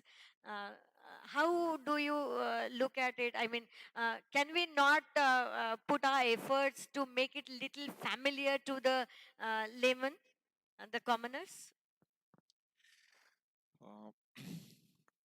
Few things. I can say both, we have used both English and Marathi. हाँ, कोई तो problem मुझे नहीं please, sir. Language is no please bar allow at me all. to use Hindi. That is left. हाँ, हिंदी भी चलेगा sir, बिल्कुल. तो जैसा कि सर ने कमेंट किया है कि साइंस और टेक्नोलॉजी बहुत जरूरी है, उसका प्रॉपर यूज करना भी जरूरी है. बट मैं पूरी तरह से एग्री करता हूँ कि एक बैलेंस है. मैं एक छोटा सा एग्जांपल दूंगा. हम लोग ऑटोमोबाइल पोल्यूशन के लिए जैसे टेक्नोलॉजी यूज कर रहे हैं, कैटालिटिक कन्वर्टर आ गया, हम लोग यूरो 0 से शुरू होके 1, 2, 3, 4 और अभी यूरो 6 है. यूरो 6 मैं उस डोमेन में बहुत काम किया हूँ, पिछले 20-25 साल से काम कर रहा हूँ मैं. यूरो 6 को मैं जनरली बोलता हूँ कि एक व्हीकल जो है उसको यदि ह्यूमन बॉडी बना दे हम, तो हमने उसको इतना डैमेज कर दिया है या एनवायरमेंट को इतना डैमेज कर दिया है कि अब हमको ऐसा व्हीकल चाहिए जिसमें से कुछ ना निकले. जीरो एमिशन व्हीकल है, जैसे उसको मैं वेंटिलेटर बोलता हूँ, इतना कॉम्प्लेक्स सिस्टम है उसका. तो टेक्नोलॉजी तो बहुत यूजफुल है, आपको बहुत काम आएगा, आपकी क्वालिटी ऑफ लाइफ बढ़ाने के लिए आएगा. कुछ भी प्रॉब्लम हो आपको, उसको टेक्नोलॉजी या साइंस उपयोग होगा. लेकिन अगर आप सस्टेनेबिलिटी की बात करेंगे तो आपको बेसिक्स और फंडामेंटल्स भूलने नहीं है। एक बहुत टिपिकल एग्जांपल दे रहा हूं मैं। आज आपके पास यूरो 6 की गाड़ियां हैं, आज आपके पास मेट्रो है, आज आपके पास में सब कुछ है, लेकिन 6 महीने में यदि आप देखेंगे तो नागपुर में पोस्ट कोविड इतना ट्रैफिक हो गया है, नीरी के सामने तो 3 घंटे का हो रहता है ट्रैफिक, बहुत ज्यादा हो गया। मुझे एक चीज कोरिलेट करनी यहाँ पे, जब मैं पोस्ट डॉक था जापान में 2000 में मैं गया था, 2-3 साल था वहां पे, तो मेरी बेटी छोटी थी, उसको मुझे स्कूल में एडमिशन दिलाना था, लैंग्वेज बड़ा प्रॉब्लम है वहाँ पे। तो हमारी काउंसलर थी, स्विस लेडी थी, वहां गया मैं और मैंने उससे पूछा कि सुकुबा साइंस सिटी में मुझे किस स्कूल में एडमिशन लेना चाहिए, कौन सा स्कूल अच्छा है। सामने से काउंटर क्वेश्चन आया कि आप इंडियन हो क्या, तो मुझे थोड़ा सा ऑफेंसिव लगा कि मैंने यार क्यों पूछ रहे। बोली ये अच्छा स्कूल वगैरह जनरली इंडियन से एशियन ही पूछते हैं। बैठिए सर, मैं आपको 2 मिनट में समझाती हूँ कि पहला तो ये कि सुकुबा सिटी में जितने स्कूल्स हैं वो सब सिटी ऑफिस से कंट्रोल्ड है और वो एग्जैक्टली सेम है। तो आपका पहला क्वेश्चन खत्म हो गया कि कौन सा स्कूल अच्छा है। दूसरा, आप कहाँ रहते हैं, मैंने कहा मैं इस इंटरनेशनल हाउस में रहता हूँ, निनोमिया एरिया में। तो बोले आपको केवल एक ही ऑप्शन है, चुपचाप निनोमिया एरिया के स्कूल में जाइए, आपका सिटी कार्ड दिखाइए और वहां पे एडमिशन ले लीजिए। मैंने ठीक है, मैं कर लिया। बाद में मैंने जब उसको कोरिलेट किया ऑटोमोबाइल पोल्यूशन से, तो ऑटोमोबाइल पोल्यूशन में हम लोग पढ़ते हैं कि सबसे पहले आपको ये देखना पड़ेगा कि आपको पर पर्सन पर ईयर कितना ट्रेवल करने का नीड है। करेक्ट। और अगर नीड आपने बढ़ा दी तो चाहे यूरो 6 लाओ या यूरो 16 लाओ, उसमें से कुछ ना कुछ तो निकलने वाला है। तो हम लोग जो सिटी प्लान करते हैं उसमें कोई कंसेप्ट ही नहीं है। आप बॉम्बे जाएंगे तो पूरा बॉम्बे सुबह इस तरफ ट्रेवल कर रहा है और उधर, पहले तो ऐसा होता था कि एक तरफ से दूसरी तरफ ट्रेवल करते थे। आज आप मुंबई में जाएंगे तो सुबह इधर की ट्रेन भी पूरी पैक है, उधर की भी ट्रेन पैक है, और शाम को फिर भी पैक है। व्हाट डज इट मीन कि हर आदमी को बहुत ज्यादा ट्रेवल करना पड़ रहा है। तो एक लिमिट होगी साइंस की, एक लिमिट होगी टेक्नोलॉजी की, उसको हम वहां उपयोग करें तो ज्यादा अच्छा है। इसलिए जो साथ में जो एक्सपर्ट बैठे उन्होंने जो बताया ना कि स्टेक होल्डर्स का इन्वॉल्वमेंट जरूरी है, अदरवाइज आपको बहुत मुश्किल जाने वाला। हम लोग ये जो टाउन प्लानिंग है फिर उनका ये कंसेप्ट नहीं रहता है, तो आपको ट्रांसपोर्टेशन की नीड कम करनी पड़ेगी सबसे पहले तो। फिर एक बहुत बड़ा चैलेंज रहता है कि अगर आप ट्रांसपोर्टेशन की नीड कम करेंगे तो आपकी ऑटोमोबाइल इंडस्ट्री का क्या होगा, जो आपके जीडीपी में कम से कम 15% कंट्रीब्यूट करती है। इसलिए हम लोग उसको अक्सर डेवलपमेंट एनवायरमेंट नेक्सस बोलते हैं। तो इसलिए आपको अपनी नीड पहले देखनी पड़ेगी, फंडामेंटल्स छोड़ने नहीं पड़ेंगे, बाकी आपकी टेक्नोलॉजी आपको हेल्प करने के लिए है। तो आपको दोनों चीज रखनी पड़ेगी। आपको आपकी नीड इतनी रखिए। फिर से मैं नेचर का एग्जांपल दूंगा कि आपको यदि नेट जीरो जो आपने प्लेज किया है, इंडिया ने बहुत एम्बिशियस है 2070, तो नेट जीरो का मतलब ये बिल्कुल नहीं है कि 2070 में आप जितना CO2 प्रोड्यूस करेंगे पावर प्लांट से या व्हीकल से, उतने CO2 का आप उपयोग करके कुछ मेथनॉल बना लेंगे या उसका कुछ यूज कर लेंगे। नो, एक बहुत बड़ा सिंक जो है वो फॉरेस्ट है और वो सिंक आप यूज करने वाले हो। ओके, सो आप नेचर के बिना नहीं कर सकते कुछ भी। तो both the things should go hand in hand. बाद में तकलीफ होती है, इसलिए जो पॉलिसी लेवल पे डिस्कशंस होते हैं उसमें सारे स्टेक होल्डर्स, मैं फुली एग्री करता हूं उनसे, सब स्टेक होल्डर्स का होना चाहिए। और लास्ट चीज जो है इम्प्लीमेंटेशन। इम्प्लीमेंटेशन बहुत जरूरी है, अदरवाइज मैं बैठा था जब इनको यही एग्जाम्पल दे रहा था सर को कि आप रेप्लिकेट क्यों नहीं कर सकते। इंदौर में यदि वेस्ट मैनेज होता है तो नागपुर में क्यों नहीं हो सकता। इंदौर कोई अलास्का में या अर्जेंटीना में या ऑस्ट्रेलिया में नहीं है, आपके बाजू में है। कुछ चीजें जो नागपुर में अच्छी हो रही है वो वहां क्यों नहीं हो सकती। सो इम्प्लीमेंटेशन दूसरा बहुत जरूरी है। सो हम लोग वही बोलते हैं, इसलिए सस्टेनेबिलिटी में इसलिए हर चीज को ध्यान दिया गया है कि आपको इन्वायरमेंट है लेकिन उसको इकोनॉमी के साथ कोरिलेट करना है। अगर आपका सोल्यूशन इकोनॉमिक नहीं है तो वो अडॉप्ट कोई नहीं करेगा। जहां तक इनोवेशन की बात है, आपका जो टाइटल है उसमें इनोवेशन की चीज दी हुई है, तो यस हम लोग बहुत तो उम्मीद रखते हैं इस चीज से। एक 15-20 साल पहले यदि आप बल्ब देखेंगे तो बल्ब की एफिशिएंसी 15-20% हुआ करती थी। मतलब आप जितनी उसकी एनर्जी दोगे उसमें से 20% यूज होगी, 80% वेस्ट होगी। आज आपके पास में एलईडी जो है CFL है वो 75% 80% है। तो वो साइंटिस्ट का, इंजीनियर्स का, टेक्नोक्रेट का काम है, लेकिन देयर इज अ लिमिट। तो आपको दोनों चीजें बैलेंस रखनी पड़ेगी, जो कि बहुत ज्यादा संभव है. So according to me both the things are important. That's wonderfully said by Dr. Lapsetwar, that we have to balance technology, and at the other hand, we have to have all the concerns towards our agriculture, green land as well. And the balance is the balance between the two is the responsibility of not one person, but of all the stakeholders. Well, with this, this rally of questions is up, and I am about to end my questions. Now I request the session to have your questions to be asked to the panelists. I declare the session is open for discussion. Hina, mic, please.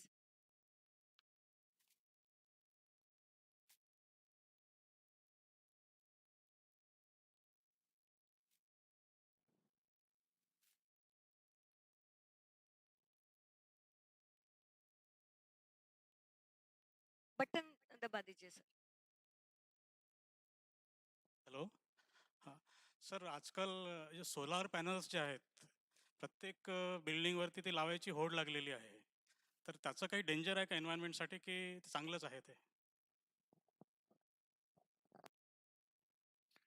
Solar panel एक जो energy का मैं बता रहा था, major issue है carbon dioxide. तो solar panel से जो पहली बात तो CO2 निकलेगा नहीं. आप उसका, आप जैसे मैंने बोला था, लाइफ साइकिल एनालिसिस करें तो उसमें जो CO2 एमिशन निकलता है वो सोलर पैनल को प्रोडक्शन के समय निकलता है. एक हाई टेम्परेचर प्रोसेस होती है, 900 डिग्री में बनाना पड़ता है. लेकिन यदि आप उसका cradle to grave life cycle analysis देखेंगे तो उसका CO2 एमिशंस बहुत कम है, बहुत ही ज्यादा कम है. तो एज सच उससे कोई वो नहीं है. मतलब उसका यदि आप CO2 देखेंगे तो लगभग 90%, 95% कम रहता है कोल बेस्ड पावर प्लांट से. तो नुकसान कुछ भी नहीं है. लेकिन एक बात तय है कि अगर आप किसी भी चीज को प्रॉपरली हैंडल नहीं करेंगे तो वो आपके लिए हेडेक बन जाएगा.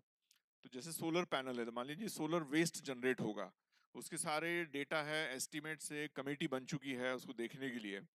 अब सोलर पैनल में से काफी चीजें रिसाइकिल की जा सकती है. एल्यूमिनियम रिसाइकिल किया जा सकता है, सिलिकॉन रिसाइकिल किया जा सकता है. तो सोलर बहुत अच्छा ऑप्शन है. Solar strategic point of view से भी बहुत अच्छा ऑप्शन है, क्योंकि सूरज सबको मिलने वाला है. केवल ये देखना है कि हमारे पास कौन सा मटेरियल है. अभी तक हम सोलर पैनल इंपोर्ट करते थे.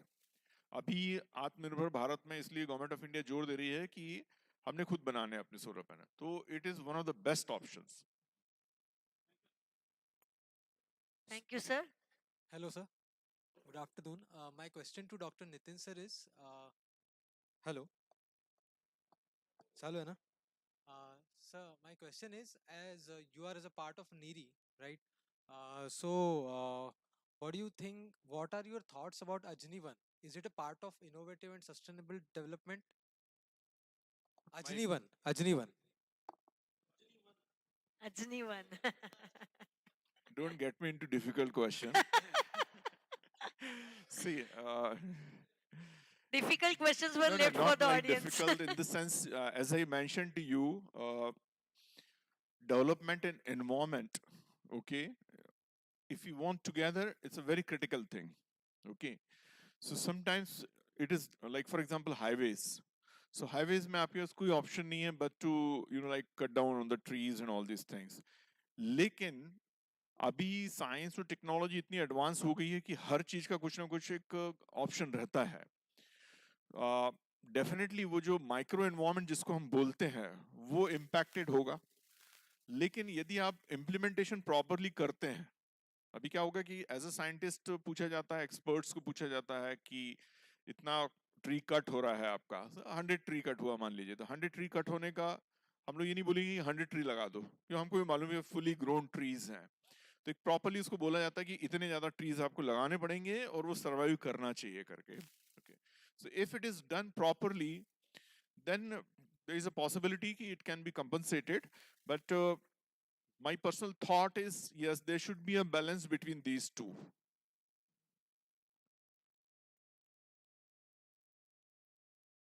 अजनीवन की बात आपने की है. मैं दोनों साइड में काम करता हूँ, मूवमेंट में भी और टेक्निकल इसमें. तो बात ऐसी है, अजनीवन जो लोगों की जो आज आवाज थी या बोल रहे थे कि अजनीवन क्या है, उसकी जो स्टडी हुई है, बेसिकली तुम देखेंगे तो जो IMPS होने वाला था, इंटरमोडल स्टेशन होने वाला, इंटरमोडल स्टेशन के साथ साथ में वहाँ के जो बड़े झाड़ है वो रख के सब करके एक आइडियल मॉडल बन के यदि वो बनता है तो दोनों विन विन में अच्छा चल सकता था। लेकिन हमारे यहाँ कैसा है, हम एक ही साइड को आगे बढ़ाते हैं। दूसरे मैंने जैसा बोला कि 1996 में हमने हाईकोर्ट में उसके लिए PIL डाली थी, बर्डी के उड़ान पुल के लिए 210 झाड़ और बाकी टूट रहे थे। PIL डाली तो कोर्ट बोला कि कहीं तो भी डेवलपमेंट के लिए रुकना पड़ेगा। हमने बोला नहीं, 8 लाख रुपए पहले देने वाले थे, हमने बोला नहीं।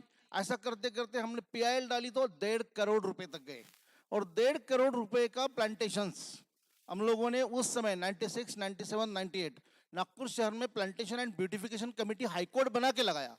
325 से आपके कॉलेज में भी होंगे, हमारे मित्र थे सोनेगांवकर या उस समय और भी तो थे, तो ये उन लोगों ने, सोले सर भी थे, तो उस समय यहाँ पे या और सारे कॉलेजेस में कारपोरेटर को 325 NGO को लेके 1.5 लाख झाड़ हमने उसके वजह लगाए। उड़ान पुल भी हो गया, प्लांटेशंस भी हो गया। एनवायरमेंटल बैलेंस के लिए तुम्हें हमें कुछ करना ही पड़ेगा, विकास होने वाला ही है, उसको रोक नहीं सकते, लेकिन साथ साथ में हमारा नेचर जो उसको कंजर्व करने के लिए हमने प्रमोट करना चाहिए, उस तरह की प्रैक्टिस होना चाहिए। भूसे सर, एक क्वेश्चन है, ये टेकड़ी गणपति के सामने का जो फ्लाईओवर है, इसके बारे में क्या विचार है? क्या करने वाले हैं इसका? अभी कैसा आहे, टेकडी गणपतीचा समोरचा फ्लायओव्हर झाला तर आपल्याला काहीच प्रॉब्लेम नाही असं मला वाटतं. तो ऑलरेडी आता झालेला आहे, पुन्हा तोडून चांगला नवा करणार आहे म्हणतात, तो आपला विषय नाही, त्यामुळे आपण तिथे बोलणार नाही. पण त्यांनी एन्व्हायरमेंटल इम्पॅक्ट काय होतोय असं वाटत नाही. टेकडी टेकडी शाबूत राहणार आहे ना, बरोबर आहे ना साहेब? टेकडी शाबूत राहणार आहे, टेकडीवरचं जे फ्लोरा आहे तो शाबूत राहणारच आहे, आणि तिथे ऑलरेडी फ्लायओव्हर झालेलाच आहे, तिथे लॉस कुठे होईल असं मला वाटत नाही. पण आता ॲट द सेम टाइम आमच्याकडे ते तिकडे जे झालं, यांनी अजनीवन म्हटलं, मी अशोकवन म्हणेल किंवा भारतवन म्हणतात, हा, तिकडे जे झालं त्याच्यामुळे जे तेलंगखिडच्या तिथले झाडं तुटलीत, तो लॉस आहे. झाडं जिथं जिथे तुटत असेल आणि ती थांबवल्या जाऊ शकतं अशा चांगल्या प्रॅक्टिसेस पण झालेल्या आहेत. तुम्ही वर्ध्याला कधी गेला असेल तर वर्ध्याला जात असताना एंट्रीच्या पहिले दत्तपूरचे जिथे दोन्ही बाजूला निंबाची झाडं आहेत.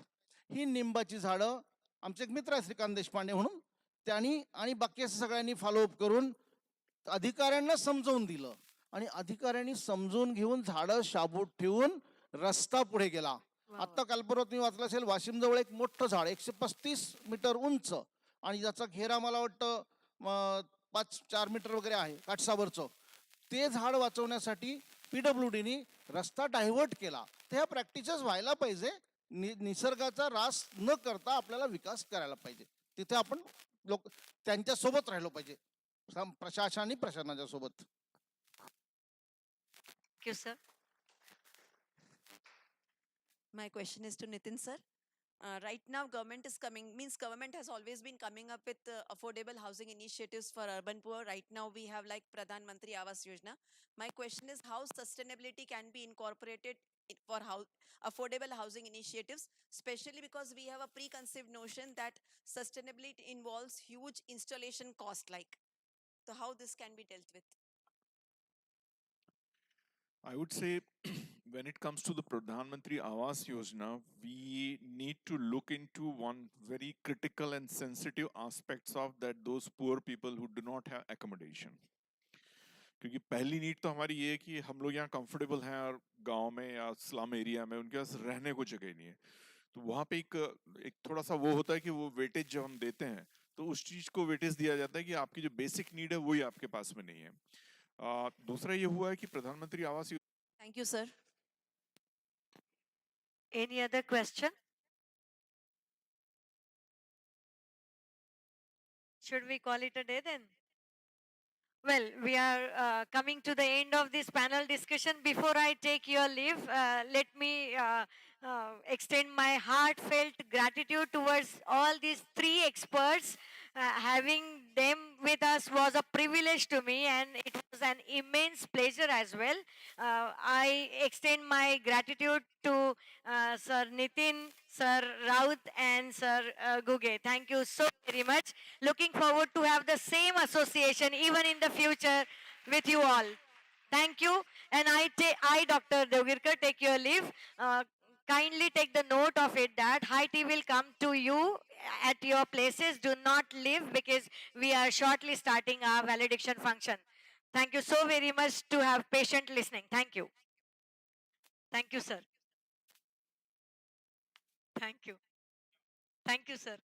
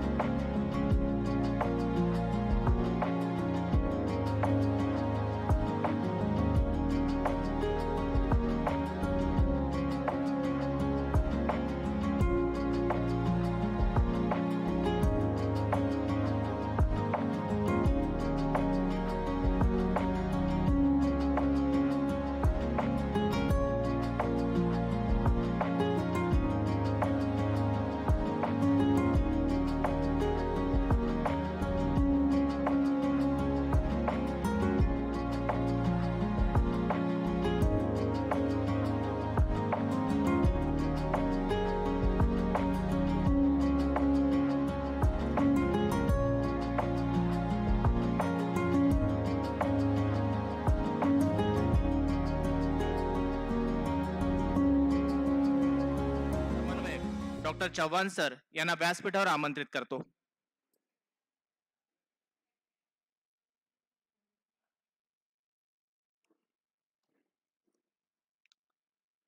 VMV वाणिज्य, JMT कला आणि JJP विज्ञान महाविद्यालयातील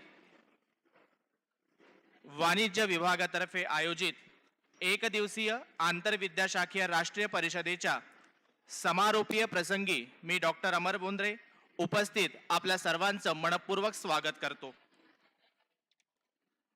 आजच्या समारोपीय प्रसंगी व्यासपीठावर उपस्थित कार्यक्रमाचे अध्यक्ष श्री नागपूर गुजराती मंडळाचे उपाध्यक्ष आदरणीय ॲडव्होकेट श्री नरेंद्रभाई झा सर, महाविद्यालयाच्या प्रभारी प्राचार्य IQAC समन्वयक डॉक्टर शुचिस्मिता मिश्रा मॅडम, आजच्या आंतरविद्याशाखीय राष्ट्रीय परिषदेचे समन्वयक वाणिज्य विभाग प्रमुख डॉक्टर PM चव्हाण सर, परिषदेला उपस्थित विविध महाविद्यालयातील प्राध्यापक वृंद, संशोधक विद्यार्थी, आपल्या महाविद्यालयातील प्राध्यापक वर्ग आणि विद्यार्थ्यांचे मनापासून स्वागत.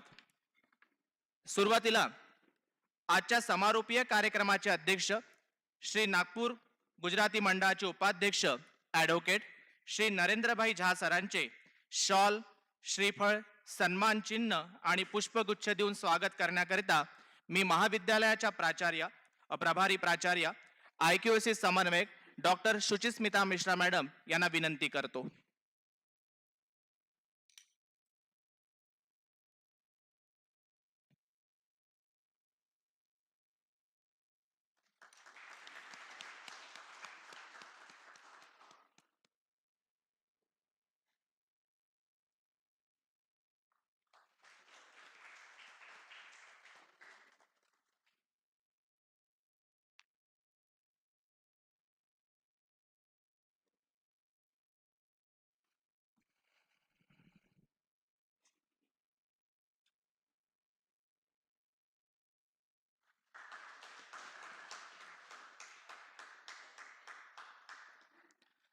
धन्यवाद मॅडम. आजच्या आंतरविद्याशाखीय परिषदेचे उद्घाटन झाले. उद्घाटनानंतर एक टेक्निकल सत्र आणि पॅनल डिस्कशन झालं आणि त्यानंतर आपण हा समारोपीय कार्यक्रम आयोजित करतो आहे. सुरुवात विचारांची झाली आणि हा समारोपीय कार्यक्रम म्हणजे विचारांचा शेवट नाहीये. जे तांत्रिक सत्रामध्ये आणि पॅनल डिस्कशनमध्ये जे काही आपण ऐकलं, जैवविविधता किंवा इनोव्हेशन जे काही आपण म्हणतोय, innovation and sustainable practices, development practices, हा अति जिव्हाळ्याचा विषय आहे. त्याला प्रयोगशाळेत घडवण्याची किंवा करण्याची आवश्यकता नाही. तर सरांनी ज्याप्रमाणे सांगितलं ज्या पॅनल डिस्कशनच्या माध्यमातून की आपल्या घरापासून याची सुरुवात करू शकतो आणि हे विचार या समारोपीय कार्यक्रमाच्या माध्यमातून आपण घरी घेऊन जाऊया आणि नक्की या विचारांना एक नवा उजाळा देण्याचा प्रयत्न या ठिकाणी करूया. डॉक्टर सुचिस्मिता मिश्रा मॅडम आणि डॉक्टर PM चव्हाण सरांचे मी शब्दसुमनाने स्वागत करतो. यानंतर आजच्या परिषदेचे समन्वयक डॉक्टर PM चव्हाण सरांना आजच्या राष्ट्रीय परिषदेचा पूर्वलक्षी अहवाल सादर करण्यासाठी मी व्यासपीठावर आमंत्रित करतो.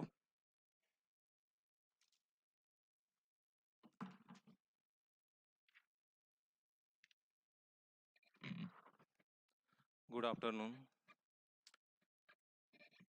मंच में विराजमान नागपुर गुजराती मंडल के वाइस प्रेसिडेंट और आज के कार्यक्रम के चीफ गेस्ट एडवोकेट नरेंद्र भाई झा सर, हम और साथ में जो मेरे कलीग्स हैं, बाहर डेलीगेट्स हैं और हमारे जो कॉलेज के स्टूडेंट्स हैं जो यहाँ बैठे हैं, अब हमने देखा है कि जैसा कि मैंने सोचा था, हमारे जो कॉमर्स डिपार्टमेंट में हमने एक कॉन्फ्रेंस लेने का सोचा था. हमने 2-3 साल से हम लोग चर्चा कर रहे थे कि भाई एक अच्छी हमको कॉन्फ्रेंस लेनी की है करके. टॉपिक चॉइस करने के लिए हम सभी कॉमर्स डिपार्टमेंट के सभी बैठे थे हम लोग. तो हमारी फैकल्टी में से कुछ टॉपिक्स आए थे और उसके बाद में गायकवाड़ सर और मिश्रा मैडम के साथ में बैठ के भी हमने उस टॉपिक पे बैठे. तो एक ऐसा टॉपिक बनाने की कोशिश की गई कि जो तीनों फैकल्टी हो, आर्ट्स, कॉमर्स और साइंस, ये तीनों का एक ही इसमें हमारा आ सके और सभी इसमें पेपर अपने प्रेजेंट कर सके. एक ऐसा सब्जेक्ट हमने करने की कोशिश की. हमने एक इंटरडिसिप्लिनरी हमने एक कॉन्फ्रेंस लेने का सोचा.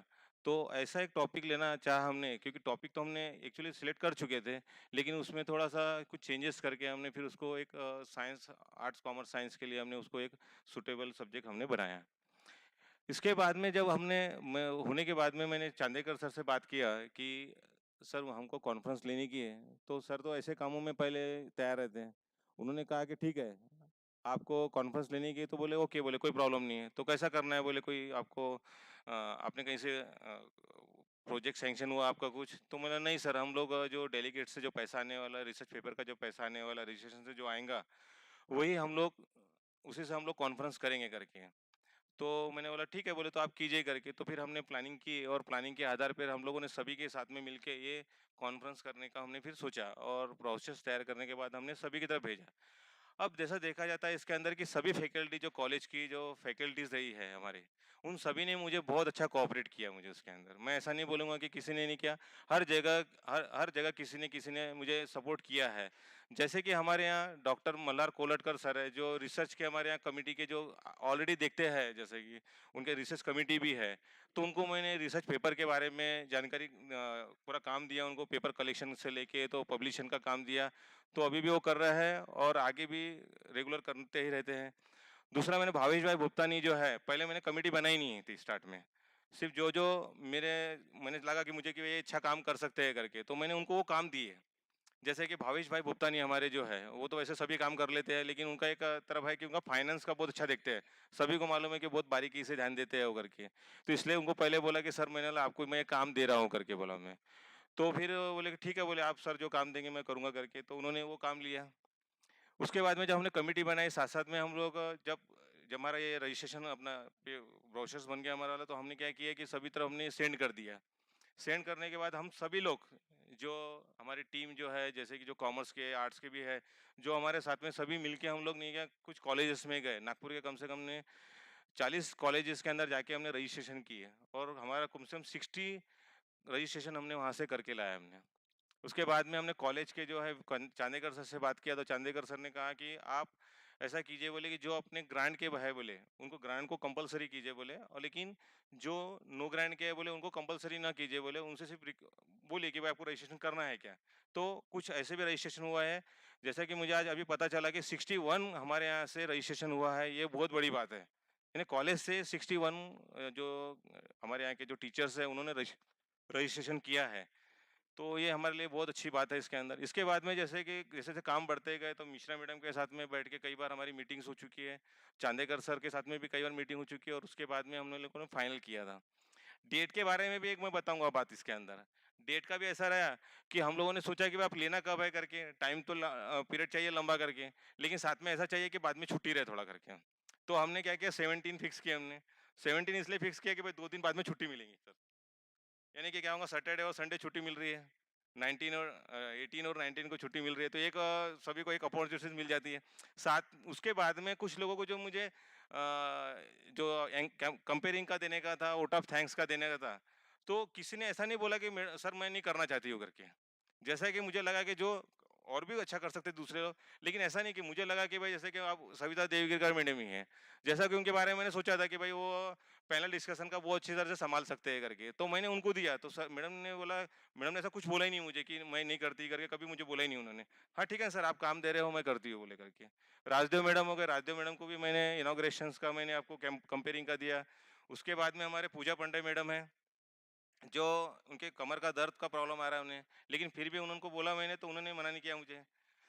फिर घोटकर मैडम है, घोटकर मैडम ने टेक्निकल सेशन को बहुत अच्छी तरह संभाला। टेक्निकल सेशन में हमारे यहाँ कम से कम टोटल 5 पेपर का प्रेजेंटेशन बहुत अच्छा हुआ। जो हमारे यहाँ पे माहेश्वरी सर आए थे अभी, तो माहेश्वरी सर का एक्चुअली सुबह मुझे फ़ोन आया था कि भाई मेरा सवेरे घूमते समय मेरा एक्सीडेंट हो गया करके, मेरा पैर दर्द दे रहा है, मैं नहीं आ पाऊंगा सर बोले कर। तो मैंने बोला सर ऐसे अभी इतने जल्दी में तो कुछ हो नहीं पाएगा बोला मैं। तो सर आप बोले तो मैं किसी और को भेज देता हूँ, और आप भेजने के बाद आप लाने और ले जाने की व्यवस्था मैं कर देता हूँ। तो वो बोले सर मैंने सवेरे आयोडेक्स लगाया बोले मैंने, तो मैं अभी थोड़ा सूजन तो मेरी कम लग रही है बोले। तो फिर बोला ठीक है सर, मैंने बोला फिर तो मैं एक काम करता हूँ सर, मैं किसी को भेज देता हूँ आपको लेने के लिए बोले। तो बोले ठीक है, बोले भेज दीजिए। तो उसका क्या हुआ कि उनका प्रॉब्लम्स होने के बाद में भी वो हमारे यहाँ आए, और उन्होंने इतना अच्छा टेक्निकल सेशन लिया है कि जो भी पेपर प्रेजेंट कर रहे थे सर, हर एक से उन्होंने सवाल पूछे उन्होंने, कि हर टॉपिक पे जो भी उनके पेपर्स प्रेजेंट किए गए उनका सवाल पूछे गए उनका। उसके बाद में हमारा उसके पहले अतुल सर भी आए थे हमारे, जो जिन्होंने कीनोट स्पीकर रहे हमारे वाले, उन्होंने बहुत अच्छा मोबाइल्स के बारे में बोला कि मोबाइल का हम यूज़ बहुत ज़्यादा करते हैं करके। उसके बाद में हमारा अभी पैनल डिस्कशन का कार्यक्रम हुआ। अभी पैनल डिस्कशन के अंदर 3 फैकल्टीज हमारे पास में जो आए थे, लाभ शेटवार सर आए थे, दूसरा हमारे उसमें विजय जी आए थे और आनंद राव आए थे। तीनों का भी बहुत अच्छी तरह से हैंडल हुआ है।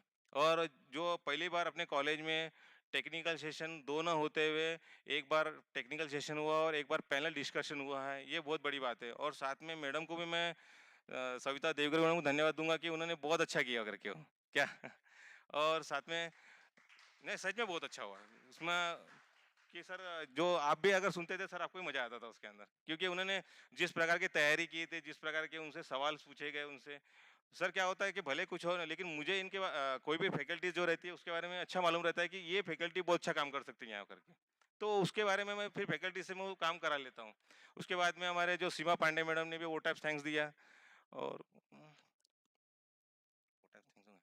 उसके बाद में हमारे कुछ जो रेणु मेहता मैडम है जो अभी प्रोग्राम कमेटी के अंदर है, ऐसे कई लोग हैं जो कहीं हमें अच्छी तरह से सपोर्ट कर रहे हैं। नॉन टीचिंग स्टाफ्स है मेरे वाले, जिन्होंने मुझे समय समय पर, मनोज है जिन्होंने मुझे बराबर लेटर्स तैयार करके दिए मुझे।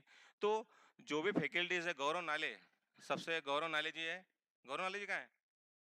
हाँ हाँ सर, टेक्निकल कमेटी में सर उन्होंने बहुत हेल्प किया मुझे सर। पहली बात तो क्या था कि टेक्निकल कमेटी जैसा ही क्या था कि मेरे साथ में जुड़े हुए हैं, तो उनसे मैंने पेपर्स का भी थोड़ा कहा था और साथ में मेरे साथ में काम कर ही रहे थे। और साथ में उन्होंने कहा कि सर हम लोग आज जो हमारे यहाँ हो रहा है लाइव हो रहा है सर, लाइव यूट्यूब पे हो रहा है हमारे यहाँ पर। और जो सर ने कहा था कि बोले सर इसके लिए कुछ इंस्ट्रूमेंट लगेंगे, तो उन्होंने खुद अपने घर से कुछ इंस्ट्रूमेंट लाया है सर उन्होंने, और उसके बाद में ये काम कर रहे हैं। तो कई चीज़ें ऐसी है कि शायद किसी का नाम मेरे से छूट जाता है। साथ में मैंने जूनियर कॉलेज के वाइस प्रिंसिपल नगर नाइक सर और सुपरवाइजर हमारे कार्य सर, उनसे रिक्वेस्ट किया कि भाई आप नहीं है क्या, आपकी जो फैकल्टीज़ है बोला वो हमको एक दिन के लिए जैसे कि कॉन्फ्रेंस में सभी अटेंड कर सके करके ऐसी सुविधा कीजिए करके, और साथ में मैंने बोला हम लोग लंच की व्यवस्था भी करते हैं, मैंने बोला ऐसा कोई प्रॉब्लम ना है करके ना। तो उन्होंने मुझे इस प्रकार की हेल्प भी उन्होंने उसके साथ में किया। नॉन टीचिंग स्टाफ ने भी जो उनसे मुझे हेल्प लगी वो उन्होंने किया। तो धीरे धीरे कई एक्टिव काम ऐसे होते गए कि जो सभी ने मिलके किए तो वो अच्छी तरह से हो पाए हैं। तो यही कहूँगा कि मैं आज मुझे ऐसा लगता है कि आज जो कम से कम 15 दिन से जो रोज शाम के 4 या 5 बज रहे थे कॉलेज के अंदर, तो उसकी सफलता हमें आज दिख रही है कि बहुत अच्छा प्रोग्राम हुआ करके मुझे ऐसा लग रहा है। तो शायद आपको भी लग रहा होगा, क्योंकि सभी सेशन हमारे जो एक तो टाइम टू टाइम हुए हैं, लेट नहीं हुए हैं, और सभी प्रोग्राम अच्छी तरह से हमारे हुए हैं। इसलिए मैं आप सभी का मैं अच्छे से धन्यवाद देना चाहता हूं, और सीनियर जूनियर स्टाफ और पीजी स्टाफ सभी का मैं धन्यवाद देना चाहता हूं। Thank you. धन्यवाद सर. सरांनी अहवाल सांगितला आणि एक गोष्ट नक्की सांगितली, सहकार्य असेल तर काही करू शकतो, ज्या ठिकाणी सहकार्य नसेल ती गोष्ट शक्यच नाहीये. खूप खूप धन्यवाद सर. यानंतर या परिषदेचं बद्दल मनोगत आपण ऐकून घेऊया. आजच्या आंतरविद्याशाखीय राष्ट्रीय परिषदेसंबंधी आपले मनोगत व्यक्त करण्यासाठी नूतन आदर्श महाविद्यालय उमरड येथून प्राध्यापक मोरेश्वर शेंडे सर आपलं या संदर्भात मनोगत व्यक्त करतील अशी मी त्यांना विनंती करतो.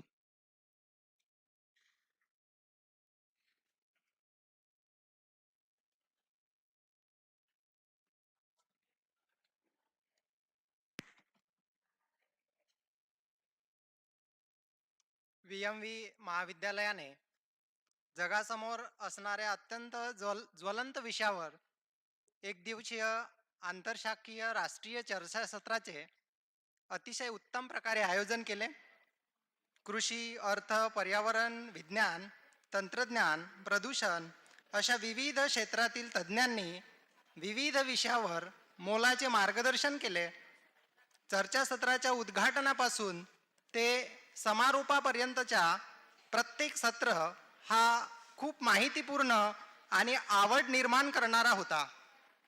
चर्चासत्राच्या उत्तम आयोजनासाठी महाविद्यालयाचे प्राचार्य doctor Chandekar sir, NAAC coordinator doctor Mishra madam, doctor Chavan sir, doctor Kolhatkar sir, doctor Vyas sir तसेच संपूर्ण ऑर्गनायझिंग कमिटी मेंबर यांना धन्यवाद देतो. तसेच या चर्चासत्राला रेटिंग द्यायचं झाल्यास मी 5 स्टार रेटिंग देईन. धन्यवाद.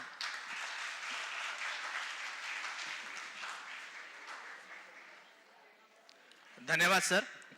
तुमचा विश्वास हा आमचा आत्मविश्वासाला नक्की वाढवेल अशी अपेक्षा या ठिकाणी करतो. यानंतर हिस्लॉप कॉलेजचे सहयोगी प्राध्यापक डॉक्टर LP दामोदरे सरांना या ठिकाणी आपलं मनोगत व्यक्त करण्यासाठी आमंत्रित करतो.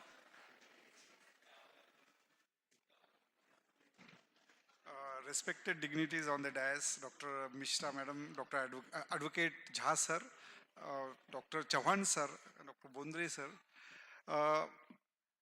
Today coming to this college, the first news I got from my close friend Dr. Jobe Sir long back, in the just first week of January I came to know that there is going to be a conference which encompasses all the fields, not just commerce, science and arts. Initially it was from commerce department, but when it was revealed that it is encompassing science, arts, commerce, engineering and so many other fields which has a topic which is relevant to our daily life. So when the team of Hislop VMB college visited to our Hislop college and showed me the pamphlet and told how conference encompasses diverse field, I immediately registered for the conference more than 1.5 months ago, that I will be participating surely. So early morning when I came here, I saw the first hospitalities nashta, which was very tasty, and I know I was in this college. I had a very sumptuous food here early in the morning, and this energized me to attend all the sessions with full grasp attention. So the initial keynote address was I must say all the sessions were very relevant to the current need for our the knowledge. Especially we need to awaken about the environmental sustainability and the type of disasters which we are seeing in the newspaper, especially the Turkey earthquake, the Joshimat situation.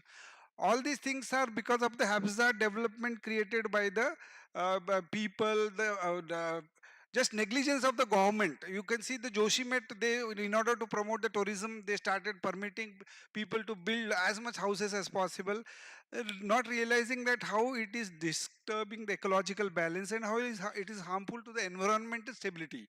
And when the Turkey government knows that it is the whole city or the whole region is under the seismic zone, earthquakes are always regular, then they should develop buildings which will withstand the quakes. Because one of the panel discussion member was Dr. Labsetwar. When he described about Japan and his stay in that country, he did not mention how the country is able to withstand the 7.8 magnitude earthquake occurs regularly in that country. But why there is no mass destruction? Why there no? Because they know that our country, Japan, is on the exact fault lines which will be we will be facing always earthquakes. So they know the sustainable development by building, making buildings which can withstand earthquakes. So that knowledge, I must say that they have learned. So we also have to learn how we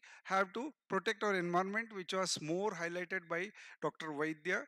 Then the other panelists and the students, the people who gave their presentations, especially, we're all in a diverse field. Like person from science came to know about UPI. Okay, I agree UPI is used, but see, UPI is like we are only using for financial transaction. So what are the other things which are there in UPI? How things it will be beneficial? Those things I also did not knew, but now I know. Then other people who gave their presentations, all were very good, especially the cab one. That was very innovative that a person has spoken. And see, we must not say that yes, cab system softwares are just now saturated. There are so many companies which are coming with user-friendly, quick means quick knowledge of the car and location and how it is available, how easily will it be available. So those all softwares are getting developed regularly, and the presentation was very good that time also. Then the panel discussion with people in diversified fields, like a person who, Raul sir, who was a farmer, but he is a highly known agricultural scientist, I must say, because he is implementing things which he has learned in a agriculture college to make his crop output extremely high. That is real scientific farming which he indulge in. And the other person also, he is a good environmentalist, and I enjoyed this whole session. I thank the authorities for such a nice conference which will open up the mind, because especially our exposure to this type of conference, even teachers also, is a platform for enriching our knowledge. So today's conference, I congratulate VMV College for the successful completion, and the authorities which have taken extremely pain, the teachers, the staff, and other members of the college. And I appreciate the lunch also, the tea also, which was very tasty. And I thank you very much, all of you. Thank you, sir.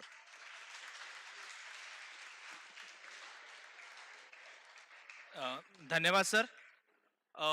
Damodar sir काही काळासाठी आपल्या महाविद्यालयात त्यांनी सेवा दिली, त्यामुळे त्यांचं नाव घ्यायचं तर आपले दामोदर सर असं म्हणायला काही हरकत नाही, कारण ते आपल्याच महाविद्यालयाचे वाटतात. धन्यवाद सर. तुम्ही घेतलेली नोंद ही आमच्या परिषदेसाठी एक आत्मविश्वासाची बाब ठरेल. धन्यवाद.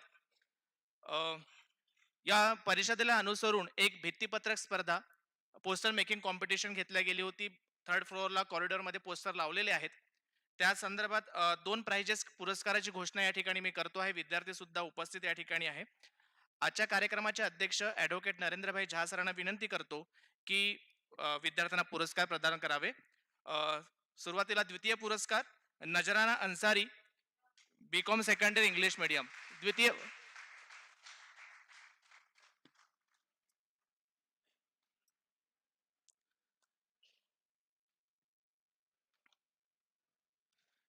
यानंतर फर्स्ट पुरस्कार आहे, प्रथम पुरस्कार आहे Divyani Shahu, BSc first year PCM group.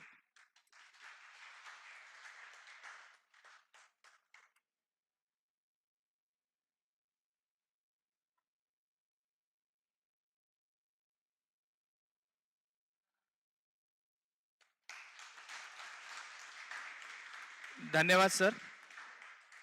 इथे उपस्थितांना एक सूचना आहे की जो आपला कॉन्फरन्सचा ग्रुप आहे त्यामध्ये फीडबॅक फॉर्मची एक लिंक पाठवलेली आहे.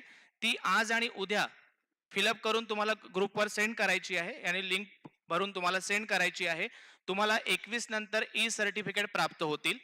तसेच ज्यांनी पेपर पाठवले आहेत, संशोधन पेपर पाठवले आहेत, त्यांची जी सॉफ्ट कॉपी आहे ते तुम्हाला 25 तारखेपर्यंत अवेलेबल होऊन जाईल. ही आयोजकाकडून मला सूचना देण्यात आली होती. सूचना तुमच्यापर्यंत पोहोचवली, कृपयाची दखल घ्यावी. यानंतर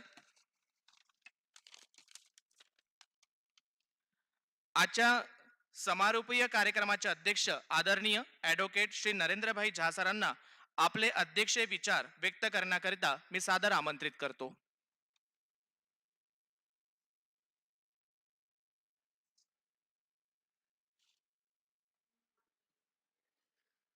आदरणीय मिश्रा मैडम, चौहान सर, उपस्थित सभी शिक्षक वृंद, participants and dear students, conference के लिए जो सब्जेक्ट था वही इतना अट्रैक्टिव था कि लग रहा था कि नहीं कुछ ना कुछ तो नया हो रहा है. सामान्यतः क्या होता कि वाणिज्य विभाग यानी जो भी कॉन्फ्रेंस रही हो वाणिज्य रिलेटेड ही होगी, ऐसा रहता. पर ये आज के समय के हिसाब से बिल्कुल सही सब्जेक्ट का सिलेक्शन हुआ, क्योंकि मित्रों हम जानते हैं कि परिवर्तन एक प्रकृति का नियम है, होते रहता है, और वैसे ही हमारे जीवन में परिवर्तन होते रहते हैं.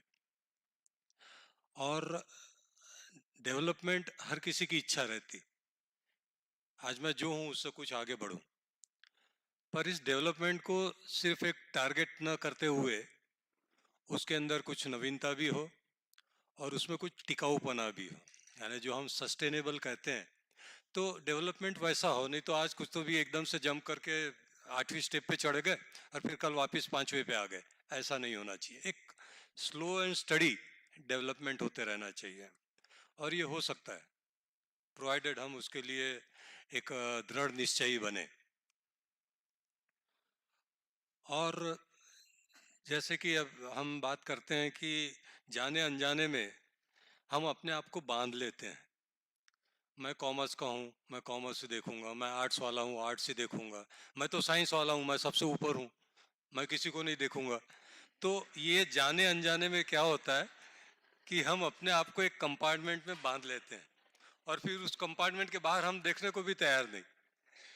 जबकि आज का सब्जेक्ट जो था, हकीकत में आज हमें जो डिग्री मिलती है, बीए, बीकॉम, बीएससी या एमए, एमकॉम, एमएससी, जो भी, पर वो एक सिर्फ सर्टिफिकेट है कि हमें नॉलेज है, पर उसे कैसे इम्प्लीमेंट करना वो हर इंडिविजुअल की इंटरनल कैपेसिटी पे डिपेंड करता है। और मैं मानता हूं कि बेसिकली हर कोई, आप सभी, हम और सभी स्टूडेंट्स, सभी में बेसिक टैलेंट रहता ही है। सवाल यह है कि हम उसको टालते हैं, अनजाने में टालते हैं, कई बार जानबूझ के टालते हैं। तो ये सब चीज़ों से बाहर आने की ज़रूरत है। और जैसे हम कहते हैं कि आज कॉर्पोरेट में इसको इतने लाख का पैकेज मिल गया, भाई उसको उतने लाख का पैकेज तब मिला जब उसमें वो टैलेंट था। कोई भी तुमको 10 लाख ऐसे ही नहीं देगा, जब तुम सामने वाले को 25-50 लाख कमा के दोगे तब वो तुमको 10 लाख देगा। तो ये कब होगा? जब आप उसको सिंसियरली उतने एफर्ट्स करेंगे, और ये एफर्ट्स आपको डिग्री से नहीं मिलेंगे, ये आपको अपने इनर टैलेंट को बिल्टअप करना होगा। तो इन सब चीज़ों को ध्यान में रखिए। आज जिन्होंने भी पार्टिसिपेट किया उन्होंने भी देखा हो कि सिर्फ अपना एकेडमिक नहीं, उसके साथ साथ सोशल रिफॉर्म्स जो है उस पर भी हमें कंसंट्रेट करना है, और उसके साथ साथ एनवायरनमेंट पे भी करना है। क्योंकि अभी बातें चल रही थी तो वही हुआ कि जाने अनजाने में कई बार लाइट चल रही तो कॉलेज की है, अरे पर जब मालूम है कि इस कमरे में कोई नहीं है तो क्यों ना हम उसको स्विच ऑफ कर दे, जो आएगा अपने हिसाब से चालू करेगा, छोटी सी बात। पर ये हम जाने अनजाने में इसको इग्नोर करते हैं। जो कई बार आपने देखा होगा, अभी तो कमर्शियल्स भी कई आ रहे हैं कि पानी को वेस्ट मत करो, तो हम वो सुनते हैं वहां तक ठीक है, पर कई बार वो नहीं देखते कि जहाँ 1 गिलास पानी से चलता है वहां पे हम 4 गिलास को वेस्ट करते हैं। ये एनवायरनमेंट को, झाड़ पौधे को हम तोड़ते हैं, नया लगाने की कुवत नहीं रखते। तो ये सब चीजें हैं जो जीवन में आगे आपको ध्यान में रखना है। क्या दिन भर से आप बैठे हैं, बहुत कुछ सुन लिया होगा और मैं और सुनाऊंगा तो आप लोगों को और थोड़ा टॉर्चरस हो जाएगा, तो मैं अपनी बातों को यहाँ समअप करता हूँ। पर इतना जरूर है कि आज का जो भी सब्जेक्ट है, इनोवेटिव एंड सस्टेनेबल डेवलपमेंट, इसको हम अपनी गांठ बांध के रख लें और इसको हमेशा ध्यान में रखें कि हमारी हर एक्टिविटी जो है वो इसको रिलेटेड हो, और खुद के फायदे के लिए नहीं, साथ साथ में ये भी सोचे कि सोसाइटी एट लार्ज उसको कितना बेनिफिशियल है, एनवायरनमेंट को कितना बेनिफिशियल है, और कोशिश करें। यानी हो सकता है कि रातों रात तो Rome was not built up in a day, वैसा ही बोलते हैं, तो ये धीरे धीरे इसको लागू करें और इसको ध्यान में रखें। तो निश्चित रूप से आज का जो सेमिनार था वो फ्रूटफुल तब होगा जब उसके जो नॉलेज हमने गेन किया है उसको कार्यान्वित करें। तो इन चीज़ों को ध्यान में रखिए। ऑर्गेनाइजर्स को एक अच्छे आयोजन के लिए बधाई देता हूँ, और निश्चित रूप से बधाई देने से बात यहाँ ख़त्म नहीं होती। वो कहते हैं ना कि दिल मांगे मोर, वैसा है ये। यानी ये जस्ट बिगिनिंग है, every seminar is just a beginning. इसको ध्यान में रखिए, तो आगे बहुत सारे एवेन्यूज है और आप उसको और डेवलप कर सकेंगे। और एज ए मैनेजमेंट हम चाहते हैं कि हमारे यहाँ के हर शिक्षक, हर स्टूडेंट इतने डेवलप हो कि हमें भी उसका क्रेडिट मिले। यही शुभकामनाएं देता हूँ और अपनी वाणी को विराम देता हूँ। धन्यवाद। धन्यवाद सर, आपके विचार हमें प्रेरित करते हैं और प्रेरित कहते रहेंगे। आपने जो अमूल्य मार्गदर्शन किया इसके लिए आपका बहुत बहुत धन्यवाद। यानंतर या समारोपीय कार्यक्रमाचा आभार व्यक्त करण्यासाठी मी डॉक्टर भावेश भुप्ताणे सरांना व्यासपीठावर आमंत्रित करतो।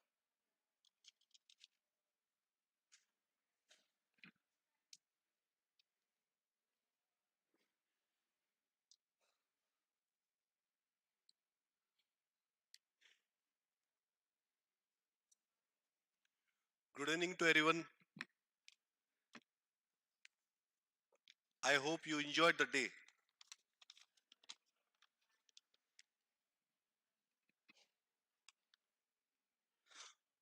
First of all, I am grateful to the organizers who provided me this opportunity to propose the vote of thanks to this August gathering.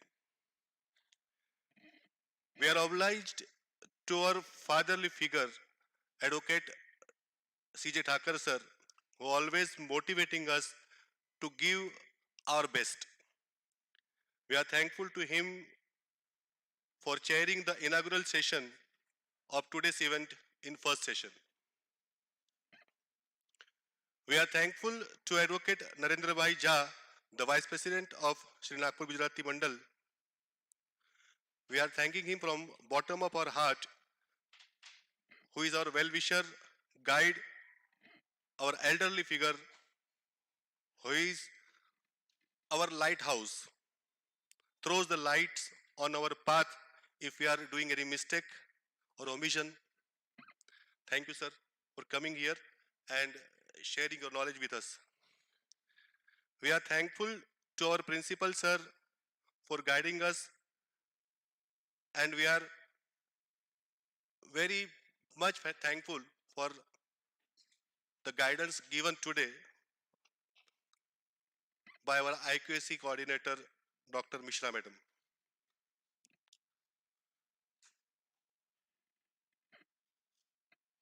Our college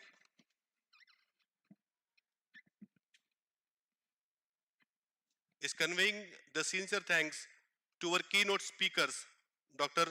Atul Vaidya sir, the director of NIRI, who explained us what is innovative practices. Dr. Prashant Maheshwari, who is the Dean Science and Technology within RTM Nagpur University. We are thankful to him for enlightening us by his views.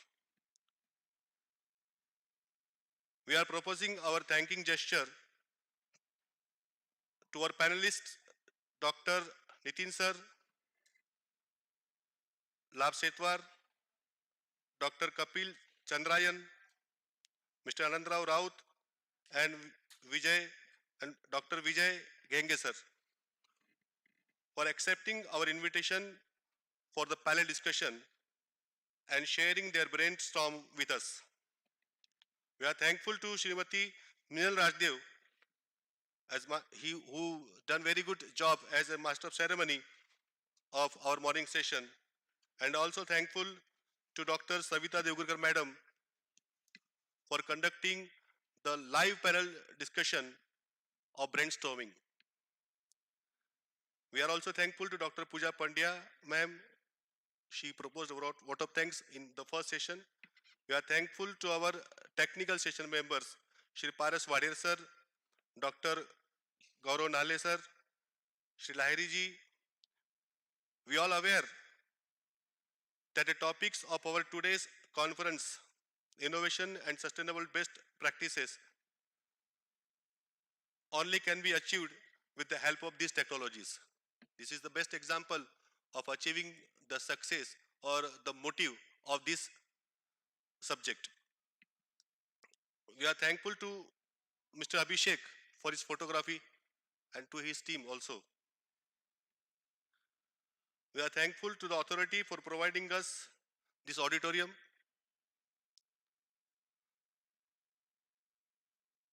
The organizers are thankful to the entire teaching and non-teaching personnel for contributing their valuable efforts. We are also thankful, we cannot left them the efforts of these figures for the poster competition, etc. Rakhi Raut madam, Manish Vyas sir for catering, and Rakhi Shah madam also. She also done very good job. Chaube sir for his efforts.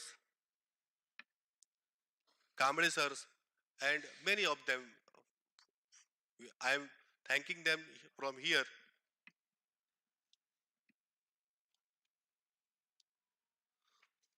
I am thanking, organizer is thanking to everyone who has contributed their contribution as teaching and non-teaching staff. We are also thankful to the caterer who served us the delicious food, as Damodar sir has asked us.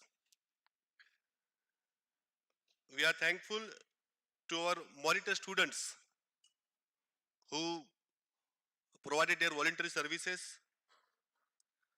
We are also thankful to you, the participants, the delegates, without whom we cannot be able to succeed. And finally, we thanking the persons who directly or indirectly helped us to convey this program. Thank you very much. धन्यवाद sir. यानंतर उपस्थितांना विनंती आहे की राष्ट्रगीताला मानवंदना देण्यासाठी आपल्या जागेवर उपस्थित राहतील.